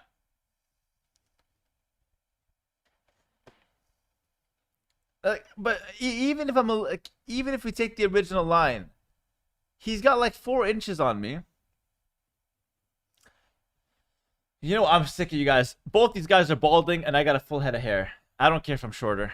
Couldn't care less. Could not care less. I got another picture. Oh, I'm Morgan Viper. Holy shit, I'm Morgan Viper. Hold on. Hold on, we got another guy who's balding here. Hold on. And I'm way taller than him. Even with the hair. If we can call that hair. Just kidding. Guys, I'm 6 foot. I'm 6 foot. Kicking Viper down while he's sick. Yeah, listen, I'm beating up on the sick guy, I know. Why is my finger pointing up? Yeah, because I'm pointing towards his face.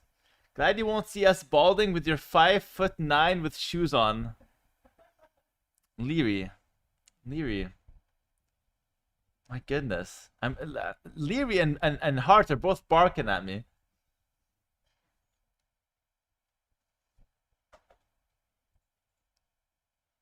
Viper's crouching to make you feel better. Guys, I'm not even flexing. It's like I'm 6 foot's like what, average? That's gonna trigger a lot of people. Okay, that's enough rage baiting, guys.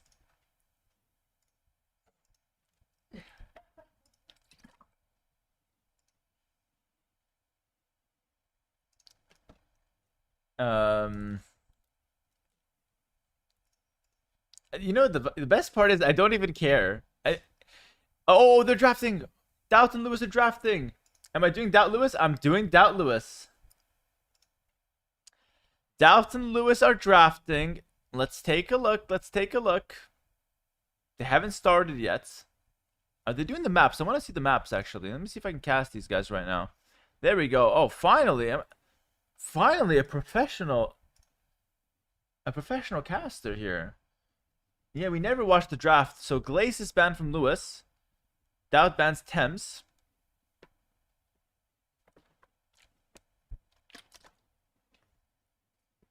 This is the main event, in my opinion, of the day, by the way.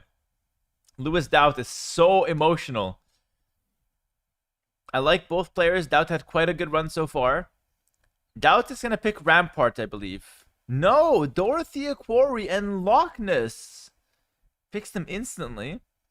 Lewis now. I think he'll pick probably Crownwood. There it is. Now we have some random bans. Fullpine, Hengehold. Last pick is Rampart, game 1. Rampart, game 1. So those are the maps. We're going to have the civs here as well.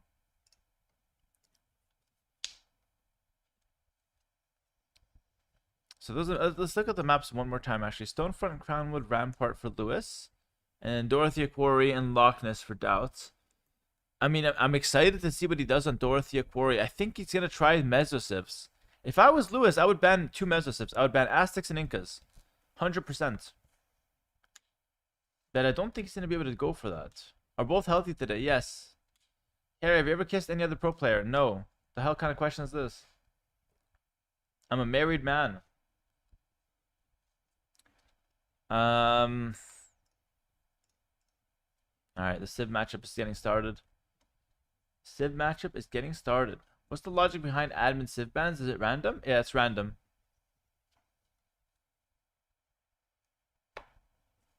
Uncle Jimmy, what's up? Hope you're doing great. Also wanted to ask, when is it a good plan to 2 TC boom rather than to 3 TC boom? Hello, Uncle Jimmy. Thanks for the 4 months. 3 TC is usually what you go for like 95% of the time. 2 TC boom is usually when you want to go for a fast stimp after it, or when you're defending against a 1 TC push. Wow, Hera doesn't even kiss the homies goodnight. Listen, kissing the homies goodnight, you know, if the situation calls for it, you can make the exception. It's never happened for me.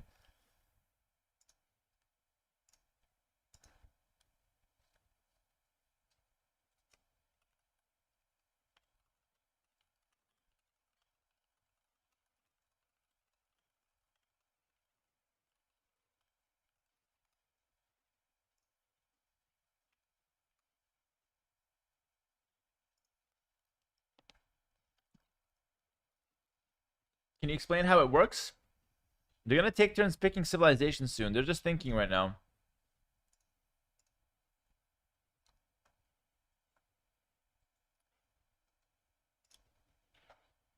Are we close here? Yeah, the set's about to start, guys. The set is about to start.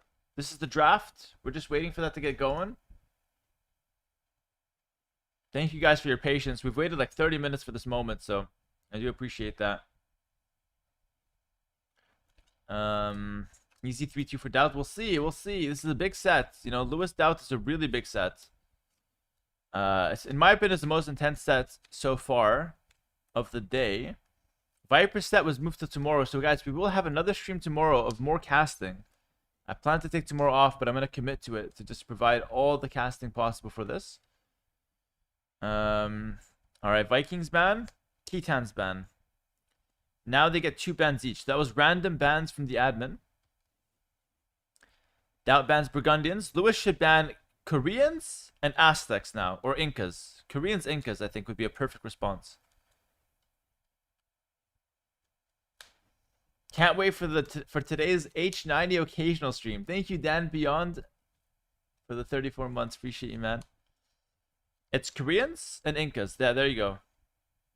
Could be Aztecs as well if he doesn't want to ban Koreans. Those are the 2 options. Nothing else makes sense here. Read Lewis like a book? Of course. Koreans, I told you. Now Daut. He could ban away or Vietnamese if he wants to. Could also ban, yeah, probably Vietnamese actually, but I'm not sure. It's hard to read Daut because Daut could be thinking of a whole bunch of things. Bans out the Saracens, okay. Bans out the Saracens. First pick for Lewis. This will be the way for sure. It's gonna be the way. Daut in response. Could be looking at maybe Portuguese, Vietnamese, or maybe Vietnamese Aztecs. I think he has to take Vietnamese though for sure. I could see Vietnamese and Byzantine actually as well. Oh, Bengalis, Mongols. What? That's crazy from Daut. Interesting. Now Lewis can take Vietnamese if he wants it, and Dravidians maybe. Why is Viper set tomorrow? Viper was sick, I believe. So it has to be delayed till tomorrow.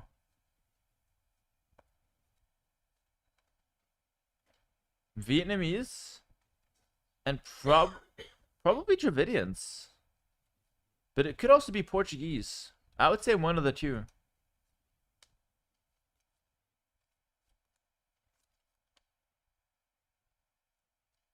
What's up, Moon? Good to see you, bro. Thank you so much, Mike Setup. Tell Roxy to stop coughing, please. Shut your mouth, questionable micro. There, she just coughed louder for you. Enjoy it. Why don't you wish her good health instead of saying that? Byzantines are minions from Daut. So Lewis went Jurchens. Okay. I think Lewis should just take Aztecs now. Aztec Mayans. I would take them away from Daut. He's gonna go Georgians.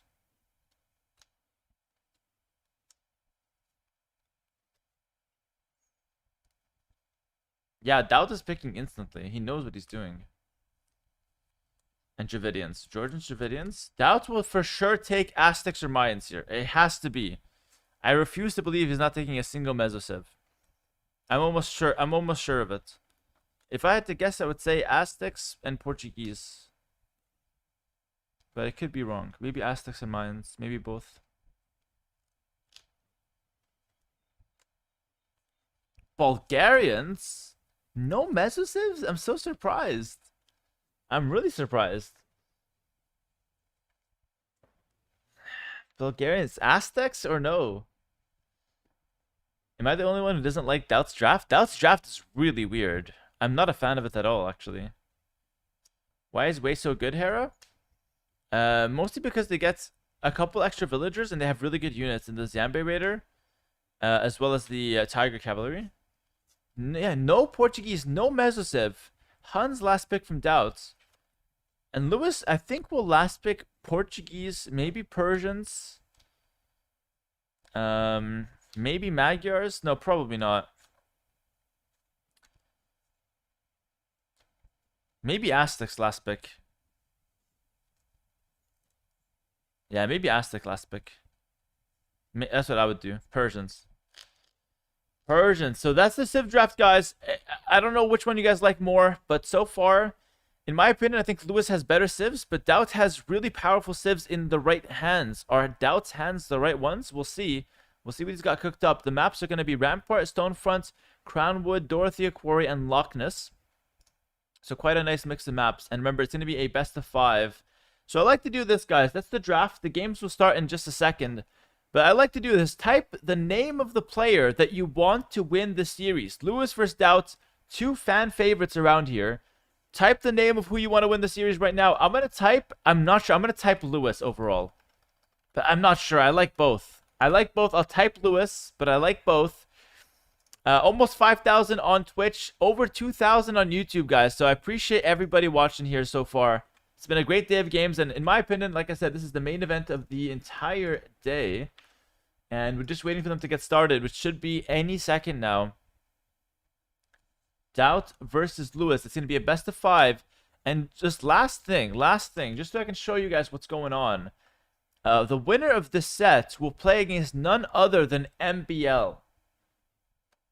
Alright, so it's Lewis versus Daut. Winner plays MBL. Alright, so winner gets a free pass straight into the main event, if you ask me. But, you know, we'll see. We'll see what MBL can do. You know, we'll give him the chance. But we'll see. Yeah, Lewis Daut, and then you play MBL in the best of 7. And yeah, let's do it, guys. Let's do it. We're waiting. We are waiting. MBL says, remember I swept your ass in Redbull, Hera. You know what the funny part about that is? When MBL reverse swept me, okay? So this is what happened. We're playing a quarterfinals. I'm up 2-0. This is in like 2021 or 2022. I'm up 2-0. MBL reverse sweeps me. It's very impressive. Like, it was a good upset. It was amazing. You know what he says to me? I come say, GG, well played. I give him a hug. And MBL says, sorry, man. I'm sorry. I was like, what are you apologizing for? Who the hell apologizes after reverse sweeping? Just take the win. It's okay, MB. That was hilarious. MB, why'd you say sorry? I still don't understand. It's like he didn't believe he deserved it, you know? Because you practiced so much and I didn't. I just worked. Yeah, but you still won. Like, you don't gotta apologize. That was funny. Sounds like a nice guy. He's a nice guy. He's a nice guy. He apologized. Sorry, I won, man. It's almost like passive aggressive, you know. Waiting for Lewis and Daut to start. Want to co-cast? Do you want to co-cast MBL? MB, you should focus for your sets. Do I co-cast with MBL? Yeah, come MBL. Come, let's co-cast. I'm gonna call him. Let me put on streamer mode.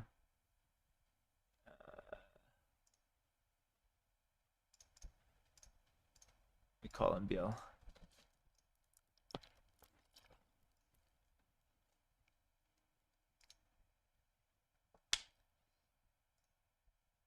Alright, I'm calling him, guys.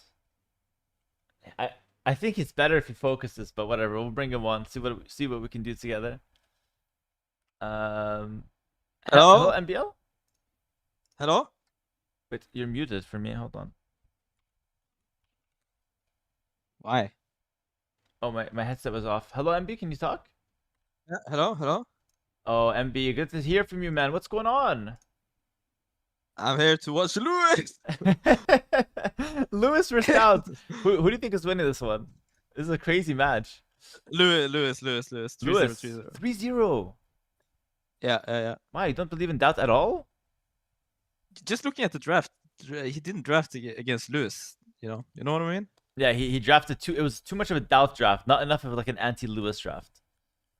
Yeah, so Wei, giving Lewis Wei, he's so good with Wei. Like, he just walks up, booms, Yeah. goes for his stuff. Vietnamese. He loves Georgians, right? So you're just gonna... I don't know. It's kind of crazy. But I'm also surprised not seeing Estic or anything from... Yeah, I was thinking that as well. Like, no Mesosivs whatsoever. Daut did so well with the Mesosivs last round against Dogao. He destroyed him with Mesosivs, and now he just didn't pick a single one, which is interesting. Yeah, also, no Portuguese is kind of sick because Portuguese is so good on. I haven't seen the maps though, but like. Well, there's no should be good on... Henschel. Like, we saw Portuguese on Henschel, but that map is banned out. So that's probably why no Portuguese, I guess. I think they're really good on Crownwood though, for example. Yeah, I think they're good on a lot of maps, but you know, they decided not to go for them. Daut went for like, clearly he wants to do some crazy strategies. He had like Bengalis, Mongols. I think we're gonna see the Mongol fast castle step lancer push on Rampart. Honestly, do you think he picked the Bengalis just to stop Lewis from picking it against him? I think yes, but I think because we saw Dogao. He's using the Bengalis on another map as well, for sure. He will use Bengalis on like Loch Ness or something, in my opinion. Yeah, it could be good, but I don't know if I should say it. Should I say what Civ stopped the Mongols in practice? Is that allowed to say? Say it. I don't know. I don't know either. But like, it's Georgians, right? He's gonna use Georgians on Ramparts. They're really good. Georgians beat Mongols. Okay, I didn't know actually. I didn't see that practice. Yeah, it's like we'll see then. It's because of cav archers and churches. Oh yeah, churches and cav archers. Okay, so we'll see if Lewis can do that. I like Lewis's draft, but we'll see. MB's too loud. I just lowered him a little bit. My goodness, why do you make everyone annoyed against me, man? Wait, what? You think I made them annoyed on purpose? Yes, you made them hate me for no reason. They don't hate you. You're just a little loud. They love you. They wanted to see the co-cast. I see. Okay. Think of it like MBL. I didn't want to co-cast because I hate you, but the chat loves you so much, so they said, no, please give us MBL. I saw it on your body language when I asked. You were like, oh shit, no. Not no, MBL. Please. Like, please don't ask me. No, I'm happy you came. Honestly, I think it's really fun, and I think they started the first game, but this day has been so painful. I've been like, I was just for an hour walk, just listening to podcasts, like trying to block things up, and I'm nervous, man. I would be so sad if I didn't make it, right? But then I have to live. Like it goes over, right? It passed, but I really wanna make it, man. It's crazy. But MBL, it's not a therapy session. I don't know what you want me to say, but no. But then we're gonna talk about Lewis Daut going into a game. How are the nerves? Oh, okay, you see the saves there, exactly how I talked. Like you see the saves, Ramparts, game 1. Lewis hasn't played all day. He's been practicing. He's been warming up probably against Hart or Deary. But now we can see that this is action. How do you think Lewis handling the nerves in the big stage here? I think Lewis gets nervous. I think also Daut is nervous. But Daut, I think, has a lot of experience, but this matters a lot to him because he's playing against a guy that is kind of like a new kid on the block. So Daut will for sure have like a lot of ego over that. So I think Daut really wants to win because it's specifically Lewis. Of course, just to remind the chat, the winner of this set plays against MBL pretty much right after it. So we're going to cast both, of course. MBL is now joining us for a co-cast. And MBL, I got to say, excellent commentary. You've called that Lewis will use the Georgians to try to counter the Mongols on Rampart, which is really cool. Yeah, we did this in practice, right? Hart tried to play against several different civs against us. Lewis had Georgians, and it seemed like it was the civ that countered it. Okay. So if Lewis plays this perfectly, this could be really good. And Daut doesn't have the same timings as Hart. He doesn't do it as fast as Hart. Yeah. So I think Lewis has a big edge here. All right, let's do it. You want me to share screen on Discord to you, or are you gonna cast it yourself as well from inside the game? No, I look. I cast it myself. Yeah. Nice. Absolute professional. Guys, hopping in. We got game 1. Welcome, and this is the main event, Lewis versus Daut. And it's going to be Mongols for Daut and Georgians for Lewis, as we have predicted here. Range opening for Lewis. Daut opens with the stable. Daut's going to go for the fast castle step lancers by the looks of it. Can't wait for today's H90 occasional stream. I would be so interested to see if people just faked the Mongol strat and just went for like double range archer stable full feudal, right? Yeah, it's possible. Been so strong as well. Like everybody takes Mongols and goes for the fast castle step lancers, but in theory, if you take in the 2 boars, which is you want to do anyways, you can play standard with Mongols and end up doing pretty well. It's a good idea actually. Yeah. Because no one will like make 2 ranges right away against this strat, because then you're dead. You have to get cast stage ASAP. You're kind of blindly trying to counter. I mean, Lewis is scouting, so if he saw a range, maybe he would adapt to it, but you never really know. Yeah, he could open stables Mongols and just fake it. Yeah, he could fake it, but it looks like he's gonna go for the fast castle. He doesn't have a market though. I think he's just waiting to see if maybe he needs the tower. He's starting off with some walls as well, which is kind of interesting. And he will be going for the fast castle. Yep. 2 minutes uptime. 130 was the sweet spot, right? Yeah. That was the hard thing to counter. 2 minutes, easy counter, right? Okay. This is now here with an archer. I think Daut is gonna make a tower, right? Yeah, Daut is getting harassed a little bit. That is true. So hard to practice. Yeah, go ahead. Yeah. I hate when Vils get attacked and they start running towards the archer. Like, towards the attacker, yeah. So a bit of Stockholm syndrome there, for sure. It's very annoying to deal with, but luckily for Daut, there's just 1 archer, so it's not the end of the world. Daut has an extra scout on the field? No, that's just the original scout that he started with. 2 stables, so he's completely committed to this at this point. And Lewis will go with the market to try to click up fast as well. Probably cav archers for the Georgians to try to counter this one. And now now Daut goes for the market. So yeah, you think cav archers and churches, that's the counter, right? Yeah, I believe so. Sounds decent to me. I haven't seen you guys practice that too much. I think I might have seen it once. Daut is not committing to any forward siege for the moment. And I like this harassment from Lewis. Lewis is doing a good job with the scouts. Yep. He might pick off a bill. As well. Yeah, that's true. Bloodline's now coming in for Daut. +1 attack forging.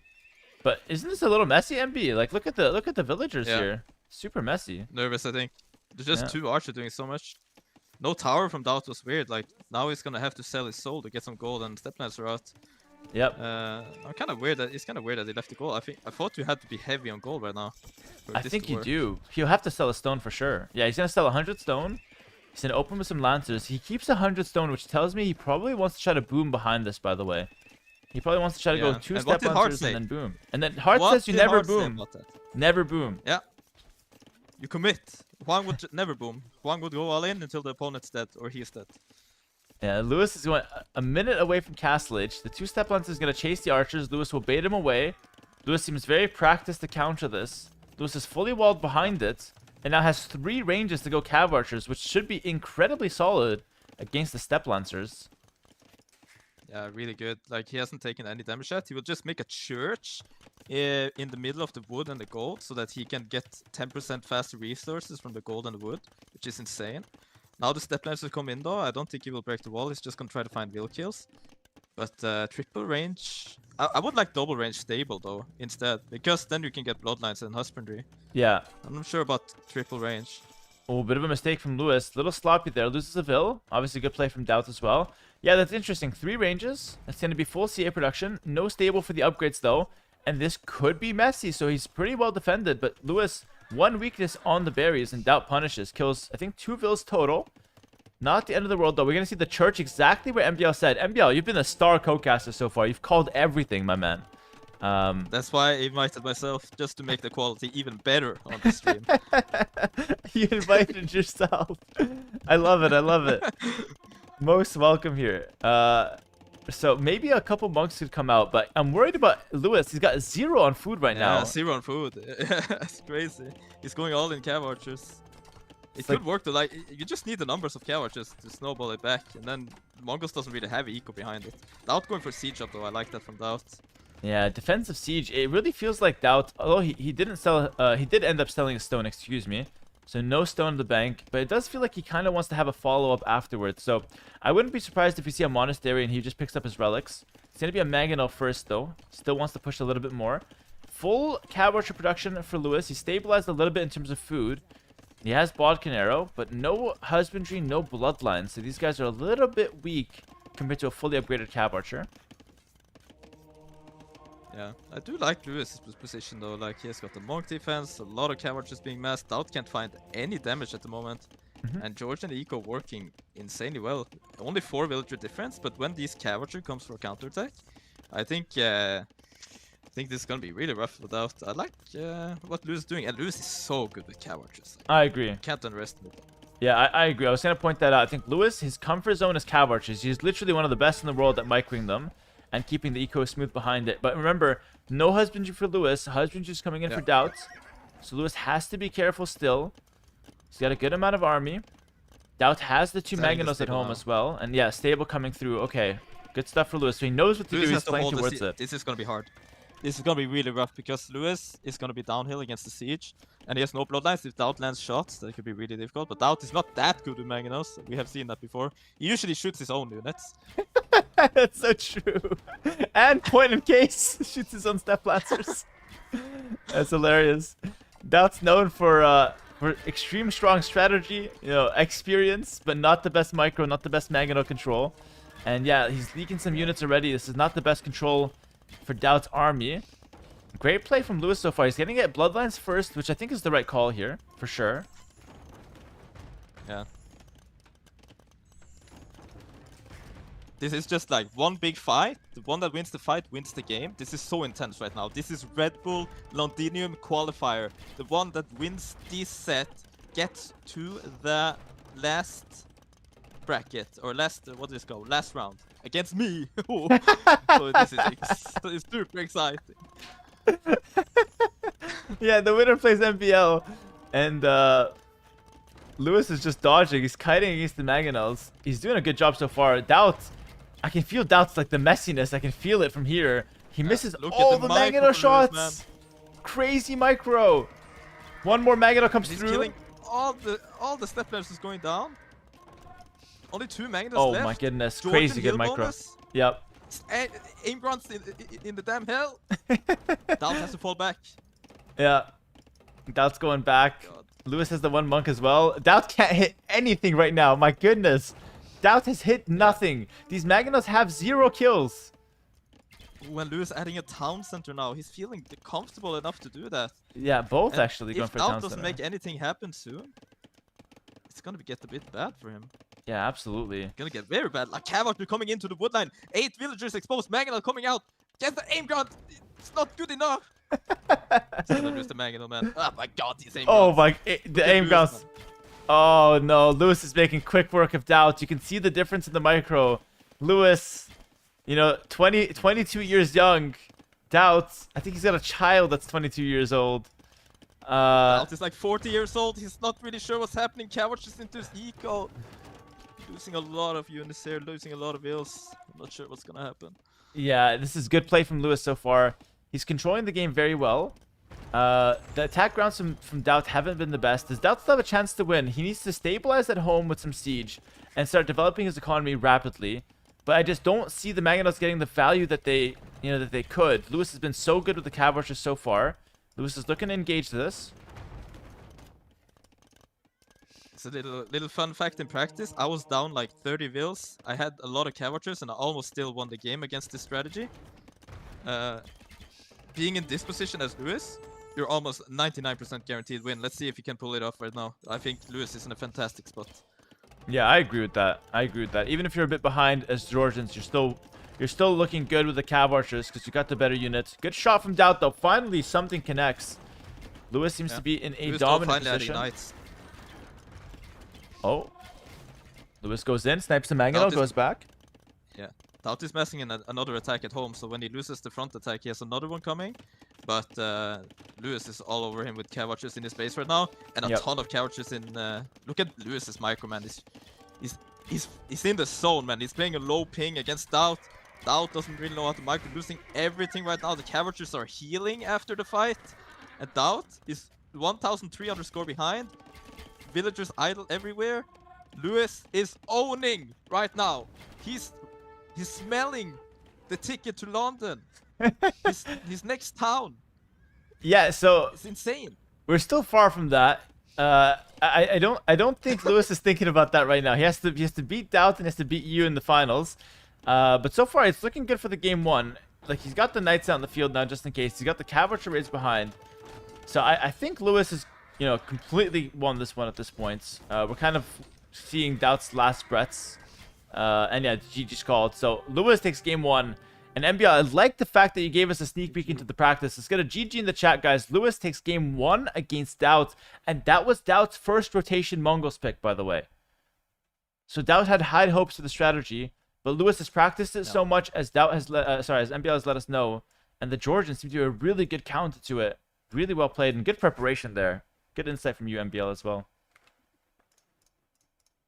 Yeah, I mean Georgians was really good here, and I think it's really well played by Lewis. Like he executed it exactly how we wanted it to.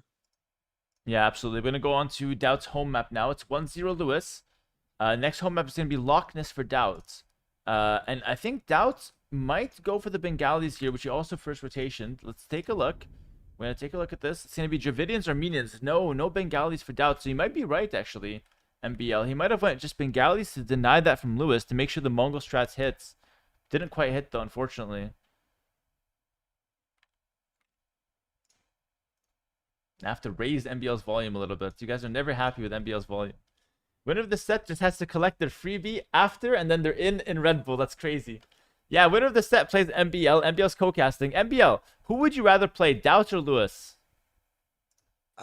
The thing is, losing to Lewis is so annoying. Like he will make a tweet about it. He will mock you forever. Like just like for the mental damage afterwards, I would rather lose to Daut. So I would rather face Daut just in case I lose. I won't feel like extra terrible. But you don't have to lose. Like you can win. Like is there a chance you win? Nah, I won't win today. Like you're not gonna win today. What? How can you admit that? It's just reverse psychology on myself. Don't worry. Wait, so okay, you're mind gaming yourself. MBL is rage baiting himself. Okay, fair enough. I'm not gonna question your tactics. It worked. You reverse swept me once. You reverse swept me once, so it works somewhat. Thing is, when I go in with the attitude that I might not win, like I don't get too disappointed if I lose.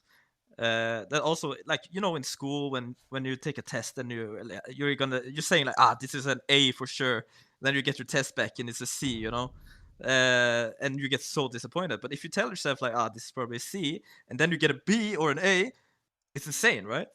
So you just have to give yourself some lower expectations. MBL, you absolutely depress me with your commentary right now. This is I completely. What? I'm the opposite. I come in, I want S+ on the test, and if I get anything lower, I'm disappointed, and I work harder next time. What? No. Yes, that's how you achieve something, MBL. But the thing is, no matter how hard I work, I'm stuck. You know, I'm I just stuck, don't step have the bro. IQ, man. Okay, fair enough. We got the low IQ plays from MBL. Listen, game 2, Loch Ness. This is Daut's home map, and Lewis is gonna Is go this a with. double dock for Lewis? Yeah, Or is is it it? sneak? I think he's gonna go double dock. It's gonna be double dock. He walls in, quick walls the Vil, and he's gonna go for some men at arms. And 2 men at militia arms. so far. I like this a lot actually. And map looks bugged Wow. again, but it's not gonna be repeated though. It looks fine Bugged actually. again? It's How? okay. I think That there's was a like bug last time. there's less shallows of where you can pass, but I think here it's okay. Okay. Yeah, I think this is okay. It's not gonna be I restarted think anyway. Lewis has the fatter area, right? If you look at the minimap, Lewis has more to wall if he wants Yeah. to wall the shallow, Yeah, while Daut has Daut has less. Daut's opening with a range. It's gonna be Less. men at arms for Lewis. 20 seconds to the upgrade. Some quick walls for Daut, but he leaves the mule cart outside. Bring the mule cart back over. And now the militia will loop around. So good pressure from Lewis, but Daut seems to be in a decent spot so far. Just gonna go for some archers. 2 docks for Lewis, only the 1 for Daut. So Lewis should have an advantage on the water with the Dravidians here. What civ do you like better here, Dravidians or Armenians? In the start, Dravidians. In the late game, Armenians. Fair And enough. I do think that I like Lewis's start a lot because if he takes down the dock from Daut, he can start fishing. I was thinking about this double dock, make like 3 fires. Why am I spoiling everything? And then start fishing could be really, really good. Yeah, so are you gonna use that strategy later? No, No, you're not gonna use it, right? Yeah, very good strategy. No, Gonna keep never, it secret. never, ever, never, ever, ever. MBL will not be using that strategy, which he's leaked now. Lewis's scout does go down. It's a pretty big blunder from him. He only has the 2 militia on the field, the 2 men at arms, but nothing too special. Now Daut has the 4 Daut archers. should Could counterattack walk a little around. bit. Yep, he could counterattack. Lewis has only 1 skirm. So Daut can easily just walk over and do big damage with these archers. Yeah. And also something we didn't talk too much about. What do you think about Lewis and water play? Like he played in the water tournament. He got to round 32, same as me. He's not that experienced on water. He usually plays only land maps. What is your take on him? Yeah, I think he's definitely inexperienced on water, but he's decent on him. But definitely his forte is land, which probably explains why Daut home map this water map. Try to catch Lewis off guard. Daut tries to get a villager, doesn't quite find it. Lewis defends for now. Yeah. But yeah, definitely Lewis is a little bit inexperienced on water. You know, that it just takes it's really difficult to play water maps. There's a lot more decision making at stake and a lot more factors to consider. Daut definitely has the experience advantage over Lewis in this position or in this map. Yeah. Also, I'm gonna like the churches for Armenians when it comes to taking the relics, right? You can do the warrior priests. You can do church forward and lock down a position. Yeah. Daut is also having enough fire galleys to clear out Lewis soon. Only with 1 dock. He could go repair a little bit, add a second dock. It's looking pretty nice for Daut, although Lewis is up a little bit faster right now. Lewis has no upgrades on the skirms though, which means these archers can do a lot of damage. Yeah, the water is looking even, despite Daut being on 1 dock, like you said. So, Lewis investing heavy into water has to make sure he wins it. He's defending on land. His men at arms, I think they've died now. I don't think they've done a whole lot. He They did killed a Bill and died. Yeah, he killed 1 villain, then died. But at the cost of losing the water, I'm not sure if that's worth it. And look at this, Daut with 1 dock Yeah. will win the And water. he also loses the villager on the dock here now. Yep. Archers here to collect Looking really good for Daut. Lewis is collapsing here, kind of. Yeah, absolutely. Absolutely. This is looking fantastic for Daut. He also has the churches and the warrior priests, like MBL mentioned, to pick up the 3 relics on either side. So potentially 6 extra relics come to Daut, plus the 1 he starts with Armenians. So, in my opinion, Daut's got good control of the game. And Lewis is in a situation now where he's just massing skirms and reacting. But he doesn't really have the water control that he had hoped for. He's still trying to fight It's for the sloppy water, from Daut though. here, though. Yeah, Daut loses 3 archers in the back of Lewis's woodline. He could have started running. Like, he could be so much more annoying with those archers. But he lost them, so that's kind of huge. Yep. However, Castlage incoming now. Lewis getting 200 extra wood, which is really nice. And he's focusing on water, it seems. While Daut, what is he doing with these villagers? Is he gonna go forward? Ah, he's going church, drop the shallow. Church Okay. middle. Okay, fair enough. That's gonna be, you know, somewhat of a defense against units coming across, but the church is not the best defensive building, so we'll see if Lewis will respect that or not. Demolition ship on the field. Not gonna connect Micros, crazy. That's something you say a lot. Yeah, Daut tried to micro there. Didn't really work out too well.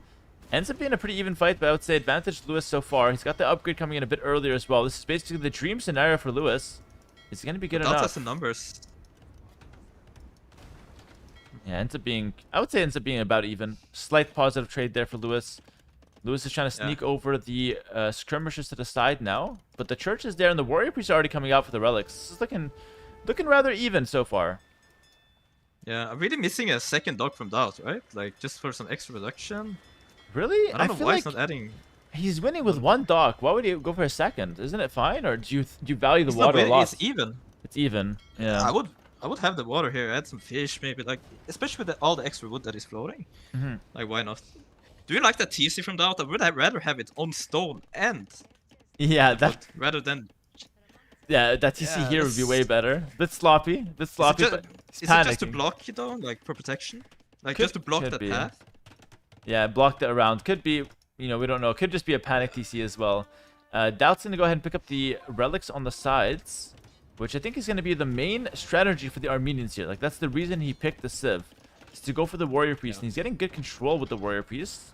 Water is kind of in favor of Lewis now because of that 2 dock production, though, like you mentioned, MB. I think maybe Doubt's underinvested a little onto the water here.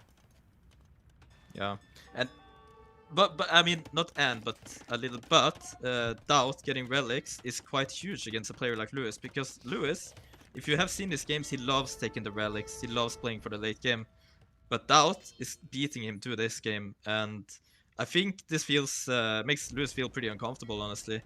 Also, the Armenians with the faster gathering wood from the wood upgrade is also pretty huge for the boom game now. Lewis just on his 30C, his base is super cramped, he has no space for farms, while Daut has a really good eco setup behind this. I really prefer Daut's position now. I would just love some extra docks from him though, but he's giving up the water, it seems. Making a demo. Yeah, no, I agree with you. Doubt's in a much better position now. 3 TCs. I mean, the game is, for all intents and purposes, the game is kind of even, but I would give the slight advantage to Doubt, and actually kind of a major advantage to Doubt because of those relics that will be coming in. Lewis does have the water control, but Lewis's base, super uncomfortable. Look at this, all so tight. Doubt has a lot more map control. He's just booming up with 3 town centers. He's got 2 churches to defend himself now. And he's really spamming out the warrior priest. So he's going to commit to these in the long term. He's got 13 of them already on the field, which is kind of interesting. Yeah, they are kind of insane when they get the upgrades. They get benefit from blacksmith upgrades and monastery upgrades, so they can get a lot of HP, and they also heal themselves, which is sick. What I'm really missing from Daut earlier was a monk on the shoreline, maybe to stop Lewis from killing his dock. But like, why isn't Daut just making a couple of docks, Hera? I don't understand. Oh my god, those warrior priests eat it. Yeah, that was crazy. So my take is, I think if your opponent already won the water, I wouldn't want to fight him back in the water for now. Just because that's going to give value to the already existing ships that Lewis has. You know what I mean? So what Doubt's going to do is he's going to ignore water for now, develop his economy, and then retake it in Imp, most likely, where he can actually get benefit from it via Dromans. You understand what I'm saying? Yeah, but taking the water now means he can use his army to pass and make some churches on Lewis' face, or maybe even drop a forward castle in the end. He's also on stone right now. Now he's adding a dock, as you can see. So maybe he wants the forward pressure. I'm not sure. Lewis going for Elephant Archer? Does he ever want to be Imp or what? This is crazy. Elephant Archer right now is not the right call, I feel like. Because it's not bad, because I think it's a good counter to the Warrior Priest, but he needs so much food to make it work. I don't know if he's got the time for it. Doubt's it already on stone. He's going to start adding in some docks. So MBL, you got your wish there about, you know, more docks from Doubt. You'll lose the Warrior Priest, though, to the fire ships. I don't know. The Elephant Archers could be okay here. They could be solid. Could really be, but with the amount of number of warrior priests that Daut has and the potential of going forward soon, it's looking really scary though. Yeah. Although Daut has 2, okay, it's not a huge thing, but those mule carts lately have trapped villagers so much. Like, look at this mule cart on the gold, making 2 villagers stuck forever. Daut thinks he has 5 on gold at the moment, and now he only has 3. Yeah. He has the relics though, so that helps. Yeah, it is worth mentioning those mule the carts demo! can be... Oh! The demo! Underwhelming. No, it's perfect. We're at the same Yeah, space. they can heal themselves. Yeah, it's underwhelming. You can just heal. He lost nothing to the demo, actually. But Daut, you have to heal. Some of these guys are low HP. Demo could have been a lot Maybe better that's there, extra but armor too. how Wants to tanky make the are church those forward. guys? Heal! Daut, heal! He just picked up Sanctity, so they go to 95 HP now. 95 HP is so much for an infantry unit, by the way. Basically, another demo coming in though. If you kill all the villagers and the warrior priest, they're in one demo! Bam! MVL, that was fantastic. 5 villages go down. Can I get a bam in the chat there? Daut is completely lost the push, basically, because of that one demo. He's going to try to send more villas now. Elephant Archer's starting to mass up. Hold on. That demo could have turned the game completely, because now Lewis has the time to mass up the Elephant Archers. The church is not going to go up. Did Daut just lose to one demo? It looks like it. The warrior priests aren't doing anything anymore. The elephants are so tanky, but Daut is looking to get to Imperial Age though, while Lewis is making expensive food units. I still think advantage Daut because of the water here, but damn, that demo turned the tides a lot. Yes. Daut doesn't have a second building for Imp, so he rushes down to university with all his villagers right now. He's starting to panic. He's not thinking clearly. Lewis getting some control of the game again, looking towards go Imp. 4 TC up for Lewis, but he doesn't have a lot of control of the goals though, so he's starting to be a bit scared here. Also, think about the relics here. You know, Imp faster without relics control. It's still looking great. Yes. Oh my god, what a crazy demo that was. Yeah, I agree. So without that demo, the church rush would have continued. It's going to be nasty. There's going to be churches buying all kinds of time. Now that Lewis has defended that, it's just a game to Imperial Age. But here's the thing. Again, Daut has the middle. He also has the 7 relics. So what I think Lewis should do is actually go for the side attacks. I think Lewis should send some villagers out here, go for some side attacks, and try to pressure Daut on the land. He can't fight the middle, because Daut has so much navy already on the field that if you try to make docks right now, it's not going to work. That will beat you to it, and you're just going to waste all that time. He's going to try the docks on top. I think that's a mistake. I think that's a huge mistake, actually. He needs to push on the land first. Yeah, I think Daut will find that eventually as well. He's going to patrol left, he's going to patrol right, he's going to see it. By the way, I completely forgot that it's not just 6 relics, it's 7. So from 6 to 7 with Armenians here. Are you just trying to say really 6-7? You're trying to say 6-7. MBL's trying to say 6-7 on repeat. My goodness, you got your wish. I was like, what is this commentary? We already went over that, MBL. I got it. You got it. Defensive castle from Daut. The Elephant Archers are coming down. Now, the Elephant Archers are good, but I think Skirms can easily defend them in late game. Lewis is outposting the sides of the map. He's got the docks coming up here. Will Daut spot that? He hasn't spotted it yet. Just kidding, that's a lie. He has seen the corner of the dock, so he knows kind of what's coming. Yeah. Elephant's raiding can be annoying, but Daut has such a nice defense. The castle here, and maybe adding some... what do you call them? Damn it. Composite crossbowmen. And some skirms here. Okay, Yes. so, you know, Lewis making a castle on the shoreline? Yeah. Big mistake against Armenians. Daut going straight into Dromans. Dromans being like a trebuchet / mangonel on the water. Although Lewis, look at him, spamming fire ship on the right. Did Daut really notice this though? I'm not sure. It's not bad. Like, Daut sees it, but I don't think he's reacted to it. He's just going Dromans. But Daut is completely underreacted. He needs Galleon upgrade. He hasn't gotten it. And remember, no shipwright for Armenians. So if this gets into a messy water fight, this could be really good for Lewis. But Daut, heavy knows, demo. Man. Heavy demos, and he's going for the unique tech Sicilian fleet, making his demos extremely powerful against fire ship. So Lewis, thinking he's so smart going for the fire ship, Daut even smarter, going for big demo ships. Lewis is gonna have no chance on water. He's gonna get big bam, dude. Big bam soon. Big bammed. Listen, fire ships hit in the field. There could be a small window though. Only one demo on the field for Daut. Does have, you know, heavy demo, Sicilian fleets, all the good stuff, but does he have the numbers? Fire ships are coming through. We could see Galleon from Lewis as well. Daut stonewalling the sides, by the way. These explosions will be insane. Boom! Boom! And there's more coming! There's more demos! Bada boom! We see that Lewis tried to mass up a huge mass, but Daut scores just increased. He's getting 6 exploded, man! It's insane! And the castle is under heavy pressures from the Dromans, and the demos are just insane at the moment. Poor Lewis, man. I don't think it's that bad for Lewis. Honestly, Lewis is getting shipwrights, a tech that Armenians don't get access to. If he can go Galleon, on top of the fast fires, I think he can still come back. But fast fire alone will not be enough.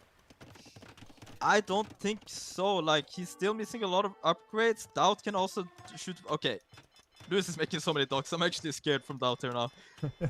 Lewis is docking the whole right side, the whole left side. And he's going so heavy on water that this might overwhelm Daut. Daut, you have 5 docks against 10 million docks. What are you gonna do? Oh my god.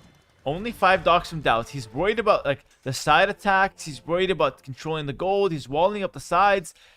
But Lewis is all in on the water right now. He's going into the fast fires. There's so many heavy demos though. Can Daut control this? Can Daut migrate correctly?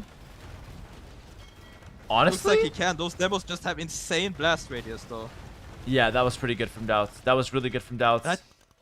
Full Galleon from Lewis now though, but I still think those, like, if those demos come out, they can even kill Galleons, dude. Like, yeah. I really think they are just so insanely powerful. Because think about this. Loch Ness has a very small pond. Like, it's a long pond, but it's pretty small, so you can't really have that much space to run. If you make 10,000 demo ships, you're just gonna lose the whole water. Daut can just spam demos all day in reality and kill all the water from Lewis. And Daut has a lot of resources. Look at this, 2,500 gold. He's spamming some more docks. He can play this forever. He's also mixing in some warrior priests for the side attacks. Yeah, I think Lewis is looking rough, guys. He's struggling for gold. Doesn't have any relics. The control of the game. Behind as well. Yeah, the control of the game for Daut is a lot better. This is it for Lewis. Lewis has to win the water right now, basically. He needs to win it right now. Yeah, but he can't win it in 5 seconds, man. There's demos coming out. Demos are so powerful in big numbers, although he doesn't have big numbers at the moment. Looking decent for Lewis, man. Nah. I don't know. Nah. Lewis has a lot of Navy MBL. Yes, but he can mass like 20 demos in the docks and just jump them out at the same time, and all that great Navy from Lewis is dead. And look at Lewis's base. Is vanishing to warrior priest raids, man. Yeah, that's crazy. annoying. 125 HP. 125 HP on those bad boys. Yeah, that's really annoying. Water fights. Daut is holding. He's fighting with Galleons. He's bringing out the demos. He's just trying to buy some time. Meanwhile, he's fighting on all sides. It's skirmishers. It's warrior priest. I saw Daut getting the champion text as well. And so long term, I feel like Lewis is going to be in such a bad problem or such a bad position on land. Even the water, though, like you said, MBL, not convincing enough from Lewis. Daut can play this all day. Keeps bringing out the demos.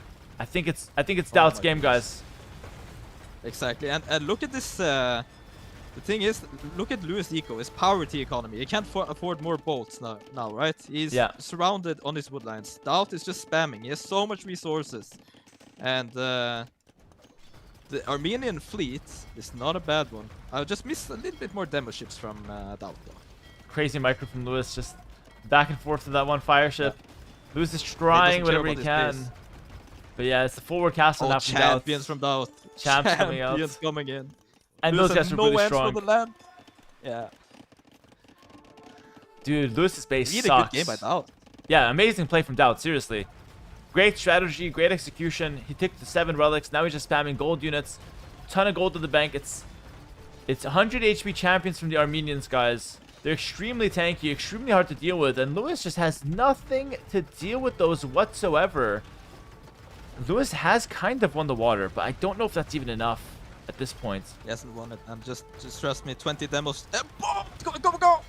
Look at those demos going in! They're insane! Like, just a little bit more demos. Lewis loses his whole fleet. He's not producing a single more boat, by the way. Yeah. Daut is massing a ton of demos, also raiding his whole town. Lewis is down to 112 pop. Daut is chilling on 160. Yeah, absolutely GG now. For sure. There's no chance. The demos have thinned out what left of Lewis's army on the water. And Daut is controlling the land 100% now. And we're getting into the territory where Lewis is just trying to recover as best as he can. Bless his heart. But I think, especially with the second castle coming in now from Daut, it's completely over. Daut, kind of a giga chat, walking in with 100 HP champions. GG in the chat. Daut equalizes. We have a banger on our hands. It's 1-1. And really good games back to back, honestly. This is crazy. Lewis is sweating right now. It's dripping on his mouse pad. He has to go dry it up for the next game. He is feeling the pressure. 1-1, Daut Lewis. And the winner here is going to move on to the last round of this qualification stage, which is insane. So this is a lot to handle right now. Yeah, it's a lot on the line. He's feeling the pressure. It's gonna go to Lewis's home map though after this. So that was Doubt's home map. Hope you guys are enjoying the cast so far. Lewis versus Daut. That's the matchup I was waiting for a long time. Remember, the winner does play MBL afterwards in a best of 7. You're in the lobby. It's gonna be Lewis's home map, and it's gonna be Crownwood by the looks of it. Listen, MBL, talk to my chat for just a second. I'm gonna go use the washroom. They're gonna look at my chair. Enjoy, all right? Read some comments, do your thing. Be right back.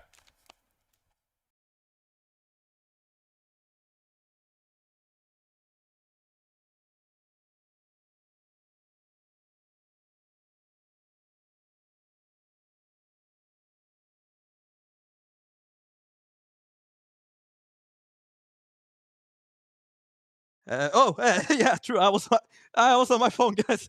I got a message. Sorry. Hello, guys, and welcome to the. I'm kidding. Yeah. So this is kind of crazy. What is really mattering right now is that this is become a best of 3 right now. Lewis and Daut being 1-1 in the best of 5. But I do like Lewis's civs though. I mean, Lewis lost the water map. Think about this. Lewis is not really that good on water. And they're gonna jump into Crownwood soon. And Lewis, I'm telling you guys, I played Lewis a lot on the ladder. He was really good on Crownwood, especially with civs like Way. He walls up very fast. He plays Archer, and then he goes cast stage with 3 TZ boom. And Way is so good because they get economy upgrades and things like that. I mean, they get economy upgrades, obviously, but they get villager each economy upgrade they make. So, yeah. I almost give in top 4. You don't have to, Leary, you don't have to overreact here. So yeah, but you know, guys, I have to tell you something. I'm very nervous for my match. It would mean the world to me to get to Red Bull. MBL, you're the guy with the least testosterone I've ever met in my life. You're so low testosterone. MBL, you're gonna win, bro. You're good. You're decent, actually. But I'm so nervous. Like if Stop being nervous. Right now, my life is a bit sad. Like there's not a lot happening. I'm not excited for anything. Like the only thing that would make me happy is to get a win today. And if I don't, I think I'm gonna hit the bottom. You know, I'm gonna be sad, like legit sad. This is a therapy session. It's a therapy session. Yeah. So like I'm not even kidding. Like this means a lot to me. So I need to find a way to win today, man. But I'm scared. I'm scared. MBL, can I give you some advice? Seriously, can I give you some advice? Yeah. All right, you got to look at the positives, okay? Win or lose, you walk away with $2,500 minimum today. You're going to put on a good show for the fans. I want you to go in and just try your best. If you try your best, you can't walk out a loser, okay? I mean, you will walk out a loser because you are a loser, MBL. But besides that, you won't walk out a loser if you try your best. Thank you for your kind words there. Now I feel a lot better. Excellent. Just to finish the advice, because I wasn't done. You interrupted me, which was very rude, by the way. But you want to try your best. Okay, and you have to realize that you want to take it one step at a time. Focus game by game. Don't think of what's at stake. If you focus on what's at stake, you're gonna lose for sure. You understand what I'm saying to you? So I should just go there and have fun. Is that what you're trying to say? Have fun and take it one game at a time. All right, that's what you gotta do. One game at a time. Focus the draft. Focus one game at a time. Don't think of what's at stake, and that's it. And if you end up losing at the end, life goes on. All right. It goes on without me in London, man. That's what's happening. What do I say? I'm not a licensed therapist. Chat, help me. What do I say to him? And okay. Listen, I was gonna cheer for Lewis against you. What? Yeah, I was. But since after hearing this and after hearing how much it means to you, I would cheer for you against Lewis in the finals. Does that make you feel a little bit better? Don't you think it means a lot to Lewis as well? Yeah, but I think Lewis is not depressed like you are, so I think he'll be fine. I'm worried about you now, MBL. You seem to be depressed and rock bottom, so apparently it means more to you. MBL, why are you rock bottom, man? What's going on with you? I don't know. Everything's just so boring, man. Everything's so dark. I live in Norway, man. It's dark all the time. It's boring. I'm tired all the time. nothing happening. But you know, I always look forward for the summers because it's gonna be better, I think. Yeah, that's kind of relatable actually. In Canada, it was depressing for half the year, but I don't That's know. fair. Don't let the winter depression, don't let the mood dampen on you, my friend. Listen, smile a little bit. We got Daut versus Lewis. This is gonna be game 3. I want you to smile, MBL. Are you smiling? I'll try. No, I want you to smile, MBL. Listen, game 3, Lewis then it- as the way. MBL, shut up and smile. Lewis is the way. Okay, I'll Daut with smile. the Huns. And Daut has played this map full open last time. Is he gonna play open this time with the Huns? MBL, what's your take? I want you to smile and let me know what you think of the matchup here. Okay, so if this is what I think it is, Daut is gonna go heavily aggression on Lewis. And honestly, this is the only thing that worked for me against Lewis in the ladder. I went for range, spearman with the archers forward, into a stable, and then I went for heavy pressure. And Lewis was forced to play defensive with skirms. He went castle age, but then you can siege push, right? So I think that this is what Daut's doing. He's playing a very aggressive civ, no room for walls because you can't really make houses. Yeah. So I think he's gonna be pretty aggressive on Lewis there. And Lewis, oh, Daut went for double range. Ooh, maybe double range Interesting. scouts. It could be. So I like what you said. It's going to be full open from Daut, guys. This is actually an amazing game on our hands for sure, because Daut playing full open means we're going to see a ton of aggression. Lewis could wall, and I think the right response to this aggression is to wall up and try to sneak army. But first, you should start out by just defending. Now, Wei, you need to pick up economy upgrades like Horse Collar and Bidaxe to be able to get the extra villagers. Daut will skip Horse Collar in favor of more military. So it's the 2 ranges from Daut against the 1 range from Lewis, and Lewis is underestimating this. He's trying to move out. I think he might get punished. Doubt's got more production. Yeah. Let's see what happens. His scout also took a big hit, which means a lot in the early fight. You know why Lewis, by the way, abandoned his top lumber camp Hera? Do you know why this is? Can you explain to the viewers? Yeah, so he abandoned the top lumber camp because it's way too hard to defend that one. So he just sent them to the back and he sent a wall and keep that one safe. Exactly. Ooh, Daut is attacking a spearman. Oh, but Lewis didn't see it. He could have gotten an uphill kill there, but he's losing his spearman instead. Lewis already walled the left side. He's now aiming to wall the top side, but Lewis is so focused on walling that he's really put in a huge defense. Look at this wall from Lewis. It's the wall of China, and he wasn't even there. He's not even inspired by it. But he's going for a crazy wall of... Does he have time to get this wall before the attack comes? I God think will he will know. be fine. I think he'll be fine. I think Lewis will wall with 2 villagers. And I think with the archer skirm mix that he has, he should be able to defend. Daut now has a lot of skirmishes on 2 ranges. No follow-up stable whatsoever from Daut. So just playing the range units. Might try to go for the castle age afterwards. Wei now for Lewis has 2 extra villagers. But he's spending the villager time walling. So the economy is actually in favor of Daut if you think about it. But the walls will help kind of control things later on. Scout comes in and takes a hit. Attack is coming in now though. Yeah, the scout took a hit, which is a big deal here because Lewis only has 2 archers in the mix. That scout could have really been winning the game almost if it was a big fight. But anyway, Lewis managed the wall. I'm not going to overreact it. I was missing a stable from Daut. I would say like 1 range a stable would have made Daut be able to go in there. Yeah, I agree with that. Skirm and scouts. I agree with that. Putting a lot of pressure. 2 ranges meant that Daut did not have enough army right here to force onto the vills. If you made a stable and a range, he would have had like 2 less range units but 2 extra scouts, which would have been able to prevent the walls and actually keep the aggression going. So maybe a bit of a miss there, but now he does have the ranges to make a lot of range units in Castle Age. He sold his stone. He's going for a faster Castle Age and an all-in push probably. Probably full cavalry spam, right? I mean, Oh it my could be. goodness. It's Huns. You get a discount. It sounds good. But Lewis with the Wei gets the Xianbei Raiders, which is a really strong Would you cavalry prefer archer that? unit. I think the Xianbei Raiders are better. I think they're really, really strong, actually. The Xianbeis. But are they much better? Because you can get so many with Huns. I mean, you can get so many with the Wei as well. But I think you get better eco with Huns because those Huns cavalry, they don't cost 60 wood, do they? They cost 40 wood. 40 wood Well, and 10% Wei. discount, right? Yeah. Well, Wei has 60 wood on those. So Daut can make cavalries with better eco. And maybe same numbers. But I don't know. Wei has also really good eco at the same time. But I will Look say at this. this difference in cast time though. Yeah, so Doubt's up to Castle Age faster, but I will say this.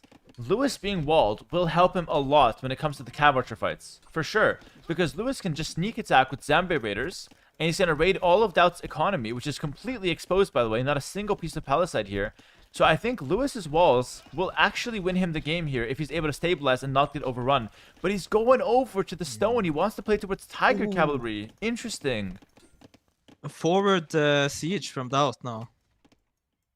Tiger Cav is very interesting. They are so good against range units. Yeah. Like they are so they're like the Tarkin, right? So it's gonna be really, really difficult if Lewis gets into those Tiger Cav. Then I don't know what Daut can do. He has to switch into like Knights or something, but he has to go for Siege and Monk right now, I feel. At least, like Daut. He has to try to break in and make a huge damage before Lewis can get the castle drop going. Yeah, absolutely. I agree with that. So I think the reason why we're not going to see Zambe Raiders here is because Daut invested so heavily into the skirmishers. And so Lewis abandoned the whole range idea. He might go Elite Skirm just to hold a little bit. But his main plan is to get to the castle drop into the Tiger Cavalry. The Tiger Cav has 4 Pierce Armor, very good against range units, extremely good against skirmishers.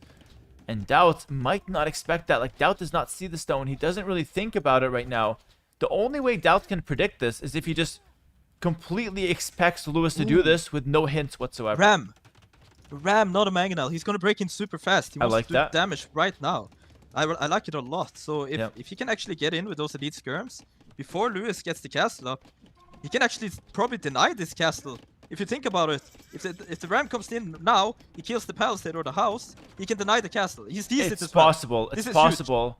This is such an important timing. Only 1 hit against the palisade. 2 hits against the palisade? Okay, I'm sorry. Or is it 1? Is it 1? Guy? Are you right? I'm not sure. He's killing the house though. Is that the right call? I think palisade just to get in as fast as possible. Lewis no, the house. Castle. It's taking so long. Oh my god, this is huge. It's taking too long, right? It's taking too long. He should have went for the palisade wall. He's gonna kill 1 Vil only. 2 Vils. 2 Vils. 2 Vils for Daut. Almost a third. Lewis is fine. Lewis is completely fine. He's got Bosa for an extra Vil. He's got 0 on food though. That castle took all of his food villages. He's got to reset his economy. Tiger Cav is coming out. The castle's gonna hold. Daut will add a town center immediately in response. That town center is extremely ugly. Lewis doesn't have food to upgrade these Tiger Cav, so the ram push will continue with Cav Archers and Knight behind. Lewis is trying to rush up a siege up to defend. This is probably because he doesn't have economy to do anything else right now. Yeah. He can't really mass those Tiger Cavs. Huge mistake from Lewis. Lewis. Trouble, actually. He's not fine. Yeah, he's not fine at all. A huge mistake from him. He's put 8 Vils back on stone. He doesn't need the stone right now because you can't afford a second castle production anyways. So he needs to take those guys off stone, put them on food or wood, other resources that can help him stabilize. That's a big mistake. Maybe a little bit of lack of experience there playing the unique unit style. I think he's just completely improvising at the moment. He's making a few Tiger Cav. He's thinking about counterattacking as well with the range units. I would like to see Lewis send a couple counterattacks in. Daut has a monastery now to defend. Yeah, Daut's pressure is huge though. The ram is putting on so much pressure, killing building after building. This is a very intense moment right now. Lewis getting up a stable though. He's stabilizing his economy. Mangonel coming out. I think Lewis is holding maybe with that Mangonel. Yeah, Mangonel holds. Ram has to go back. The Tiger Cav raid. So I like this. This is good. I feel like you have to expose Daut's weaknesses here. You have to counterattack him because Daut is playing a glass cannon strategy. All offense, no defense. Now Daut's on a football a little bit. He did see those Tiger Cav come in. This is what Lewis sees right now. Bloodline's coming in on these bad boys. And let's see if he can maybe find this woodline. It's quite exposed. Daut's trying to defend. Just moving over some villagers from an exposed area to a more well-defended area. And adds a 3rd town center to keep himself safe. Meanwhile, a 2nd town center from Lewis to continue developing here. Pretty ugly town center as well. It's not been the prettiest on both sides. Yeah. I like that Daut has monks though. Lewis is also having a monastery now. And Lewis is really good at like sneaking out, taking relics, even though the other guy has map control. Speaking from experience there. But Daut is breaking in though. Lewis Mangonel is out of position. Daut is gonna get in with all this army. Is this a good thing or not? Oh my god, takes a big shot though. Yeah, Mangonel shot lands. The ram is in. Tiger Cav. Lewis inviting him here. Yeah, this might be a trap. He sniped the ram afterwards. The Tiger Cav are coming in from the back. He's got Wheelbarrow coming in for the economy. Meanwhile, a few skirmishers. But I don't think Lewis can fight this. The raids have been pushed back. One Tiger Cav converted, the other running for the hills. I don't know. I think it's advantage Dauts, honestly. Yeah. But look at this HP from the Tiger Cav. 135. That's crazy. Yeah, I don't know who designed There's the so Tiger much Cav. armor. They're so strong. Is it you? 4 Pierce armor. It was not me that designed it. No, I'm not on the dev team. I wish I was, but I'm not. It's 135 The way you HP. said it sounded like it was you. No. It was.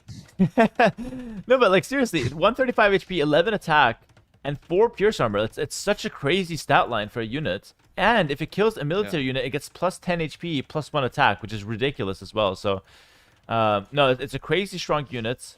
I think just because Lewis has that unit available, he's in a better position. Even though I think Daut's position is actually slightly better overall. Oh. Monk gets a conversion. That's huge. Yeah. Makes the monk dying worth it. Skirmish on the field, doing quite well. Armor coming in for Lewis, so more armor on an already tanky unit. Dude, the fact that they are not dying under TCs and they have no upgrades is just insane to me. Yep. Lewis though sneaking out for a relic, as you can see on the top. Look at him, man. I told you, man. He's so good at sneaking for those relics, even though he has no map control. Yeah, he has no business taking that relic. That's such a good point. Yeah. Look at you, caster MB. MBL, you might be a better caster than you are a player, by the way. I think that's my next career. I'm gonna be MBL 90. Okay. Professional caster. MB90, that's pretty good. Videos. Okay. Yeah. That's good, because you might have to retire after you lose to Lewis very soon, so I think it's good that you're thinking about that. I'm preparing the Twitter post already, like, I'm sorry guys, I lost, I will do my best next time. You know, MBL, your journey is hilarious, by the way. MBL, this is the journey of an MBL tournament. Guys, I took time off work, I will do my best and I will win. Oh guys, I'm sorry, I lost, I didn't have enough time to practice, I'll do better next time. That's it. Rinse, repeats. Rinse, repeats. That's MBL's tournament. I'm sorry. Instead of practicing, I started playing World of Warcraft in my free time. Like, I'm sorry, guys. I'll try again. No, listen. I think you'll do well today. But so far, it's the Tiger Cav just running around and raiding. Husbandry's now in. He's still missing some armor upgrades on these guys. These Tiger Cav can get even stronger. Fill count's relatively even, around 80 something a piece. But I feel like almost this is like Hunts versus Goths situation at the moment. Like, I feel like those Tiger Cavs are like Huskarls on a mount, you know? On a horse, and yeah. the only way that... Yeah. And the only way that Daut can really kill this is by getting Halbs out. Right? But then he can go Haegwang. No, not Haegwang, but Shanbei. Yeah, absolutely. Daut is doing really well, though. Like, Daut's in a good position, but I think, like, Lewis's position is slightly easier to play. Like, he's got the 2 castles set up, which is amazing for defense. He's massing just 1 unit. Daut has to make a ton of different units to just keep up with just 1 unit from Lewis. But the raid on the woodline, Hera. That's raid good. on the woodline on the south. It's good, but really plus good. 2 armors coming in, right? So, like, 4 vills down. That's not too bad for Daut. Plus 2 Ooh, armors look at the in. left army. Yep. Look at this. The Tiger Cav are now fully Daut doesn't upgraded see. in terms of armor.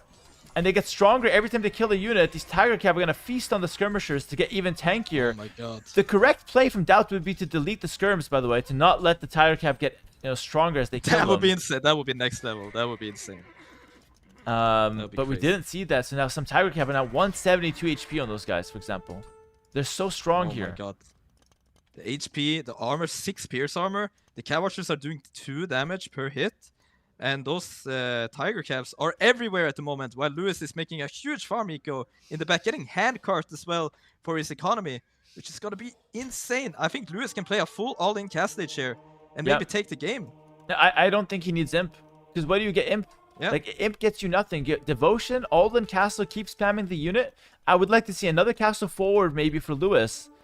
Daut is kind of panicking on defense now. Yeah, he's in trouble.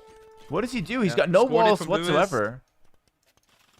And chasing with Cav Archers against this unit, I'm telling you, they will just feast on the economy, and Lewis will just get a better economy. Lewis coming forward at the castle! No way! I love it. I love it. Insane. That's exactly what I want to see. It's so aggressive. He's selling his resources. He's going to buy 200 stone. He's going to drop a castle on Daut's face. Look at the youngin. Look at Lewis doing it. He's raiding Daut to bits and pieces. Daut is dropping a counter castle, but the Tiger Cav is coming in, and the Tiger Cav will not die to the TC. They will just sit under there. Yeah. Daut castle is going to happen. He deletes it. Oh. He's panicking. His economy is in shambles. All his villagers are going down. Panicked. He's Lewis is completely making panicked. Huge attack here. Imp coming in for Daut, but that's gonna give him nothing. Nothing at all. All his The- fields are dying. The 1,000 Tiger score Cav lead. is This perfect. crazy. The Tiger Cav is absolutely perfect here. He's running all around Daut's base. Daut is completely idle. Remember, 4 Pierce Armor plus 2, 6 Pierce Oh my Armor God, total. Look at this. Look at it. They're not dying at all. This unit is so broken. It's way too strong, man. This unit's so freaking powerful. It's way too strong. I like what you did there, MB. I like that, MB. As a good dad Yes, joke, yes, MB. yes. Yes, And, yes, and yes. Daut forced to run away from the town center. Castle defense, maybe he can hold on, but it's 80 vills. He lost all his Um, economy. Lewis is expanding, making outposts everywhere. This is what Lewis is so good at, you know, like when he takes control, he puts outposts on the whole side. He takes the map control. He controls his units perfectly here. Even with his 60 APM, it looks like he has like 200 at some point. Daut is losing everything in the south to 3 Tiger Cast while trying to defend in the north. This is GG, dude. Yeah, This it's is completely over. Great play from Lewis, to be honest. Daut might try in a little longer. Wait till Imperial Age kicks, but I mean, look at this. It's not a fair fight. It's literally Oh not a my fair fight. goodness. Oh my goodness. Oh my This is goodness. crazy. Like, I was sure that Daut was gonna ban the Civ as well, and like, he banned Saracens, but banning Wei is so important because they are so strong. GG in the I chat, don't guys. understand this. Crazy play from Lewis. Lewis first picked away, and now we know why the Tiger Cap are so insane. And I feel like Daut's strategy, like that was actually doing really well. He broke into Lewis's base. He put so much pressure. He played open to be able to, fuel that aggression.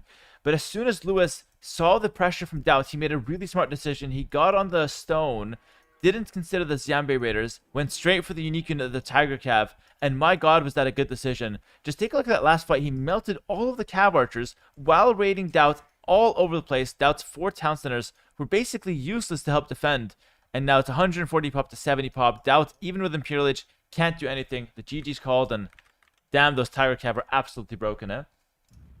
Yeah, I can't help but think that Daut's attack was a little bit too slow. He had to get in super fast. He had to kill the palisade, try to deny that castle. I think what he did after this was really nice, but he just didn't pressure enough, I think. Like, he needed to keep doing the monks, the siege, like hit the pressure on the TC. You can't let Wei boom into those insane units, but it's super hard to stop. Those units can just go in, melt the mangonels, they can melt the army, they can raid. It's tough, it's tough.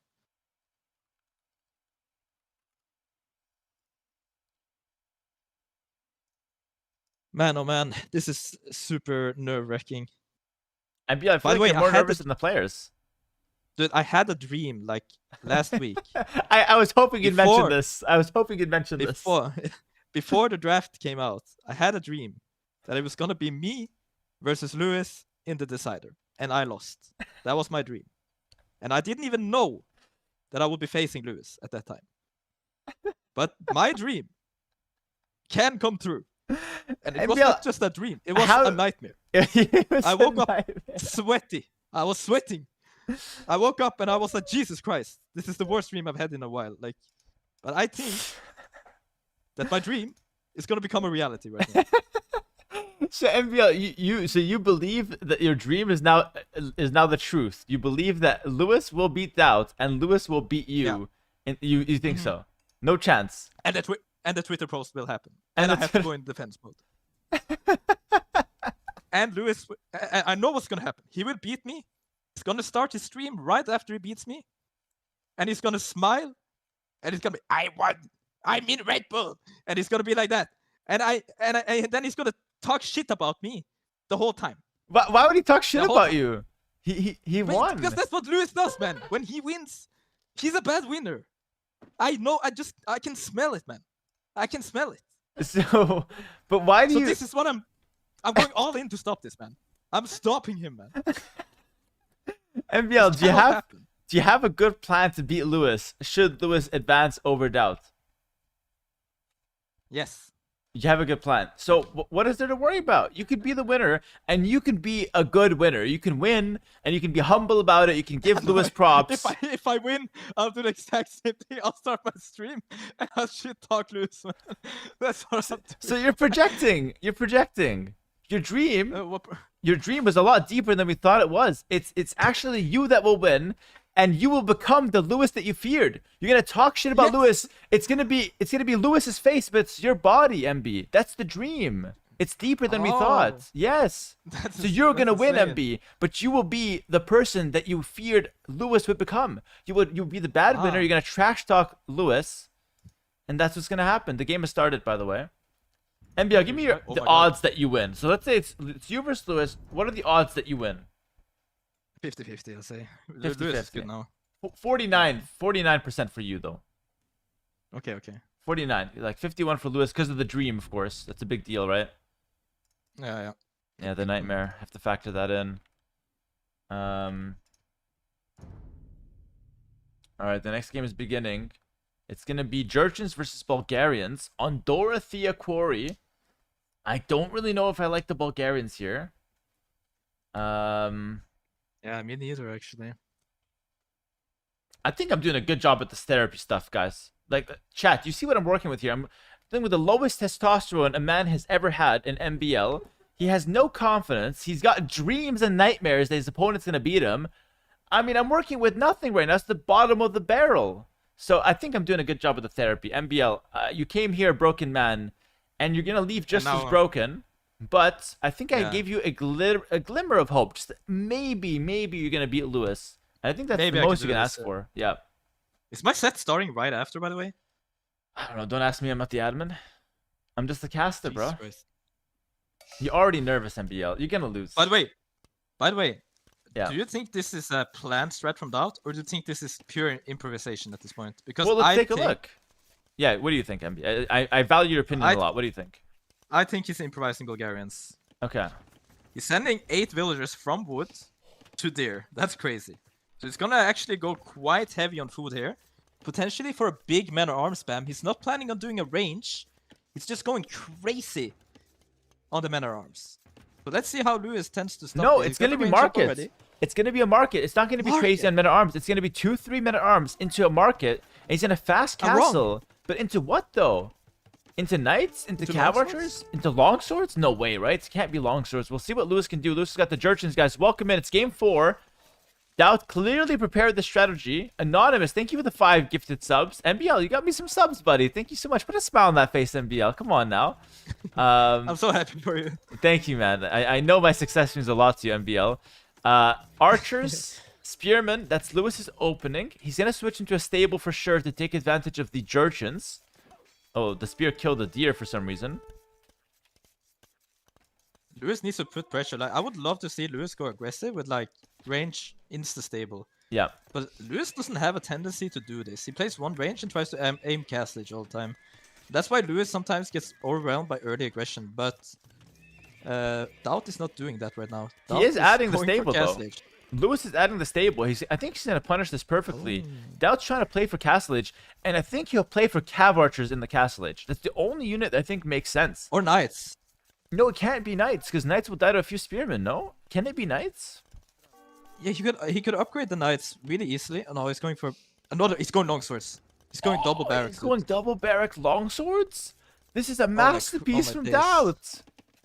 Is it If this going to work, works- though? If this works, I'm gonna be so impressed. Like so impressed. That's crazy. Does Lewis know he's up though? Look at the score. I don't know. I don't know if Lewis is thinking about that. He's chasing away men at sees the arms for market. now. He saw the market. He should know it's a fast castle, but he would never expect longswords unless he scouts the second barracks, which he actually might, by the way. And Oh, yes, listen, he is. Lewis can go full feudal into this, by the way. I think you just go full feudal. You continue spamming Double scouts. range? No, just one range into full scouts, and the archers never die. No. Yes. No. Yes. No way. Yes. He's doing that Yes. though. Yeah, he will. I'm saying that doesn't work. Or you saying it works, right? Yeah, exactly. And I'm the better player, so I'm right. Jesus You're Christ. so mad, MB. No, well, listen, we'll see. I'm We'll so see mad what and I'm happens. so bad. No, listen, we'll see. Like, I'm not sure if it's gonna work. I'm just giving you my best idea. Daut spotted a Vil, picks it up. That's actually 1 kill for Daut. But Daut Lewis has no is defense. pressuring. Lewis coming in with all the scouts with the attack upgrade and faster speed. And now, attack on the right side. Attack Third on the barracks. left side. Big attack on the left side. Third barracks coming up. This is crazy. defending with Third the barracks, barrels. longswords. Like, I've never even thought of this idea. It doesn't even sound that good to me, even while I'm seeing it. We're going to see the second stable from Lewis. He's going to go for the all-in scouts. So MBL was suggesting 2 ranges. If this doesn't work, MB, then maybe your plan with 2 ranges could have been better. Let's see what happens. 2 longswords going to be raiding and, potentially counterattacking to begin. Chainmail armor God, from I'm so Daut. nervous. This is extremely God. nerve-wracking. Daut is 1 game away from losing, by the way, and he's pulling out the Bulgarian triple barrack longswords, which is Look at absolutely Lewis crazy. counter rate. Counter rates, they're The really good. scouts. The mobility, right? The mobility is crazy. And he's defending with archers at home. Yeah, Daut the has 2 archers. armor though. And coming in with a lot. Ah, this is crazy. Tower I don't from know what to Lewis. say, man. I don't know how to cast this. Oh! Lewis went for 2 ranges, MBL. He chose you. He chose you after all. He's gonna go 2 ranges. He's gonna switch it up and go for the cav archers. He's not getting a 29 market. mils for Daut. Daut's 29 down mils to for Daut. 29 vills. He's getting raided left and right by the scouts. And Lewis is just going to defend with some archers. He's got a tower on the gold. He wants to go up and he wants to go for the cav archers in response to Daut's aggression. And I really think Lewis is in a great position. Daut is abusing the deer. Look at this. Just taking a random deer up top. Yeah, this is crazy. And he's also losing his whole woodline now to 2 scouts. Lewis has the forging, and he has the extra attack. Those villagers are getting eaten. Daut is down to 28 vills, soon 27. But he's all over Lewis's economy. Lewis is not up to castage yet, but he's about to click. And when he clicks, he can go step lancers, but he has to hold on for a long time against a huge flood of longswords from Daut. Oh Daut my is all in. goodness. Daut lost my 3 God. vills on the woodline. He's idling. He says 25 vills. You start with 28 vills in Empire Wars. He's down to 25. Do you understand what I'm telling to you guys, chat? He's down 3 vills from the starting vill counts. Lewis is picking off the woman on the right side too, taking the deer. He just lost a lot of food on her. Oh my god, my goodness. this is crazy. I just... Who the hell lost to the strategy in practice that Daut thought it was a good idea to pull it off in the tournament? It was not me. It was Tatoh for breaking sure. in on the woodline. Okay. Only Okay, 2 some, vills down though. some good news for Daut and his fans, which are a lot. Daut is a fan favorite. He's pulled out a crazy strategy. I don't even hate it, but it's so risky. And I don't know if it's worked so Lewis gets up, far. I think Lewis can win. Oh my I God, this is just don't crazy. know. Yeah, it's 24 vills. The tower's defending. He's the breaking in on archer's doing top. well. He's breaking in on top woodline. Okay, that's good. He's broken. That's good. Lewis Lewis sees has it, to run. but he's got an interception coming in. Yep, a With little the bit of a longswords. flank. Daut flanks a little bit. He's gonna kill 1 vill at least. Kills 2. You know what? This is actually not bad. He's actually This is killing not some bad at villagers, all. but the cav archers coming out for Jurchens, they attack 25% faster. Isn't that Look at really Lewis strong? panic queuing vills. Oh god, he's got 8 vills in the queue. But that might be a positive thing for him though. He might think, oh my god, I have no food, and then he sees his vill queue and he's like, oh, I got 500. He's got a quick wall of vill on the right side. He finishes the range. Let's see if he cancels the queue. He does cancel it, exactly as you said, MBL. Great casting, MBL. Yeah. And now cav archers come out. Botkin for sure gonna come through for Lewis. Oh, but 1 scout from Lewis killing all Daut's villagers at home as well. 23 vills from Daut, 32. This is a crazy game, dude. This is a crazy game. But triple range cav archers coming in now, and Daut has nothing, dude. This Daut game is over. I'll tell you why this game's over. Because Daut, he has no food. He can't make villagers. He can't continue producing longswords. And Lewis can continue making cav archers all day. He's got wood secured up here. And he's got gold secure here in a big way. And he's got the market. That's enough to stabilize. And Daut can't play the game. He's completely stun locked. And I wouldn't be surprised if Lewis actually expands to the dock to take some more gold. But I wouldn't be surprised if Lewis raid starts on the sending gold. out some counterattacks now. So far, it's all Daut, though. But does Lewis know how bad situation Daut is in right now? Does he know that he's on like 20 vills? That's a good point. He knows he did a lot of damage, but he doesn't know about the 7 minutes of idle TC. Like, Daut's completely all in. But maybe Lewis thinks that Daut has a decent economy now. It's hard to say. But Lewis is on his cav archers. He loves this unit, MBL. Yeah. I think Lewis is in a comfort spot right now. He's got the tower on the gold. He has this wood line walled in. So he can just spam Cav Archers. Daut is wasting all the longswords under TC. And eventually Daut has nothing to work with. He's not making a single will. He's not making a single longsword. The score's growing for Lewis. Daut is losing this game completely. Completely. There's no answer to Cav Archers, guys. There's no answer My to Cav goodness. Archers. Daut's on 23 vills. How can It's you gonna be go me for versus Lewis. I fast cannot believe it. castle? I MBL, can't relax. MBL, can you relax? It's okay. I can't MBL, believe it. the dream is coming true. Lewis is I'm coming gonna choke so through. bad. Lewis is gonna be in Red Bull. Listen, MBL, I have the secret for you. You just have to prevent Lewis from going on Cav Archers. Use the skirmishers, MBL. Dude, Lewis the had a skirmishers. positive win rate against you in the ladder, man. No, at the end he didn't. He had negative in the end. Well, what did I have? Like 7%? He had like MBL. 40%. He's the GOAT.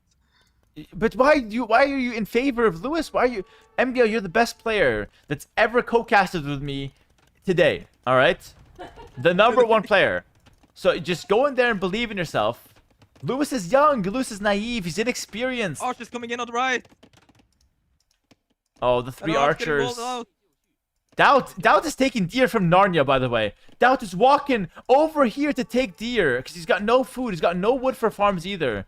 This is completely over, guys. The defense. CA are just destroying him. Scorpion defense, but listen, let's be honest. Lewis is going to run circles around those Scorpions. Daut with a decent idea. I just don't think it was enough. The archers are in the back of his wood line. Daut worked his way up to 25 vills, and he's going to lose 2 more now. What a sad story. He's back down to 23 vills. Why would he go for this strategy though? Like, it's crazy. I have no idea.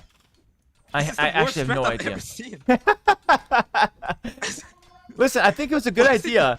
I blame Tatoh because Tatoh for sure lost to the shit in practice, and then Daut thought it was good, but it was just not that good. It's decent. It's not the worst idea.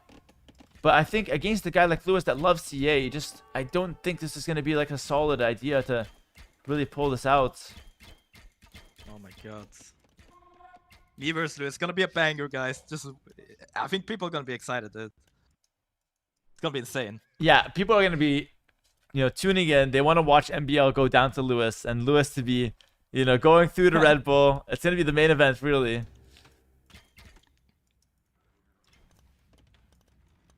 MBL, don't And nervous Lewis- laugh like that. You can do this, MBL. Just taking Lewis- nervous laughs. Lewis is in the zone though. But look at Daut's attack though. 5 longswords, 3 scorps. Lewis has nothing to stop this, but Daut has nothing at home. Well, he's defending his gold with a Wait, scorpion. MB. He's still 5 farms. Someone in the chat says, nah, Daut will come back. If Daut wins this game, I will resign the next Dude. 100 games to MBL on the ranked ladder. Immediately. Look at the attack Daut is coming in with though. Lewis has no defense on his wood lines. He might lose Oh, shit. 20 villagers here. Oh, shit, you're He's actually running. right. Oh, wait, why is he running? He has no answer to the Scorpions. Well, wait, I spoke too soon. No answer. I spoke too No soon. bloodlines on the Cav Archer. And he's losing his attack at Daut's base. No way. Oh my No, wait. goodness, the Scorpions push away the Cav Archers. Lewis, no, he's gonna kill 3 more vills on the freaking Lewis can't afford Narnia TC. deers. He's gonna 0 on wood soon. 33 vills for Lewis. 32. 24 for Daut. He's still fine. Defense. He's still fine. Lewis is still He's fine. losing all his wood. It's okay. He's got one on the Look right at the- side. MBL, you listen to Look at me, the right man. side. If Daut sees it. No, you listen to me. He's not gonna see it. Okay. He's Daut not gonna mess up. see it. But Daut is messing up. He's gonna lose all his wood. Oh my Lewis goodness. has no defense. Why does Lewis have no defense? MBL, talk to me. Why does he have no defense? I don't know. Wait, maybe the dream is Daut all along. Is Daut gonna Daut come has to back? find No, his the wood line. He raids has are to find really his Cav good. Archers. But the raids are really good. He has insane armor. Yes, the raids are brilliant, but Daut has Scorp defense. Oh no, oh If Daut kills no. all the CA. This is crazy. This is the fight of the game.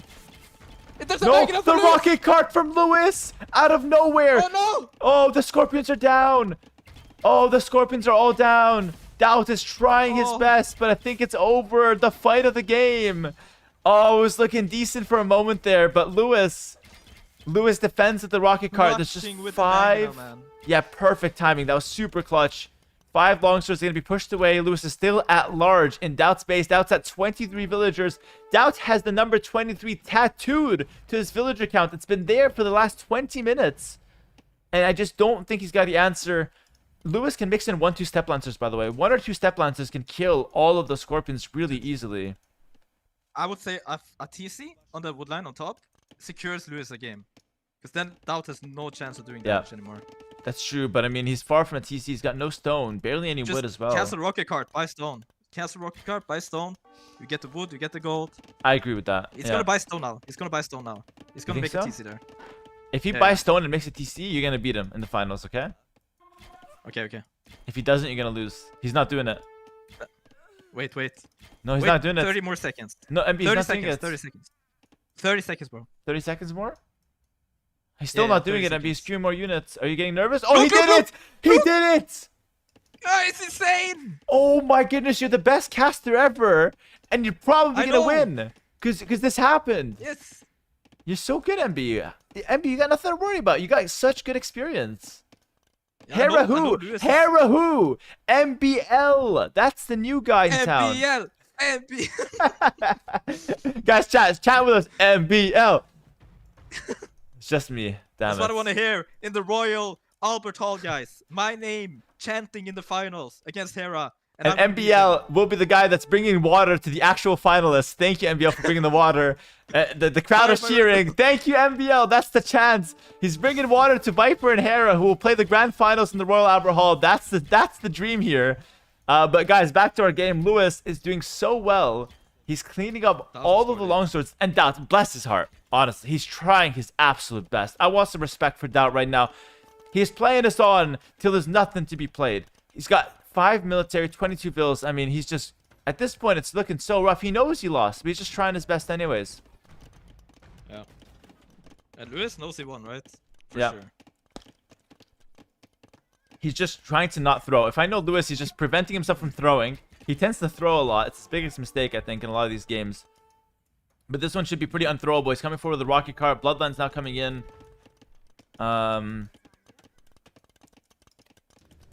Lewis is coming, MBL. Lewis is coming. You. Oh, no, not like that, MB. No. MB, I got kids watching. You can't be saying stuff like that. Hope you have the same will count as me. Daut says he's now. No, Daut, he's got double your bill count. Daut thinks And that Lewis Lewis... takes down the siege! I hope I don't. 11. Why are they typing to each other? This is crazy. In a tournament qualifier, they're typing to each other. The jokes are flying. The But typing Lewis. GG will be called. I know it. Yeah. GG will be Lewis is called. doing so well. GG, good luck. Daut is out. Daut is out. Out. Lewis is Daut in. is- Guys. Can we type it in the chat, guys? Daut is out. No. I want some respect for Daut. Respect for Lewis, guys. GG in the chat. That's the only thing you're allowed to type. Well played to Lewis. And MBL... I'm getting word from the admin. MBL has forfeited due to Lewis's aura. MBL will not be sick. playing the last match. He forfeited.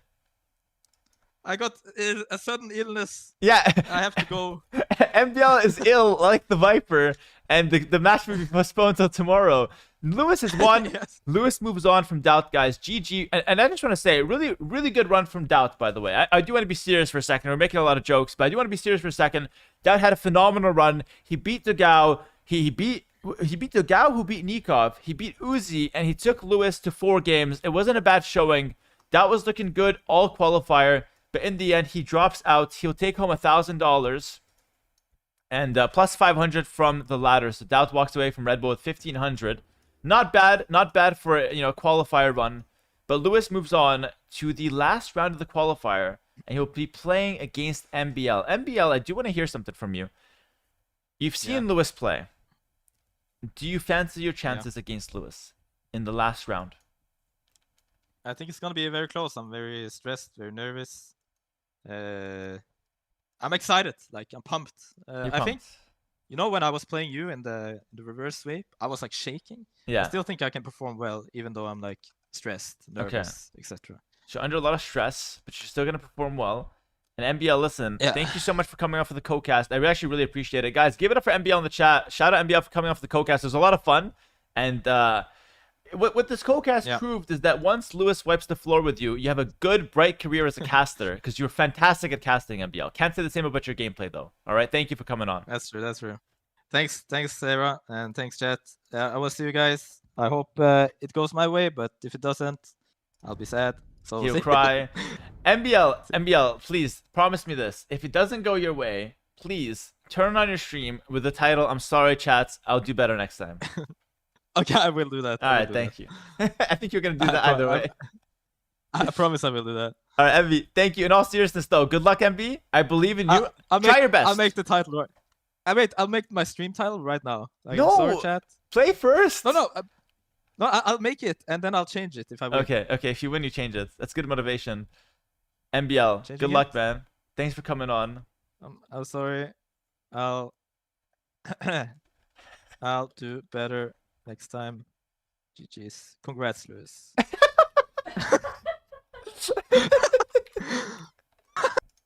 Okay.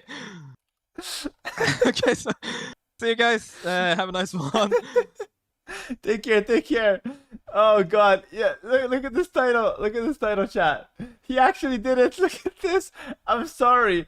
I'll do better next time. GG's. Congrats, Lewis.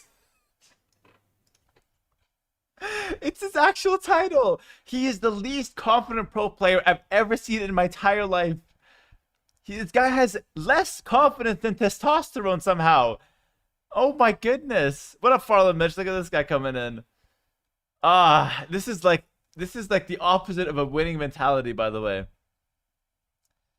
Ay.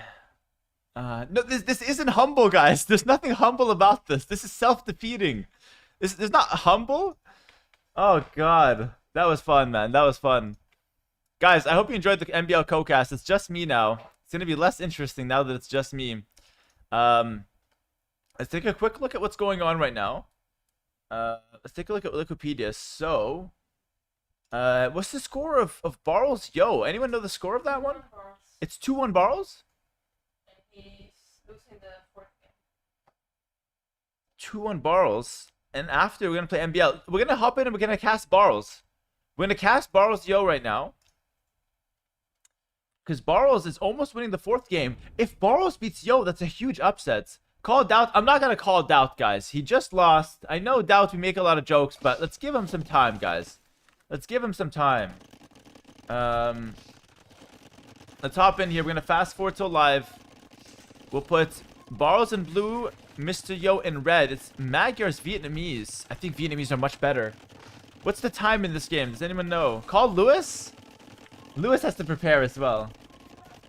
Lewis has to prepare. He doesn't have time right now. He doesn't have time. Let's leave. Here's my rule, chat. My rule is this. I'm allowed to talk shit as a caster. I love the banter. It's very fun. But I never interfere with the players for real. I never do it for real. Like, that's my rule. And I have to stick with that because they're playing for so much. And I don't want to make jokes at the expense of the players. You know, I hope that's okay.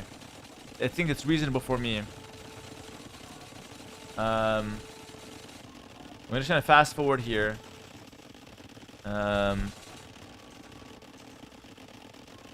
Super chat on YouTube. Daniel Weiss with the $5. He says H90 unofficial.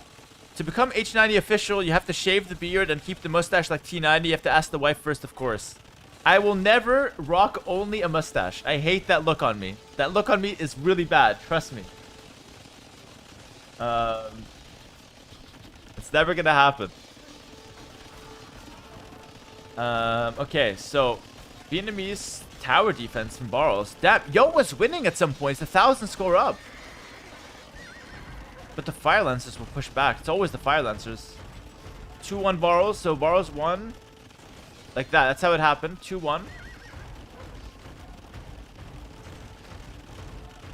Gonna get another water here. Oh, wife's gonna get it. Thank you.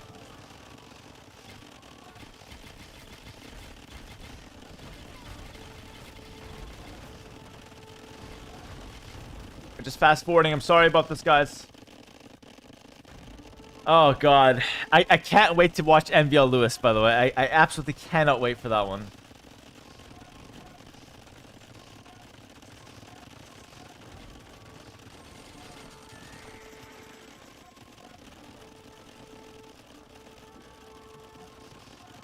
What civ do I prefer in late game? In super late game, Magyars are better. But in early late game, like early imp, Vietnamese are much better. So I think Barles is going to be in a good position if you ask me.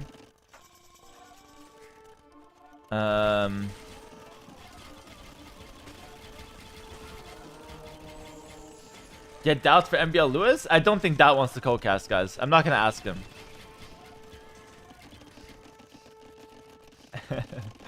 Guys, Daut just lost. He needs time to process it. It's normal.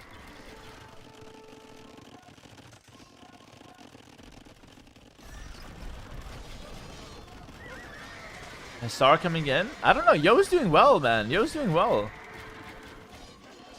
Yo, the Magger late game is good as well. It's 6 relics for Yo. Wait, this changes things. Yo on 6 relics is really good. Wait, Yo is in a good position. Yeah, the Magger late game with 6 relics should beat Vietnamese for sure. 100%. Oh, but the fire lancers are so broken. Fast forwarding, fast forwarding. Okay, we're back to live. Awesome, awesome, awesome. Get some energy in the chat, guys. Barrels Yo. We're coming in late to the series. It's actually a best of 7, believe it or not. It's a best of 7. So we're only at 4 games in. And we're now live. It's Magyars versus Vietnamese. It's 200 pop apiece. We're going to watch a beautiful late game here. Yo's got 6 relics. But Barrels has the position. And Barrels has Imskirm Fire Lancer as the main composition. But it's Heavy CA and Hussar for Mr. Yo. And Mr. Yo has played a lot of Magyars here in practice on the ladder. Alright, big fights, big engagements. This late game can go either way, but I think the 6 relics makes me favor Yo heavily, actually. Yo has full upgrades, recurve bows in, everything's in.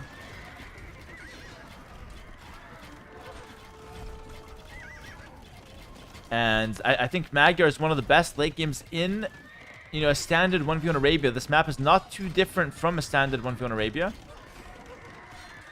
This castle is about to go down. This 3-ville's repairing, but Barros does not have a lot of stone.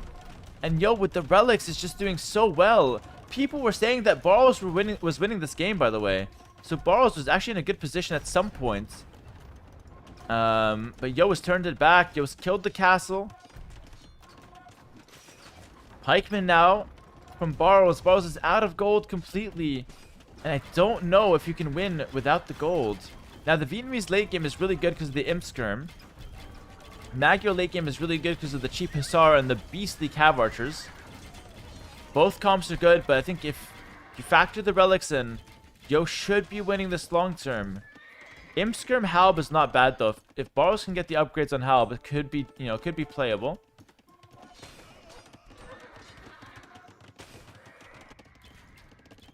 Some Cav Archers waiting on the left side. Yo's resources looking nice and dandy. 1,500 gold. He's got 3 trebs on the field, and Barles, he's only got 3 castles left. And one of them's getting knocked down by some trebuchets. This looks like it's going to be 2-2. No, Barles does not have paper money. No paper money whatsoever. He's going to go for Halbs.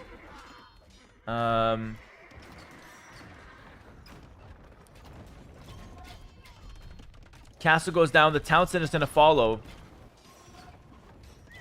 And I think Yo will continue to take better and better positions now that the castles have fallen.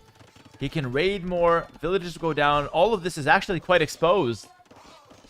And Yo can now just let the Hussars run rampant in Barros' economy. And this is what Mr. Yo sees. He sees the villagers. He sees the exposed wood line. And he's also raiding the right side. Beautiful play from Yo in this late game. He's one of the best late game players in the game, by the way. He's known for it.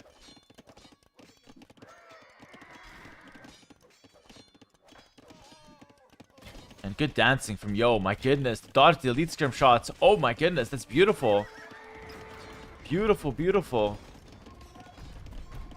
And Imp Skirm is a really good unit. I actually love the Imp Skirm. I think it's fantastic, but I don't know. I feel like Yo's composition here is just really, really strong and more mobile. Fire Lancers coming in. These are the last Fire Lancers that Barros can make, though. So once he loses these, he can't really remake them, and that's gotta feel bad in his position. He's gonna try to hold on to them as much as possible. Takes a nice gunshot there. And those cav archers, guys, with 8 range, it's just so hard to play against them. They really are beastly. And Halberdier, I think this unit's good, but I don't think it's that good to be able to fight off basically 50 Magyar cav archers, basically, is what we're looking at. 3 Trebs moving forward as well. Barles is going to try a desperate attempt to go to the left side. There's not much here for Yo, though. Yo can always buy a castle defensively if he wants it as well. He's got a lot of resources. Paper money finally comes through for Barles. That's going to give him a little bit of gold income every time he chops some trees. So that's not too bad, actually. It's not too bad. Yo's got a good amount of cav archers. He's going to chop through some of these halberdier. Oh, the halbs are getting melted. Oh, the halbs are getting melted, boys. Damn, they're just not good enough. Firelance is forced to come back. 1 trip dies, but so does the castle. Yo's looking on point right now.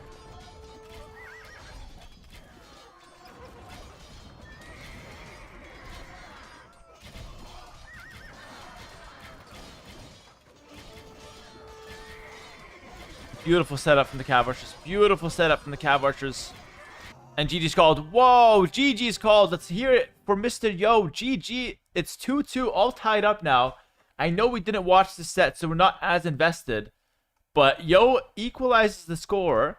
And that was a crazy good late game from him. To play with the 6 relics is really good, by the way. Really good 6 relic late game. It's not easy to get 6 relics. Normally you get maximum like 2 or 3, maybe 4. To get all 6 on this map is definitely quite the challenge. But well played to Yo there. So here's the deal. We're going to cast Barles and Mr. Yo until MBL and Lewis starts. Does that sound good, chat? I think that sounds pretty good. All right. And in the meantime, so MBL Lewis will start in 44 minutes on paper, okay? So listen, let me go use the washroom. But I'm going to show you guys real quick. Actually, I will show you nothing. I'll be right back. The next game's starting. Let me wait till it starts, actually. Just to get a couple minutes where I can talk to the chat here. We already knew Lewis has to win. The prophecy is foretold. The MBL dream, guys. The MBL dream. I love that he came on and told that story. Because he's not lying, by the way. He told me that story before the brackets were drawn. He told me he had a dream that he would match Lewis in the brackets and he would lose. And all of that has happened. Which is crazy. It's like, was this a dream or a vision? Like, I don't even know at this point. MBL has predicted the entire bracket via dream. And let's see. For now, though, it's Yo and Barles. 2-2 on the scorecards. Just to catch you guys up. Yo 3-0'd Tatoh. We casted that earlier. He 3-0'd Kapoch. Had trouble versus Velez. And now he's playing Barles 2-2. Lewis Daut, we saw what happened there. 3-1 Lewis. Lewis will play MBL. And then the last bracket that we haven't seen, we saw Vinchester when he qualified. So Vinchester's qualified, just as a recap there for some of you. And then the last bracket is Tatoh Sebastian. We're going to cast that tomorrow. Tomorrow, we're casting Tatoh Sebastian, winner plays Viper. That's going to be tomorrow. I don't know the time right now, but I'm going to start my stream early, and I'm going to play games until that happens, okay? So it should be a lot of fun. That's the schedule for tomorrow. And that was due to Viper falling ill.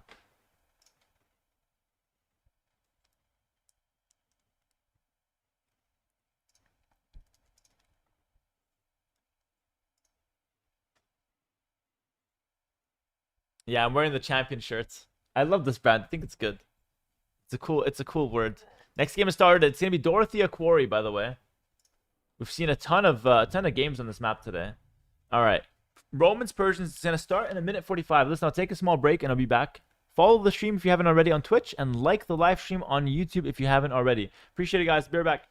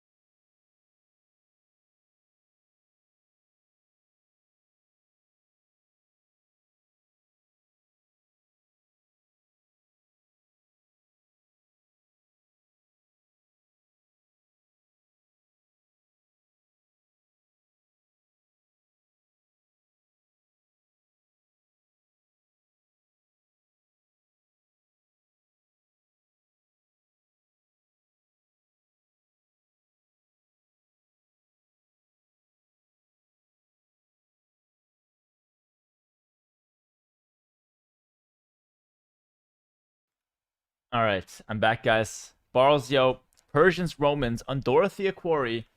Pretty evenly matched, I would say. Pretty evenly matched. Let's see what we can do, though. Very excited for this game.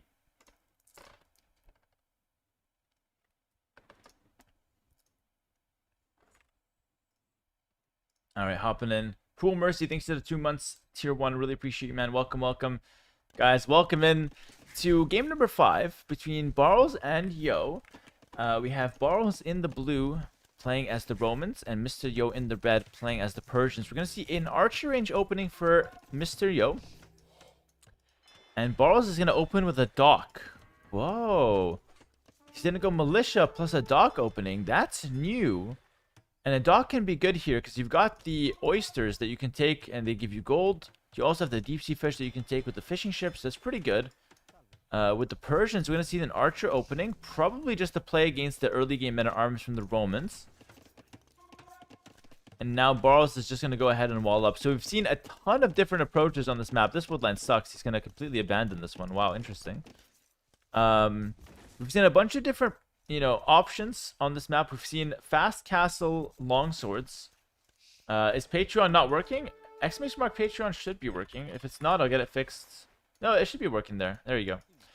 Men at arms coming in. Yeah, but like I said, we've seen different approaches. We've seen fast castle longswords from Daut. And in this case, we're going to see just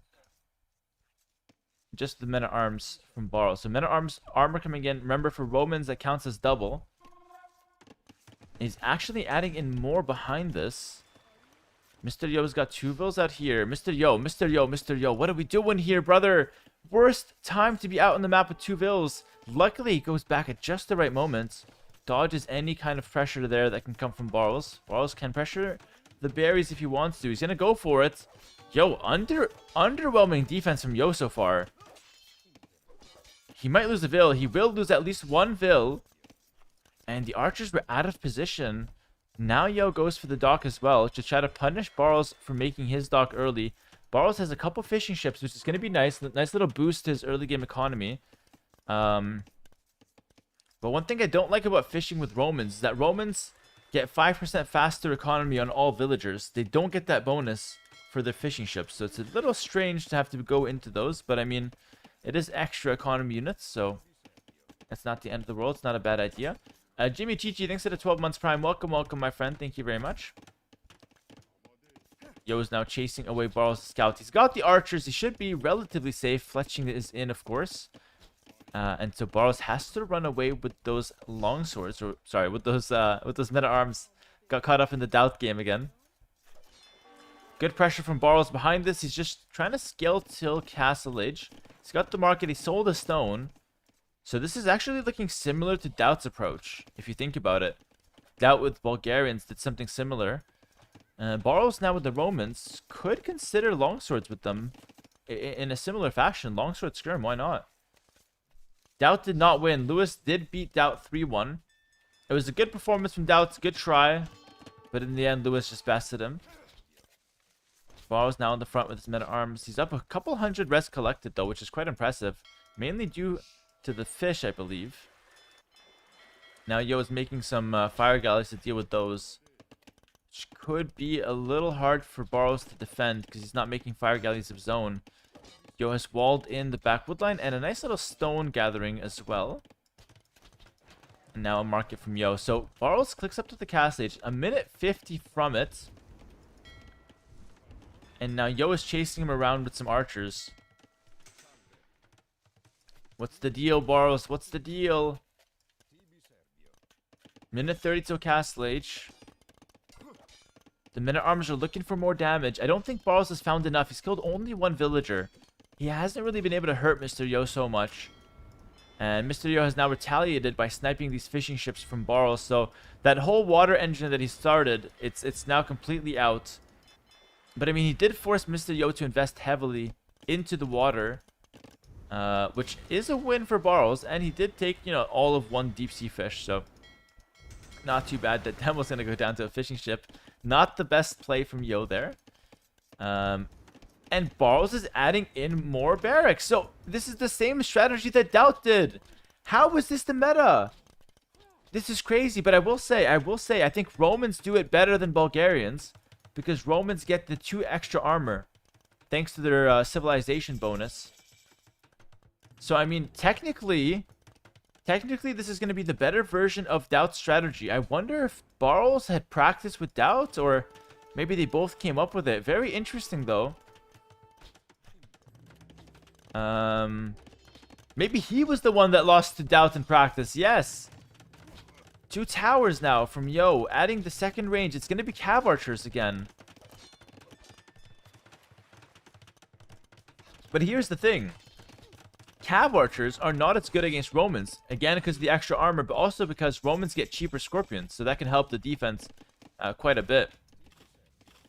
Big play from Yo to make the 2 towers. He's going to keep his gold safe for the time being. Cav Archers coming out on the field. Archers will run around for now just to try to buy some time.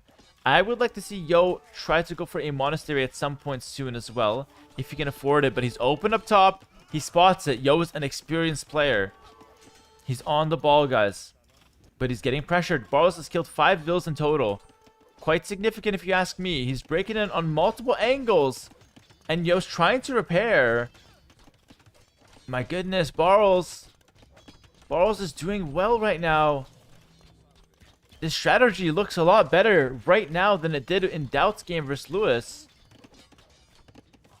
Yo is trying to go for the Cav Archers. Only has the 4 right now, though. Gets Husbandry to be able to kite effectively against those longswords. But again, if Yo is able to stabilize with Cav Archers, I think then the nightmare can fall upon Barles, as he has to chase, chase around CA that are running around his base. So for now, it's been all Barles, but it's going to easily turn on its head if Mr. Yo can stabilize. Oh, but that's bad for Yo. He has to run. Might lose some villagers. And yeah, this is a good point from the chat. It looks better because Barles did not lose 15 villagers to scouts. That's a really good point, yes. The early pressure from Lewis was really solid. This time we didn't see much from Yo. But again, that's because the Roman pressure was just better from Barles than it was for Daut as the Bulgarians. But listen, I mean, Yo will clear up the longswords. He's down 10 vills. He could add some fishing boats if he wants to. Barles will now be on 3 town centers behind this one. Guys, it's advantage Barles. It has to be. Because Yo's economy is complete shambles. He's missing a lot of wood. That's the really big limiting factor right now for him. He could try to buy some wood from the market. He's only affording a few Cav Archers, mixing in a couple of knights, but the raids keep coming in. That's the annoying part. Barles is going to sneak back in here with 2 longswords. An excellent reaction from Yo once again. Like, this is fantastic play from Yo. He does have Town Watch, which is helping him on defense quite a bit. And now the counterattack. So this is where Yo can shine. He's going to force Barles into defensive towers. Now, Barles tends to like to be on defensive towers. But this could be bad for Barles. The monk will get sniped first. And Yo does not engage under that tower. He's going to go ahead and look for a second monk. He will find it. Good counterattacks from Yo so far. Snipes 1 villager. Barles is up 15 vills, though, in total. It's hard to judge, but the town center can actually destroy the Cav Archers if you get too close to it.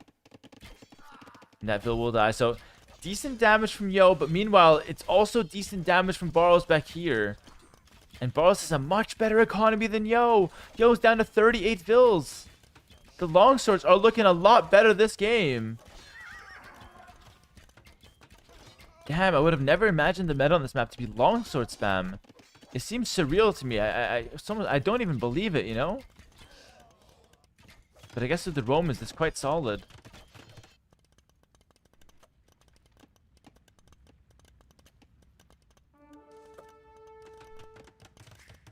DC at the back for Yo. He's trying to stabilize. I mean, there is a world here. Despite Barles being up 20 vills and having better economy upgrades, although that being said, he's got wheelbarrow. He doesn't have bit axe. He doesn't have horse collar, so maybe not even better economy upgrades. But there's a world here, nonetheless, where despite being 20 vills, Yo can idle a lot of Barles' villagers and he can get back into the game with his pressure. This is fantastic for Yo. He snipes the monk. Continues to pressure the house. He wants to create a passageway between this area and this area. I think there's still a hole. I'm not sure, but he needs to kill the house just to guarantee it. Yeah, there is a hole through those houses. Yosin should dive the scorpion. That's not going to work. Can't go for that, obviously. More knights and CA coming through. This is Mr. Yo's perfect style. Knights and CA. But his economy is in the shambles. It's in the gutter.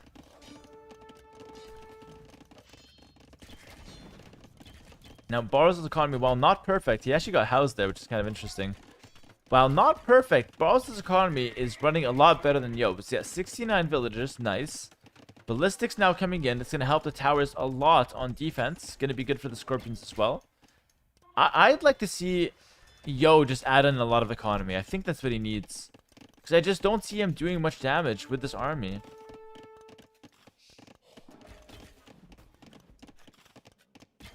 I'm trying to dive the scorpions. Is that the right call?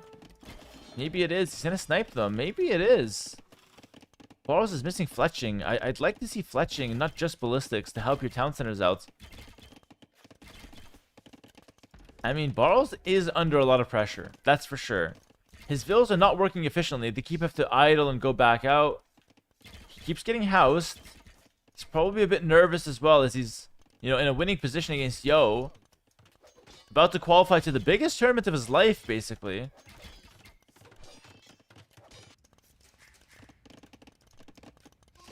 And Yo on 2 TCs. He's setting things up nicely.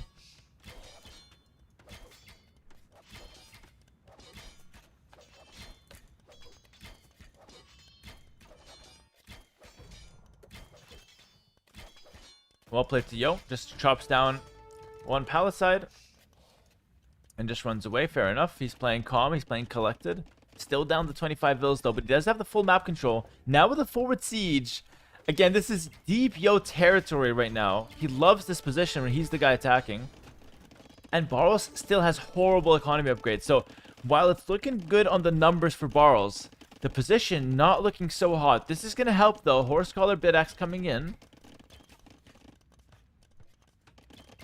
That's going to be quite solid for him. Third town center for Yo. Wheelbarrow now coming in for Yo as well. So economy upgrades should be evened out. Mangonel's probably going to be the play. 30 villagers now ahead is Barles. He also has the Roman economy. They work 5% faster. I don't know. More towers from Barles. I think he's going to get guard tower now. As soon as he sees the siege, he's going to go for guard tower. He's making one up here. Yo will spot that. Gonna come here to deny it. Yeah, I'm waiting for the guard tower upgrade to come through. For sure it will come through. But probably once he sees the siege. Before that, it's not necessary. Another monk will go down. Barros has lost a lot of monks this game. Bunch of scorpions on the field, but the Mangonels counter the scorpions. So I'm not even too worried about Yo in terms of these scorpions. The only thing that worries me for Yo is the fact that Barros' economy is so solid, and he's on the way to Imp in just a moment, most likely. Mangonel's on the field, though. Scorpions might try to engage. It's always difficult to judge on the hill. Oh, the knights are here, though. The knights are here.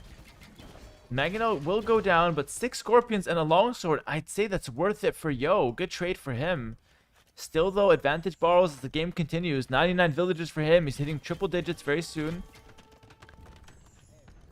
Oh, it is messy, though. It is very messy. Imperial Age now in. What do the Romans do in Imp against the Persians? I think you go Halb, right? I think you go Halb for sure. Can you do Halb Scorpion? I don't know if that's possible. It's always awkward. You could go for Cavalier, though, as well.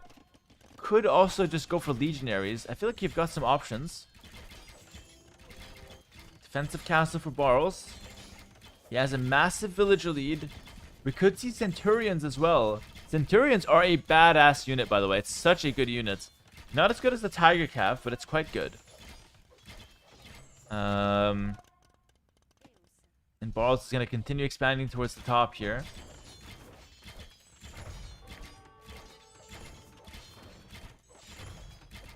There we go. Guard tower is in. I did mention that. I think it's a good upgrade.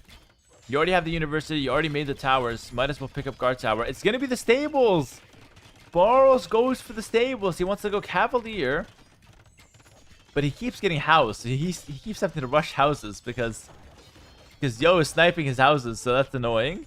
Yo has the score lead now. It's got to be annoying to see if you're Barros. But I think Barros knows he's really far ahead in terms of economy. And he's going to go cavalier. And that will be really hard for Yo to defend. Now, Yo can go camels.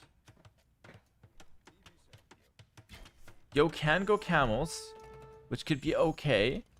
For those who don't know as well, Romans have a unique tech that gives the cavalier a charge attack, which is kind of cool. Just a +5 charge attack, but still quite solid. Monk gets sniped. Castle from Barros. Yo sees this. Yo has to react to this though.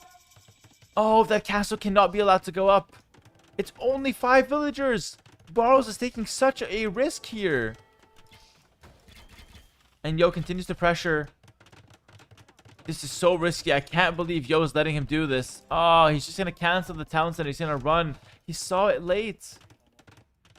And it's only 5 villas. I feel like Yo could have really denied that, but he didn't know. We see everything he does not. It's going to be Castle Age army for Yo. Is that going to be good enough to hold the Cavalier from Barros? Let's find out. Tower should be going down now. The Ram is on it. And now Mangonels are targeting the town center. So Barros is still under heavy pressure, but that castle is really good. It's going to enable Trebs for Barros. And Yo's sent running for the hills now. He's going to expand and continue expanding towards the south of the map. A lot of knights on the field for Yo, though. He should be able to clear the scorpions with those guys. And then against the knights that Barros is making, he can just go camel. Demo teases the knights, but doesn't explode.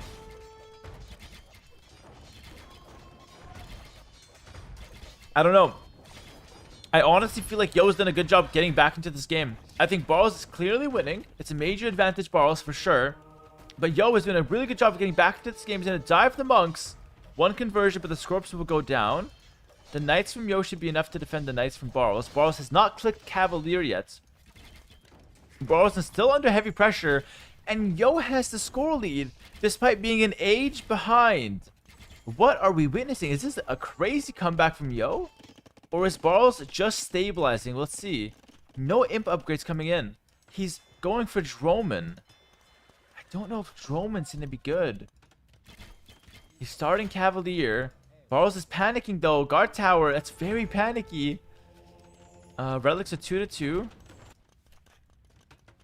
Couple Centurions hitting the field, but nothing crazy so far. Yo is up to imp. Oh my goodness. Yo is up to imp. And he's going for some camels. And the cabbages are still alive. I think Yo is coming back here. Honestly, I really do. And I'm surprised to say it. This town center is really close to the castle. Barros can just treb that one if he wants to. Another castle forward. This one could get denied, though.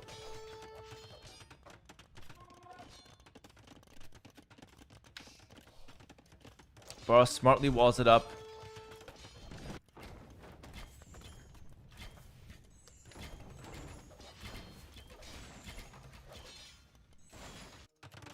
Counter castle up top. Oh my goodness. Oh my goodness. That's a perfect counter castle from Yo. Barros sees it, but he's just going to commit to it anyways. It's 63%. No, this doesn't go up. This will not go up, guys. Barros, what are we witnessing? This is a crazy throw. And a crazy comeback from Yo. Yo's continuing to pressure on the front. The water is not a big deal. The camel sinks to Droman. Historically accurate, by the way. It's happened once in Arabia. A camel was swimming onto the marshes and knocked down a massive warship, the Droman. Learned about it in history class. MBL was the teacher. Cavalry are still on the field. Yo is imp in 30 seconds. And what the hell was Barros doing that he didn't get Cavalier until now? I feel like he was so far ahead. And he's thrown the game with these castles. If Barros loses, he's going to be kicking himself right now. If you're a Mr. Yo fan, this is the time to support your boy. He's made a crazy comeback so far. He was down 30 villagers. 8k res behind now. But he's just doing better with the units he has on the field. And I think, you know, Barros made a huge mistake of not clearing this army up when he had the chance, honestly. This army did so much damage. It's forced so many guard towers. Barros continues to expand away from it, but he's just expanding away and running, but he's never fighting the problem head on. And yo, with the one monk, a million things going on, but with the one monk, we'll get a conversion. Meanwhile, he's defending up top. Barros forced into now halberdiers by the looks of it, because he can't fight the heavy camo without them. It's ballistics from Yo. Yo will invest into cav archers. He could invest into hand cannoneer if he wants. Big raids though from the cavalier. Is this enough? Is this enough from Barros? Let's see. It's not too bad to start things off, but a couple of these cavalier are hitting the lumber camp, which is yeah, not what you're supposed to be doing. More camels coming to clear this up. I think with these two camels, it should be fine.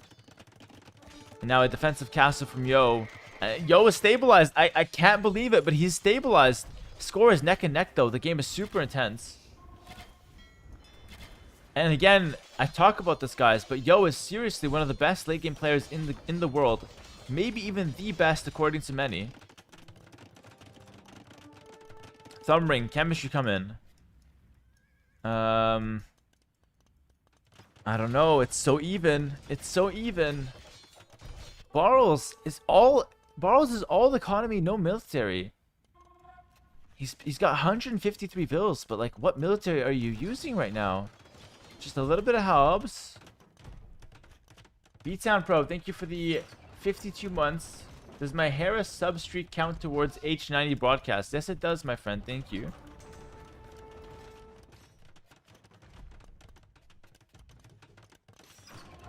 And remember the gold in the center, right? These oysters. These oysters are a big part of the map. And look at this. Another droman will die to a random fire galley. I hate these dromans. Can I just say that? I hate the dromans. They were so useless. I don't think Barros needed to invest into water. He didn't have a position on land, and he's already thinking about water. The droman just slowed him down. And Yo's DC up here will die, but it's bought a lot of time. My goodness. Chopping through some of those halberdier as well. Yo expands. Takes more ground with the castles. You could expand on the outside. Try to take some of the stone and gold. Or you could play towards the oysters in the center. Looks like Yo's doing a bit of both. Yo's going to go heavy CA first. It's going to be Barton tactics, all the upgrades coming through. I want to see the heavy CA upgrade. It's going to be really crucial for him.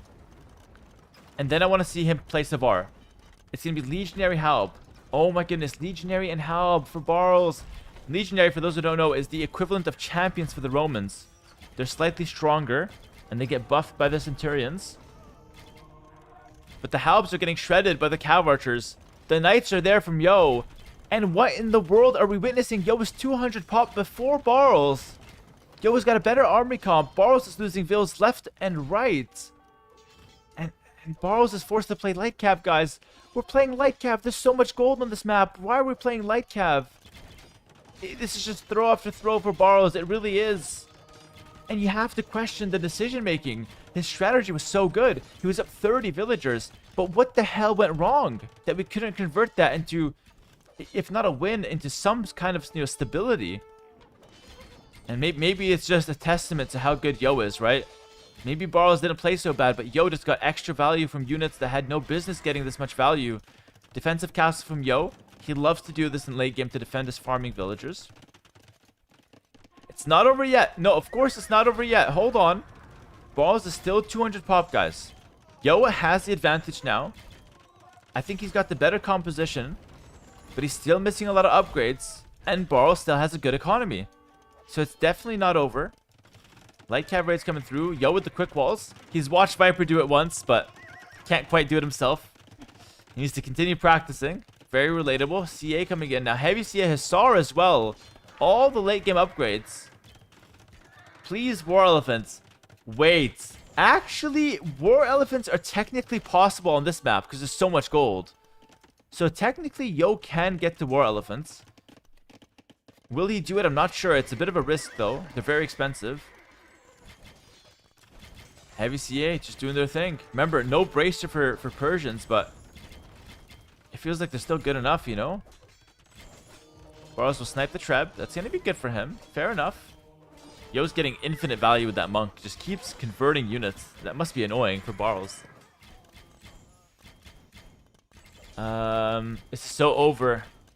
I don't know if it's over just yet. The Roman infantry comp is not that bad. But I just don't know if it's enough. Also, Yo can go hand cannoneer, which he is mixing in now. Very, very smart to mix in a few hand cannons. Trebuchet's continuing to move up top. If I were Yo, I would go for the castle here. Maybe I am Yo. Maybe I am Yo. Castle here is perfect. Lets you treb down Barles' castle, clear the production buildings, and take the stone. Maybe I am Yo. And now we're seeing Citadels come through. Citadels is a crazy good tech, guys. It makes the Persian castle shoot bullets. Okay? Any Americans in the chat? The castle's shooting bullets. I know it's going to get some of you guys excited. Hand cannoneer. Cav archers on the field. He's got all the counters to the infantry. And here's the thing, Barles, the infantry's nice, but there's no support. There's no support. It's like when you have a burger, but there's no patties. So you're just holding straight beef. It's good, it can work, but it has its downsides. You got greasy fingers. You know, you can lose them to the opponent's military. I feel like Barles needs a supporting unit. Either Scorpions and Trebs or Siege Ram. He's going to go with the heavy Scorpion. That's a good choice. That's a good choice. I like that. But meanwhile, Barles will lose the top side. It's not the end of the world. Barles, give up the top. Fight through the bottom. Maybe you can make something happen. Oh, it's ugly. It's ugly. It's ugly. I can't look, guys. The bullets from the castle. The bullets from the hand cannoneer. The CA as well. The Roman infantry is getting melted. What in the world was that, Barles? Barles took a loop around the forest and just lost all of his units. That was not it, guys. That was not it. Oh, no. And I really feel bad for Barles because he was in such a winning position. Was it a brilliant comeback from Yo? Was it a throw from Barles? Maybe a bit of both. That monk got infinite value. It's still standing there. The bullets are going crazy. They're so strong, by the way. And the monk finally is going to die. But takes so much with him. Castle up top from Barles to hold the forts. Heavy Scorpions coming out. Hold on. Yo abandons his castle. Okay. Hold on. The Heavy Scorpions are throwing Yo for a loop right now. And maybe Yo goes Savar to counter those. And yeah, like, we'll think back, you know, Barles was missing economy upgrades. He still is. Oh no. Oh no. Oh no. I thought Daut lost already. Daut is still here. Barles lost that castle. I thought it was just he makes a castle and happy ever after he will live. But no. No, no, no. Yo's coming in. Yo clears up all the villagers. The castle's denied at 86%. It's almost painful. It's almost painful for Barles. He's fighting down here. He's trying. He's got Trebs and Scorpions. It's not too bad. It really isn't. But Yo's up top with a lot of military. It's a lot of military, right? The Dromans. I freaking hate these Dromans. I honestly think they lost Barles the game. He invested so much into them and they did literally nothing. They did literally nothing. I'm a hater. I'm a hater. OMG, AOE2 going on. I didn't know, bro. What's up, Quiz Cheese? Welcome to the stream. Yeah, AOE2 is still alive and well. You came to the right place. We're watching a qualifier right now. AOE2 is actually thriving right now. So if you used to play this game when you're young, welcome back. We're growing the community here with these streams, which is fantastic. And here we go, guys. Hussar on the field. Oh, no. Are the Scorpions enough? I'm not sure. Yo is dipping and dodging. He's swerving. He's jumping onto the Scorpions with the Hussar. But the Scorpions have the hill. So far, so good. Oh, Barles is doing well with this comp now. But the cannons are out in the field. It's going to be tough. Up top, the castle goes up. And the castle will go down. Thank you for watching this, broadcast. Yeah, it's never a happy ending for Barles, guys. Oh, and the Centurion doesn't quite get the Treb. God, this is horrible for Barles. Trying to share some good news for once. The Trebs are hitting the castle. This is a Citadel castle, though. It takes less damage. Doesn't only shoot bullets. It also takes less damage. Has more armor and shit. We need bombard cannons. Yo needs to whip out the BBC right now, as I always say. And with that, he can defend against this Trebuchet Scorpion push. He's got a couple of those. But one Treb goes down. He's got two cannons on the field. And there's just nothing Barles can do, guys. He's out of steam. 130 pop. And you gotta pull your hair out if you're Barles. This game was so over. At least I thought it was. But Mr. Yo had other plans. Mr. Yo with the comeback of the tournament, I think. That was fantastic from him. He really pulls it back. He had a crazy comeback against Tatoh today. Mr. Yo, what an absolute beast of a player. And Barles taps out. Guys, GG mandatory in the chat. Barles, with a 30-0 lead, could not convert in late game to Mr. Yo. I literally can't believe it. Let's think back to what went wrong for Barles. The Dromans weren't good. They were a waste of resources. He missed out on some crucial economy upgrades. And I think he went for a crucial castle that didn't work. So this castle was great, but then he goes for another forward castle, and this castle was horrible. And right here was the beginning of the end for Barles. Really well played to Mr. Yo there. 3-2, and we'll go on to the next game.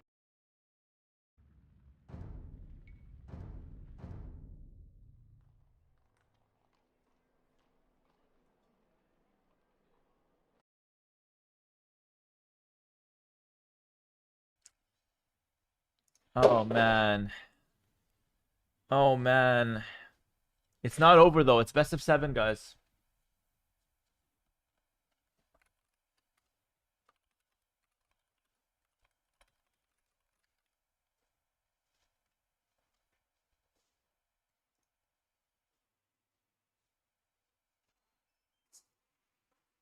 I think Lewis is drafting, actually. I think Lewis is drafting. Lewis is drafting, guys. Where's the draft? Let me find it. AV2CM. I think, guys, I know Barles and Yo, it's been a good series. But I want to move on to MBL and Lewis. Is that okay, guys? Is that okay? I'm trying to look for the drafts. I don't see it. I don't see them doing it. I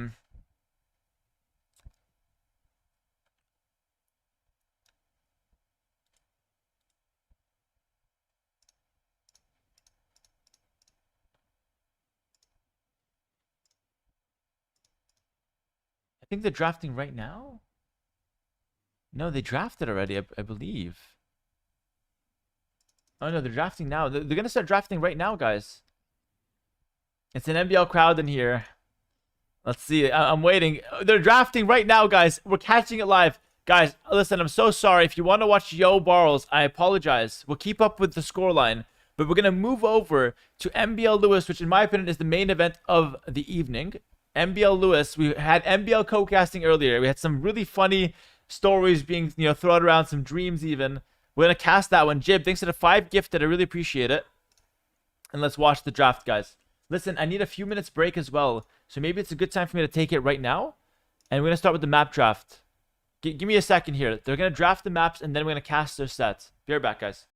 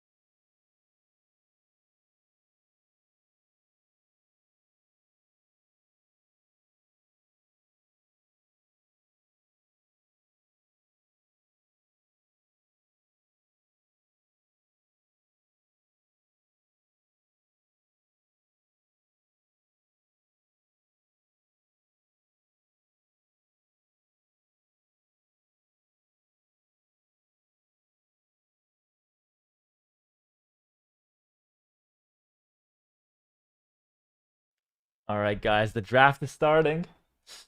All right, NBL gets Koreans. Lewis responds with Vietnamese, Portuguese. Okay, fair enough. Dude, NBL civs are amazing, no? Romans, Georgians. I feel like he's doing better than Lewis. NBL's winning the draft. I think so as well. But he lost in his dream. This means so much for NBL. I don't know who I'm cheering for, though. I like both. I really do. It's tough, man. It's tough.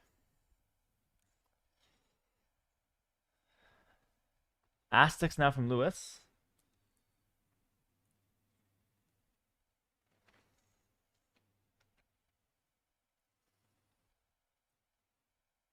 The admin bans are just random bans. They put them in to throw off the players a little bit.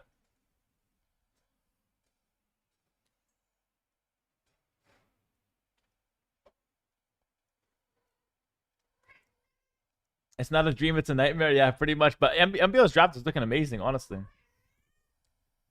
Can you actually random pick here? Yeah, you can. But it just gives you a random civ and it puts it into your draft. So it's not good at all.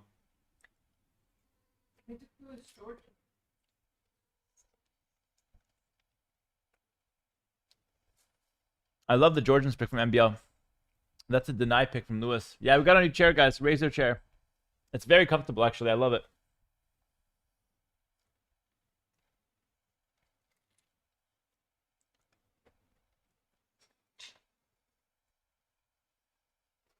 Who are you rooting for? I like them both, honestly. I think it would mean a lot more for Lewis in terms of his AoE career. But I think personally, MBL really needs this right now. He said he's feeling very sad earlier. And that tugs on my emotional side a bit. So I hope he wins for that sake. So I'm not sure. Either way, I think it'd be a ton of fun. I've never met Lewis, so maybe that could be kind of cool. We'll see. Whatever happens, happens, guys. I'm happy either way.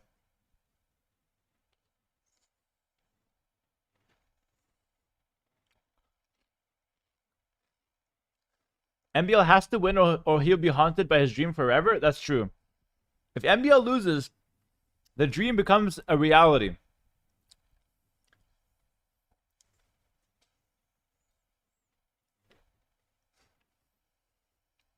All right, guys, that's the draft. Seen the maps. So it's Crownwood, Loch Ness, Ramparts, Hengehold, Thames, Glacis, and Stonefront. So everything except Dorothea, Quarry, and Vulpine.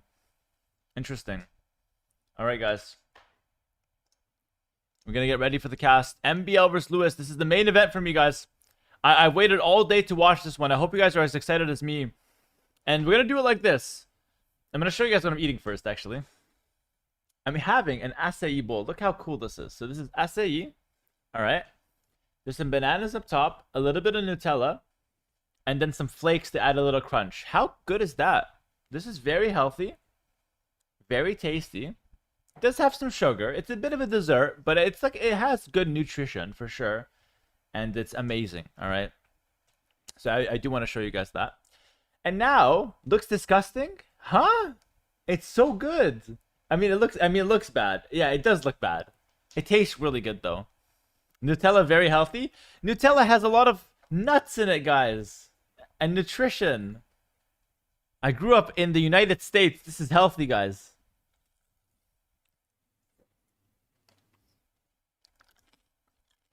This is what they taught us in school. No, listen, it doesn't look very good, but it's very tasty.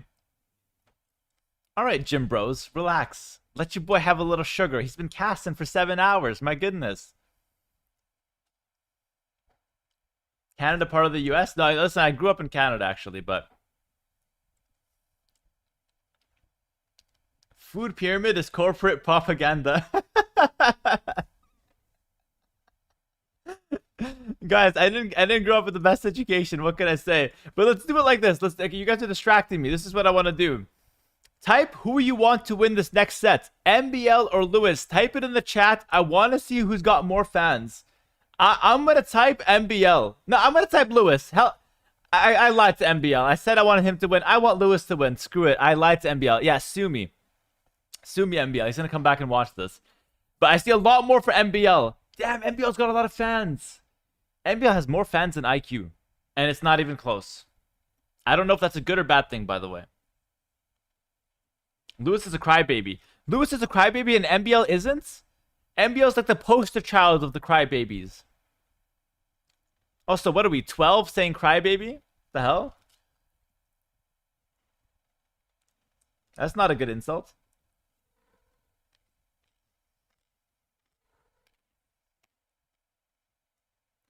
It's about to start, boys. Cry these nuts. Let's fucking go, MBL. MBL was vulnerable, not weak. Yeah, he was vulnerable, not weak. I like that. He was opening up. He wasn't crying. Guys, who was here for the therapy session earlier? Seriously, what the hell am I supposed to say in that situation? MBL is like, yo, my life is... I'm depressed. If I lose, I'm going to be so sad. What do I say? And he was like... I don't know. He was talking crazy, honestly. He was talking crazy. He was opening up. I wasn't really sure what to do, honestly.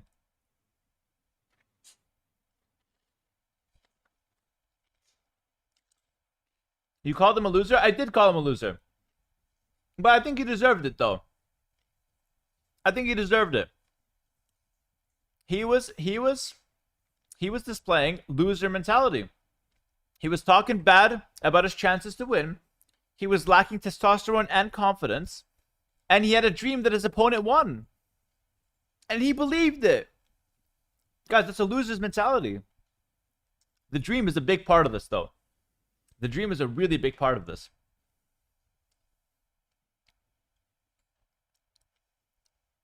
Hera 1v1 me, I'll crush you. There's no Hera here, my friend. Who's gonna tell him? This is H90 occasional, my friend. We are casting for a change on the weekend. Hera's not here right now. If you want to talk to Hera, leave a message and he'll get back to you during the week. Not tomorrow, though, because H90 is taking over tomorrow. Because we have more casting tomorrow. Viper was sick today. He's playing tomorrow, okay? So, Hera's picking up on Tuesday, my friend. Coming here, trying to chirp towards Hera like Hera has time for you. Hera's someone else. Who is Hera exactly? How's Hera? Nobody asked that, you know? Nobody asked that. Guys, there's a lot on the line for this next game. Lewis has never been to a LAN event, so he's playing for a lot right now. The winner of Lewis MBL goes to London in top 8. It's huge. Lewis has never had a LAN event. MBL said that if he loses this, he doesn't know what to look forward to in life. What matters more? Who knows? Do we give the win to the person who's depressed and needs it to, you know, stay alive and stay motivated and stay, just like stay hungry for each day? Or do we give it to Lewis, the person who needs this for his career to, skyrocket? I don't know. It's getting dark fast, like it gets dark in Norway, and that was a big part of MBL's depression. It gets dark really fast. He mentioned that earlier. So let's see. MBL was freaking out as well. And the game is starting. The game is starting, guys. Game 1, MBL Lewis. It's going to be Crownwood Game 1. I'm so excited. I'm so excited. 5,000 viewers on Twitch, 2,400 on YouTube. 7,000 plus between the two. I'm just beyond excited. Let's hop in here real quick. MBL versus Lewis. Come on now.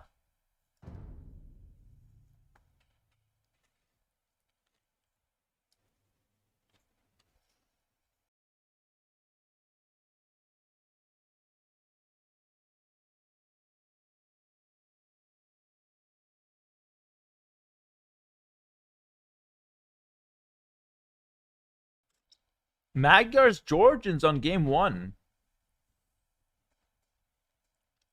All right, so just in case people weren't here before, let me tell the story before we hop in. MBL had a dream before the brackets were drawn that he would lose to Lewis in the final round. Then the brackets were drawn. Lewis was in his side. Then Lewis beat everybody else except MBL. And now the finals will happen. And MBL recalls the dream and now calls it a nightmare. As he approaches a best of 7 against Lewis, the person that he dreamed was beating him before the brackets were drawn. Is it a dream? Is it a vision? We're about to find out, guys. This is a big part of the psychology of MBL going into this game. All right. The question is, does MBL believe the dream? I think he does, sadly. But let's see. Do you guys believe the dream? I'm not sure. I'm not sure. I'm not sure I'm buying it, but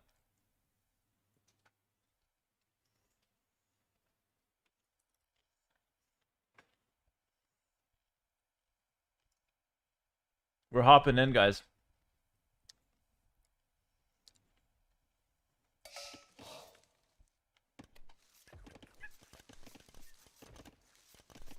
All right, we're hopping in.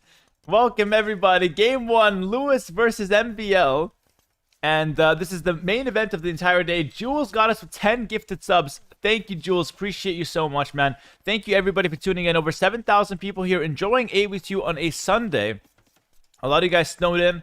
A lot of you guys are staying inside and cozying up for some Age of Empires. And I'm more than happy to cast these games for you guys today. I'm having a blast doing it myself, if I can be honest. Lewis versus MBL, best of 7. Winner goes to London. Loser gets $2,500 but stays home. It's not too bad, but of course, everybody here wants the main events. That's the big prize. The nerves are off the chart. We heard from MBL earlier.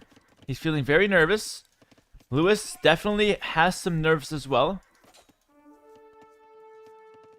And now it's going to be... Oh, first mistake from Lewis. Oh, that's a big mistake. He loses the scout to the spear.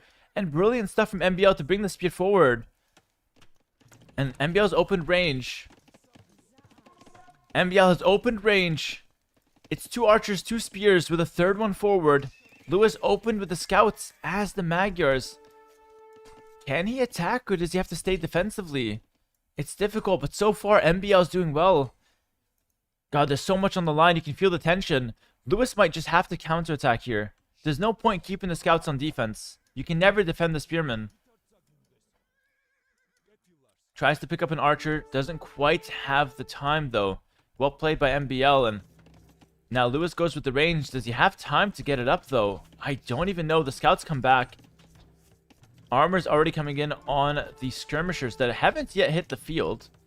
He's kind of preparing that. But nice. Okay, Lewis snipes the scouts. Pays that one back. So far, it's a little better for MBL, but Lewis is holding. Bidax now in for both players. MBL, what's the move, brother? We're going to go in? He's going to chop down 2 spearmen from Lewis. Probably should not have even made these 2 spearmen. Lewis might have expected a scout opening, but MBL has surprised him in this game 1. MBL does have the stable follow-up, though, but it's badly housed. You can feel the nerves there from MBL starting to come through. MBL coming forward with more archers, more spearmen, has the scout follow-up. Lewis counterattacks with 4 scouts. He's looking for some damage. This is what he sees. Back home, though, he's got to defend. The scouts from MBR are coming in, though. The scrims are not enough. Lewis has to abandon the wood line. He's going to abandon the wood line to make a tower. Meanwhile, Lewis has killed the spearman, and MBL abandons the wood line. Oh my goodness, it's a base trade. Another spear. It's going to get chopped down by Lewis's scouts. He's got Magyar scouts. He kills another villager. It's 2 vills killed for Lewis, and I think it's advantage Lewis after such a messy early game. MBL has to back up with the mule cart. Lewis has got the skirms on the field. Beautiful decision with the tower. Beautiful decision. He abandons the wood line. He only lost 1 vill. He killed 3. And now Lewis comes back with the heroic scouts that, great counterattack with those guys. And now it's scouts and skirms, guys. And scouts and skirms is a deadly composition. We know this. We know this. The spearmen are getting chopped down, guys. The scouts from MBL are also dead. And now it's all Lewis chasing MBL back home. Oh my goodness, what an entertaining early game so far. Lewis continues to go forward. Second scout comes through. The archers from MBL have faded. Completely thinned out.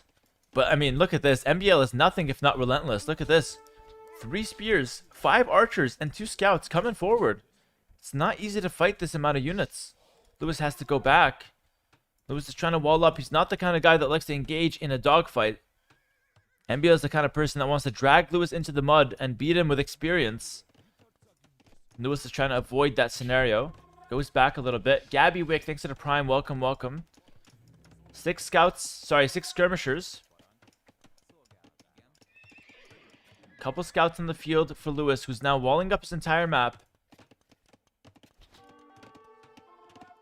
Lewis is walling the left side. Puts the gate down. Is it enough? No, it's not enough. MBL busts through the gates. MBL wants to fight. Armor that Lewis tried earlier and he cancelled. It's back on the menu. Lewis has to finish walling the side or else MBL can go straight in. MBL's looking for it. He's got a lot of spears and archers with a few scouts. Armor now in for both players. Bloodlines though coming in for Lewis in addition to the armor. Bloodlines gives an extra 20 HP on all cavalry units. Fights with knights. Thanks to the Prime. Thanks for 11 months, bro. Thanks for all the entertaining casting, he says. You're welcome, man. Thank you so much for being here and enjoying it. Scrim defense. 1 spear knocked down. Pink Dildo with 100 bits. Thank you so much, Pink Dildo. He's back, guys. He's back. And looks like the skirms from Lewis. Super sharp with the micro. Kills both spearmen. And he's chasing MBL away again. For the second time, it's Lewis taking the better fights. MBL takes it. No. I don't think MBL can fight that. There's bloodlines. And MBL will lose the fight for sure. And this could transition into a late game here. The army's been traded off. Lewis has the full walls. Mark it in the corner. Again, this means so much for both players. Both players now up to Castle Age. Lewis has the skirms on the field. What is MBL going to go for? Most of the time, Georgians will want to go Cav Archers. MBL adds the third range, trying to go towards Cav Archers. But hold on. There's a lot of skirms on the field. A lot of skirms on the field for Lewis. He's moving forward. And MBL continues to mass archers. I think that might be a mistake, guys. I mean, archers are good, but they're not that special for Georgians. So he's playing kind of the generic units. Fargo Nargo, thanks to the 19 months. Here for the hype. LFG, LFG, man. I mean, this set is so entertaining for me. I know both these players very well. Both of them like to talk some smack and banter a little bit. MBL calls Lewis a bad winner because Lewis will make fun of you after he beats you. I don't know if there's truth to that. But maybe Lewis does do that. And I'm casting this truly like a proud father. These are my sons, guys. Lewis and MBL. Let me introduce them to you guys. And I'm casting this like a proud father watching his sons come of age and compete on the big stage. And one of them will travel with me to London. So that's really what's happening here. The mule cart blocking a couple vills. We talked about that in the cast, actually. MBL pointed that out. But MBL is falling victim to the very same thing he pointed out earlier. MBL has the spears to defend. Listen, it's all MBL on the aggression again. MBL has consistently attacked Lewis this game. Say what you want about Lewis's defense or how the fights played out. But at least the common factor here has been that MBL is always the guy attacking. However, MBL 6 fills behind. He's lost a few. He also has some idle TC time. He's trying to pressure his crossbow bodkin. Lewis has the skirm defense into the Cav Archers. Skirm CA is such a powerful composition. We've seen it time and time again. And Lewis adds a town center just to survive. And just to develop his economy. MBL dives in head first. Head first. Oh my goodness. He just ran right in there. He's running in like a bull who sees something in his eyesight. And, yep. That's not the best use of the couple scouts, but he should get some vision and run around here, which is not the end of the world. Monastery for Lewis. Church for MBL. 2 churches for MBL, actually. You might be wondering why that's the case. The churches for the Georgians give a 10% buff to all villagers in their vicinity. So they're quite solid, actually, these churches. And it will be Cav Archers for MBL. Listen, I'm not a fan of crossbows into Cav Archers. I'll tell you why. I think both units die to skirmishers, so that feels a little weird to me. I'd like to see MBL mix in a couple knights. No, he's going to go for siege and a 3rd church. Oh my goodness. This is some kind of all-in. 4 churches! He really believed the dream. MBL's putting his faith in God here with these religious buildings, it seems. I mean, it's not bad. He's going to be able to defend himself with the churches, but It's 4 churches. It could have been a town center. I'm just not sure if that's worth it. They will boost the villagers. So all of MBL's villagers are now boosted by 10%, which is actually really good. Mangonels now coming through. Mangonels will be good against the skirmishers. They're okay against cav archers, but these days with pro micro, especially Lewis, he's good at that. The Mangonels don't really find their mark against enemy cav archers. And now we see a town center from MBL. So churches first, defense first, and then extra villagers. Fair enough. He's defending with the crossbows. Kind of backed away from the CA all in. I thought we were going to see some big plays from MBL in terms of military, but decides to fall back and play with a lot more economy. Lewis! 3 cav archers for free down the drain there as you run straight into the crossbow mass of MBL. MBL with some stellar defense picks up Town Watch now. It's going to help him. It's going to help him spot the raids. Lewis there doesn't usually make those mistakes, but here he is getting caught off guard. MBL now with the 3rd town center coming through. Lewis just finished his 3rd. Will now add some ranges.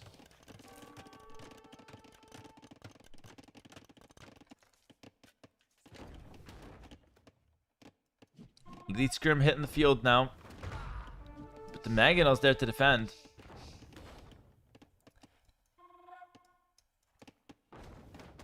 Mangonel's gonna push the scrims away. And MBL's defense is tight so far, guys. The churches are helping. The siege is nice. He's on 3 TCs. Getting Bosa as well. But what's the relic count looking like? Neither player picking up relics. Here we go, though. One of them coming in for Lewis. And he's going to go for the 2nd. Lewis loves his relics. That was something that MBL pointed out in the cast. 4 town center now. 4th TC for Lewis. Arsenicos, thank you for the prime. Welcome, welcome. I mean, Lewis has a 15 villager lead. Subs for the casting? Thanks, buddy. Appreciate you. It's advantage Lewis. Like, it just has to be, right? Now, scaling into late game, I think Magyars have the better one.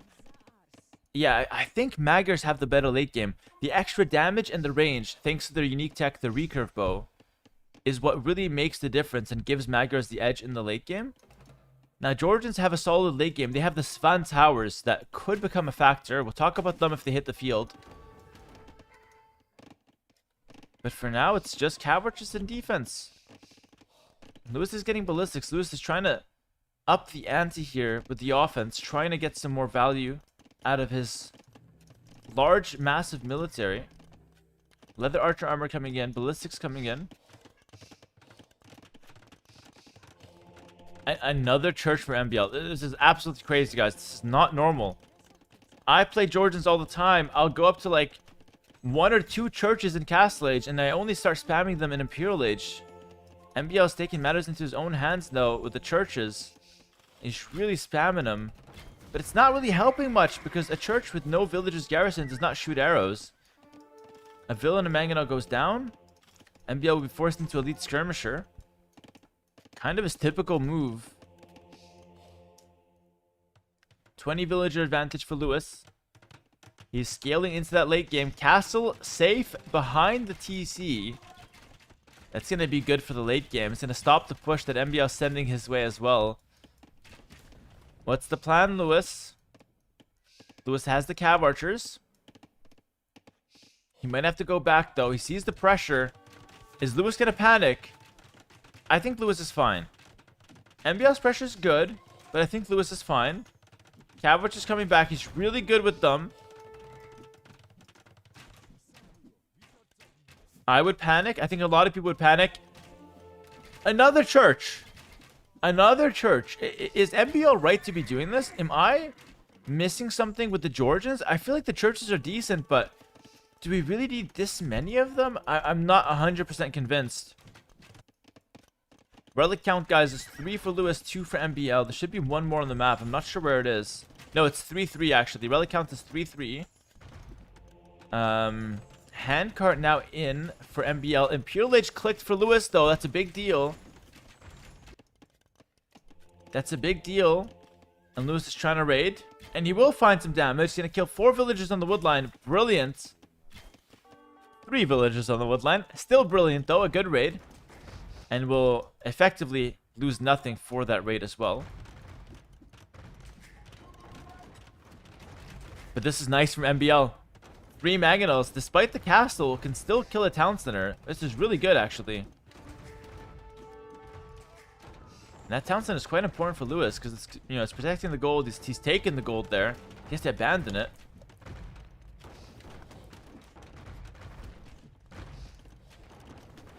MBL has ballistics. We'll get some value out of these crossbows.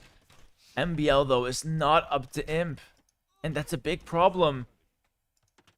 But he's taken the map. He knocked down a town center. He's got the score lead.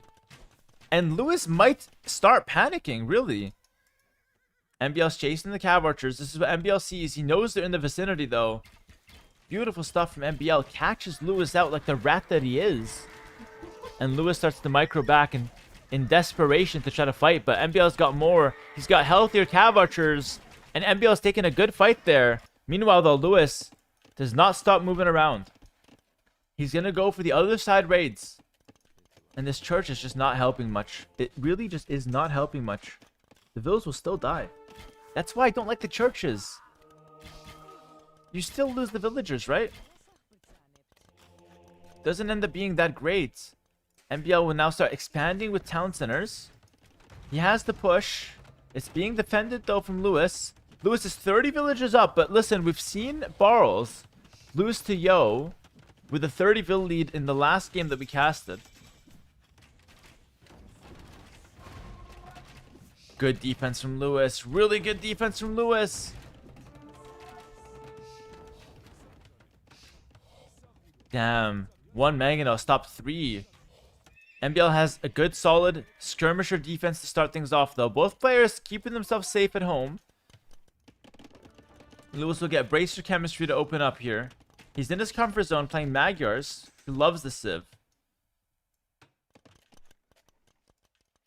And the Georgian from MBL, it's a good pick, but in the late game, I struggle to see how Georgians can win against Magyars. Svan Towers, we talked about that briefly earlier. Could be a good option. Recurve bow right away for Lewis. This is the Magyar CA. This is what makes them Magyar CA. It's the recurve bow tech. He picks it up immediately.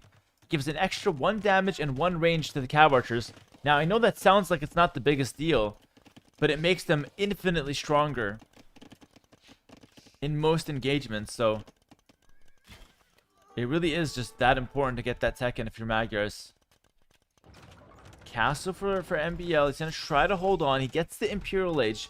What's the composition? For sure, Bracer right away, for sure. On the skirmishers. Georgians are missing the last armor, so the skirmishers are not even that great. And I'm getting reports that Mr. Yo won.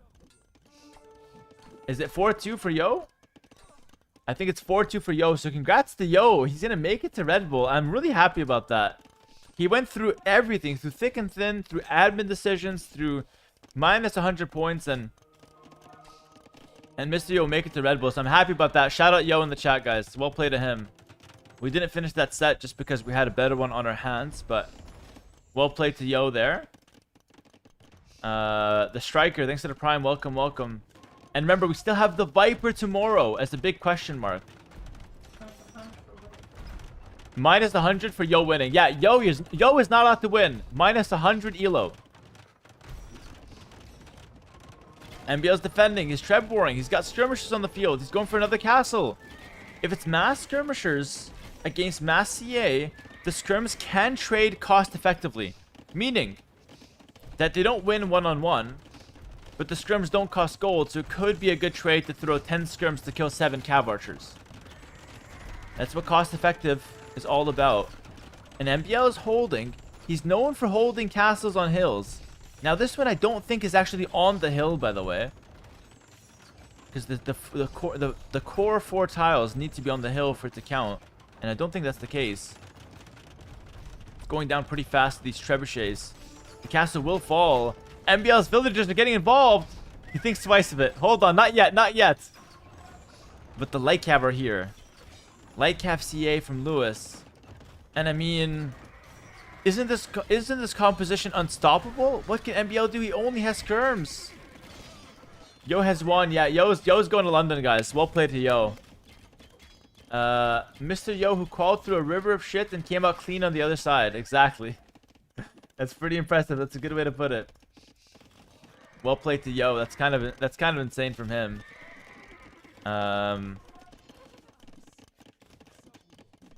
Lewis with the raids. Guys, game 1's looking good for Lewis. He's looking good for Lewis. And GG's called. Oh my goodness. Lewis takes game 1. The dream is real. The dream is real. Can I get some panic in the chat? MBL fans, if you're even half as panicked as MBL was, you guys are dripping in sweat right now. Lewis takes game 1. Brilliant play from him. I don't even think MBL played bad, but I do question the churches in his economy. 1 or 2 is good, but like 5? I think he was playing overly safe there. And he gets punished for it. Lewis with the Magyars goes full Magyar CA and then switches to light cab, and it was just absolutely beautiful. Perfect play from him. And they're going to move on to the next game, which will be MBL's home map. So, listen, it's still early. It's a best of 7. And you guys will watch me as I wait for the next game. And I'll eat my acai bowl.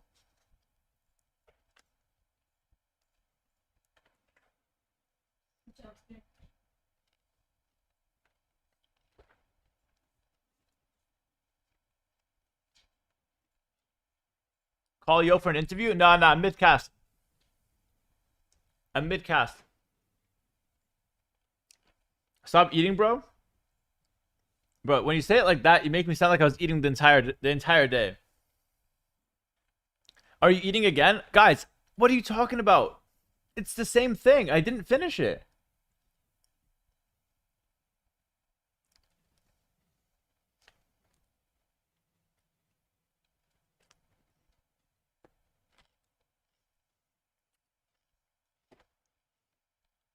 You always getting full.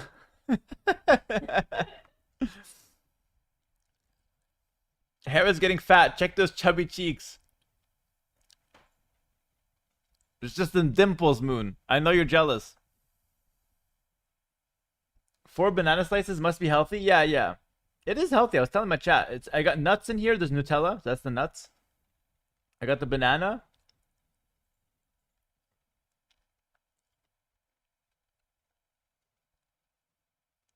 Twitch has more chat than YouTube, yeah. But the YouTube guys are still cool. I like the YouTube guys still. Great chewing technique. Thanks, man. Alright, I gotta take the cam off. You guys are getting weird again. Next game has started, though, at least. Next game has started. Aztecs Hindustani on Rampart. Whoa, Hindustani. Does MBL go FC Gulam?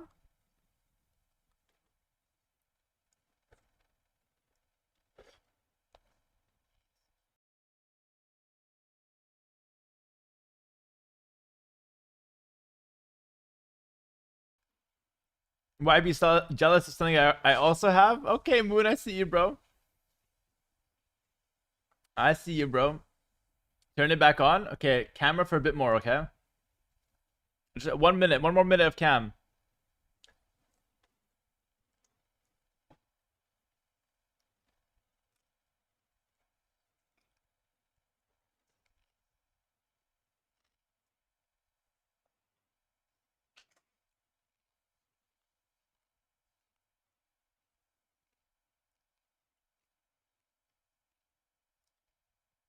$60 more subs for $69.69. Fair enough.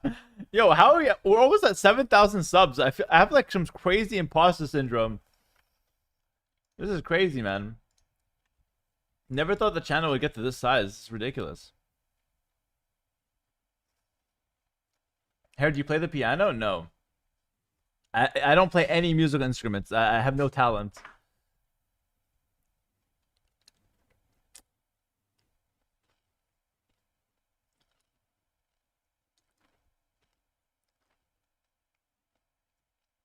Let's go, Lewis. Yo, Yormax, thanks for the 2 gifted. Appreciate it, brother. Going in, guys.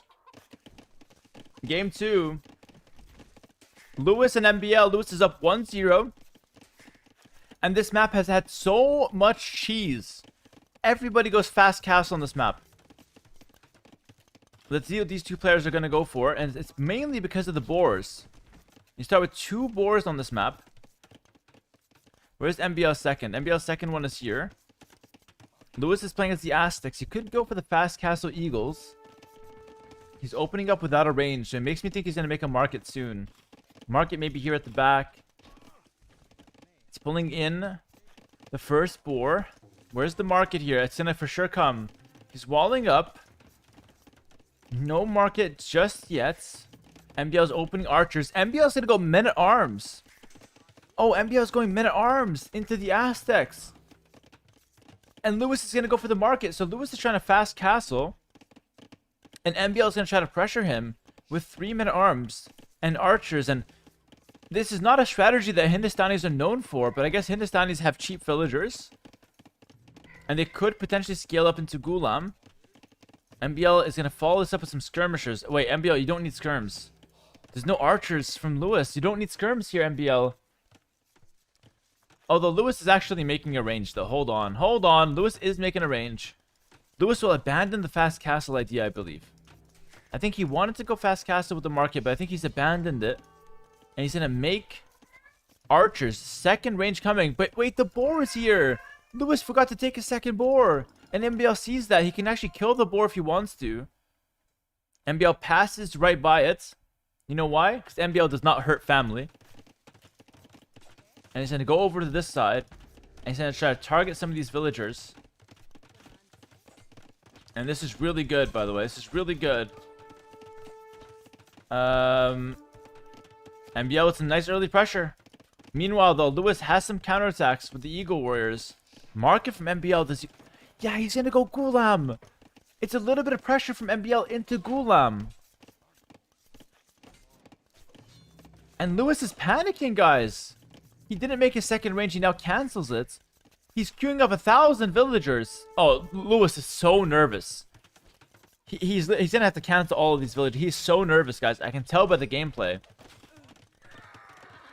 Villager goes down. It's the first vill kill of the day. Or, sorry, not of the day. Of the game. Excuse me.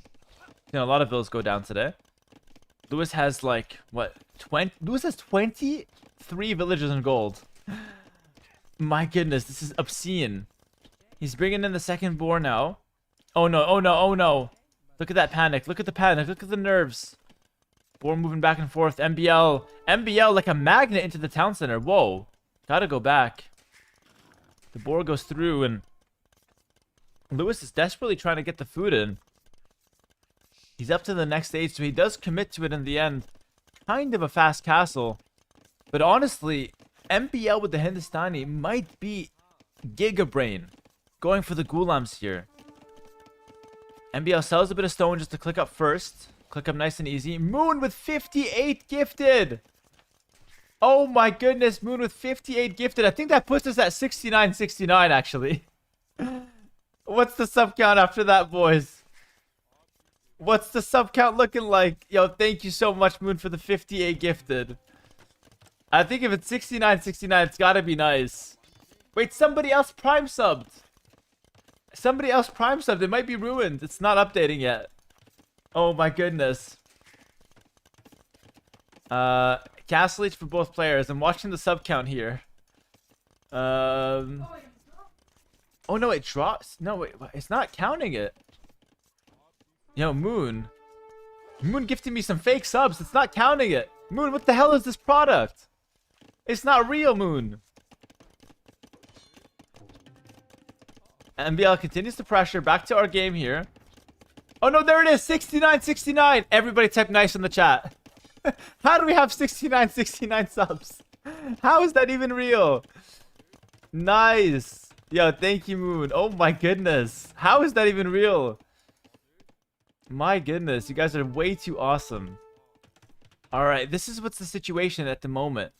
Lewis is going to go all in Eagles, which sounds amazing with the Aztecs. However, MBL has the counter strategy. He's going to go Ghulam.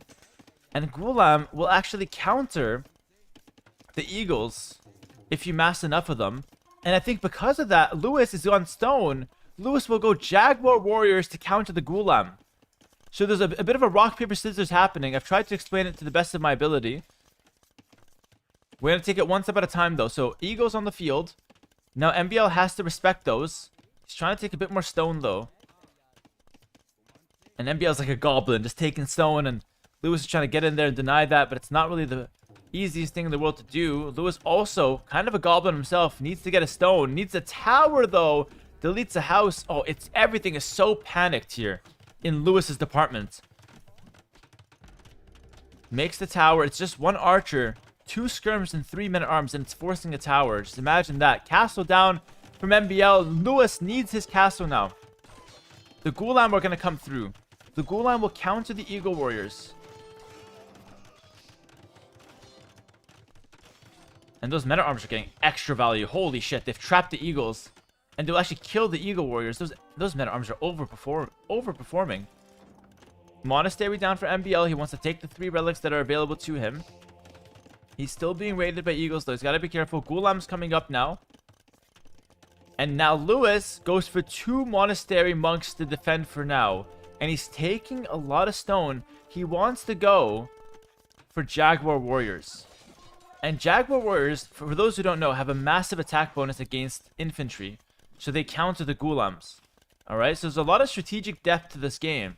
Everybody's trying to counter the other person. Lewis, 3 monasteries? He's going to go heavy on monks. Monks can be good against the Ghulam. Let's see, one step at a time, though. One step at a time. MBL's men-at-arms, guys. These things have been just crazy. They have, between the 4 of them, they've got 5 kills. Absolute war veterans. Ghulam now hitting the field. I think we have squires in. It didn't really pay attention if MBL has squires or not. And MBL is going to defend the Eagles.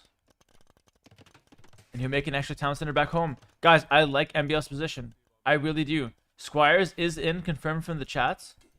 Squires is going to help so much. I think the Ghulam are faster than the Eagles. Let's take a look at the numbers. They move at 1.26. Eagles are 115. So the Ghulams are much faster than Eagles. Wow. I wonder if Lewis is missing squires then, maybe.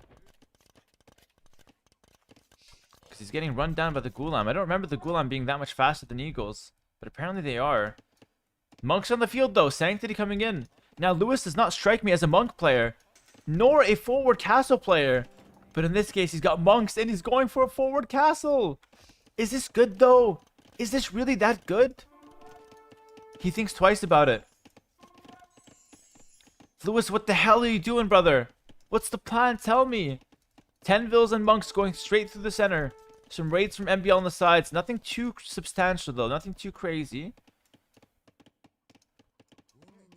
Alright, monks will start getting some conversions. Men-at-arms are on the field. He might get one. MBL should get devotion in response. The vills are coming forward. Holy shit. Lewis, my brother, where are you going? He's going to drop it on this TC, is he not? Right here, he might drop it.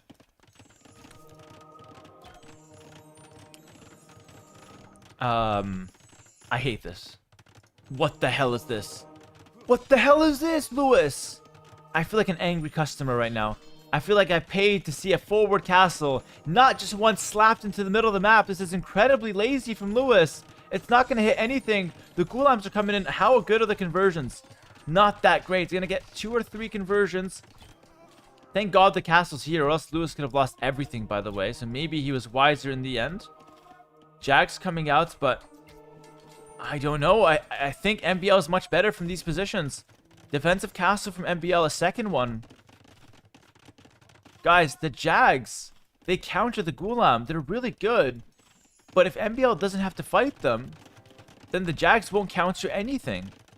And Lewis, I can tell he's a goblin. He's looking at the relic. Wants to get his little fingers, these little dirty, crummy fingers onto that relic. Look at him. Look at him go. He wants it so badly. Take the relic, Lewis. Take the relic, Lewis. I know you want it. Maybe it's just me, actually. Maybe I'm the goblin. Lewis does not care. He resists the temptation. It's glowing and shiny. I would not resist that myself. More vills for MBL. He's got the 2 TCs. They have 12 vills. More than what Lewis has on the field. So MBL is looking quite good. Tower on the right side. He's respecting the monks. And he does not want to lose his monastery. I think that's a big deal as well.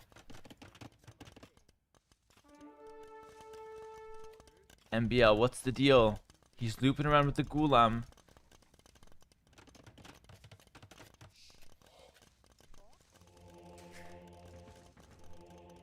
Three monasteries for Lewis. He's really committed to these monks. Maybe Lewis goes for a fast him. Is that possible? I don't know if I believe in that. Another tower from MBL. I think a fast him could be a good follow-up, but he's just so far away. It could be another castle, but where? Like, where do you make a castle if you're Lewis? If he makes a castle here, MBL would just move anyway. It's not even that big of a deal. What is Lewis doing? When I find out, I'll let you guys know. I have no idea. He's got some kind of a push going, but the potential of this army to do damage is very low, I feel. Unless MBL makes a mistake into it. MBL's gonna take the fights. Wait, this could be a mistake from MBL, though. Lewis gets how many conversions? Only like 2 or 3 conversions. Oh, it's not enough for Lewis. MBL's gonna clean him up. I thought it could be a mistake from MBL, but Lewis fumbles the monks. He fumbles the whole play, and MBL cleans up all of the monks. 1,500 score in advance, and Lewis is trying one more forward castle. The initial castle he wanted was here. I don't think it does much. MBL with a brilliant strategy. It's really smart to go Gulams here. Nobody plays the Hindustani on this map. MBL's the first to do it, and he's doing it to such great success. Forward castle from Lewis. The houses are deleted. There's no stopping this. MBL will destroy everything here. Lewis cannot hold. The Gulam patrol in. The Gulam are clapping absolutely everything. And the monks are sent to run away. Villagers in the grave. Castle denied. GG called. MBL equalizes 1-1. 1-1. I told you it's a banger set. I told you it's a banger set. Holy, that was crazy. Give it up for MBL in the chat, guys. GG right there. Prodigy, thanks to the sub, man. Welcome, welcome. And Don Casal, thanks to the prime. Crazy good game from MBL. Nobody goes Hindustani. Nobody goes Gulam. And to be fair, Aztecs were actually a pretty good pick. But I think Lewis panicked. He panicked, and he was unsure what to do against the Gulam. He didn't have the right idea. I think a better idea, instead of the 3 monasteries, or sorry, no, instead of the castle idea to go Jags, I think the 3 monasteries is perfect. I would have done 2 monasteries and added 2 TCs right away, instead of the stone, and instead of the 3rd monastery. That way, Lewis could have had some economy, and then he can just defend with monks against the Gulam. Instead of having to attack into them, you just defend against them, which is a lot easier. So that could have been a better strategy, but of course, it's always difficult to come up with this kind of stuff in game. It's easy for me as a caster to point out the right play. We'll see though. So on one hand, guys, MBL is looking really good. On the other hand, MBL had a dream that Lewis would beat him. So it's anybody's game, if you ask me. Hera, with all due respect, these are pro players we're watching. Yeah, I should keep my advice out of this one for sure.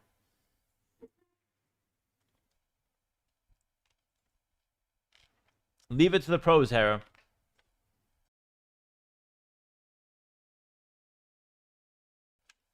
There's a lot of elevation in these Redbull Wololo maps, or am I wrong? There is. A lot of the maps have a lot of hills. It's a big part of it. Nutella on the shirts? Nah. Oh, there is. Shit, he was right. He was right. I thought he wasn't right. Shit, this is embarrassing. Take the cam off. Take the cam off. I have to eat it off cam, off my shirt. Perfect. Eat that. Lick that.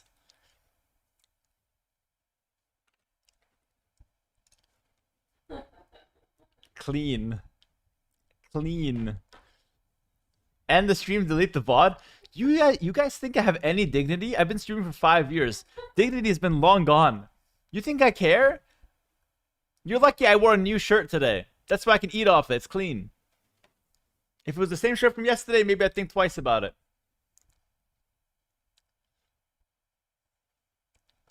Eat it on cam for subs? That's not what we're doing around here. We don't need more subs. We have like 6,900. It's good enough. Next game starting, guys. Next game starting. Eat the shirt. I'm not hungry.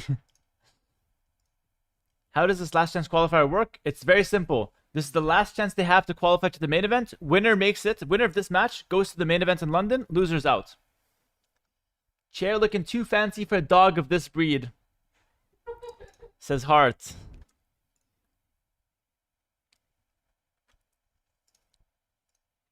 "30 seconds to go. Take off your shirt. It's dirty, Hera." Nice try. It's not gonna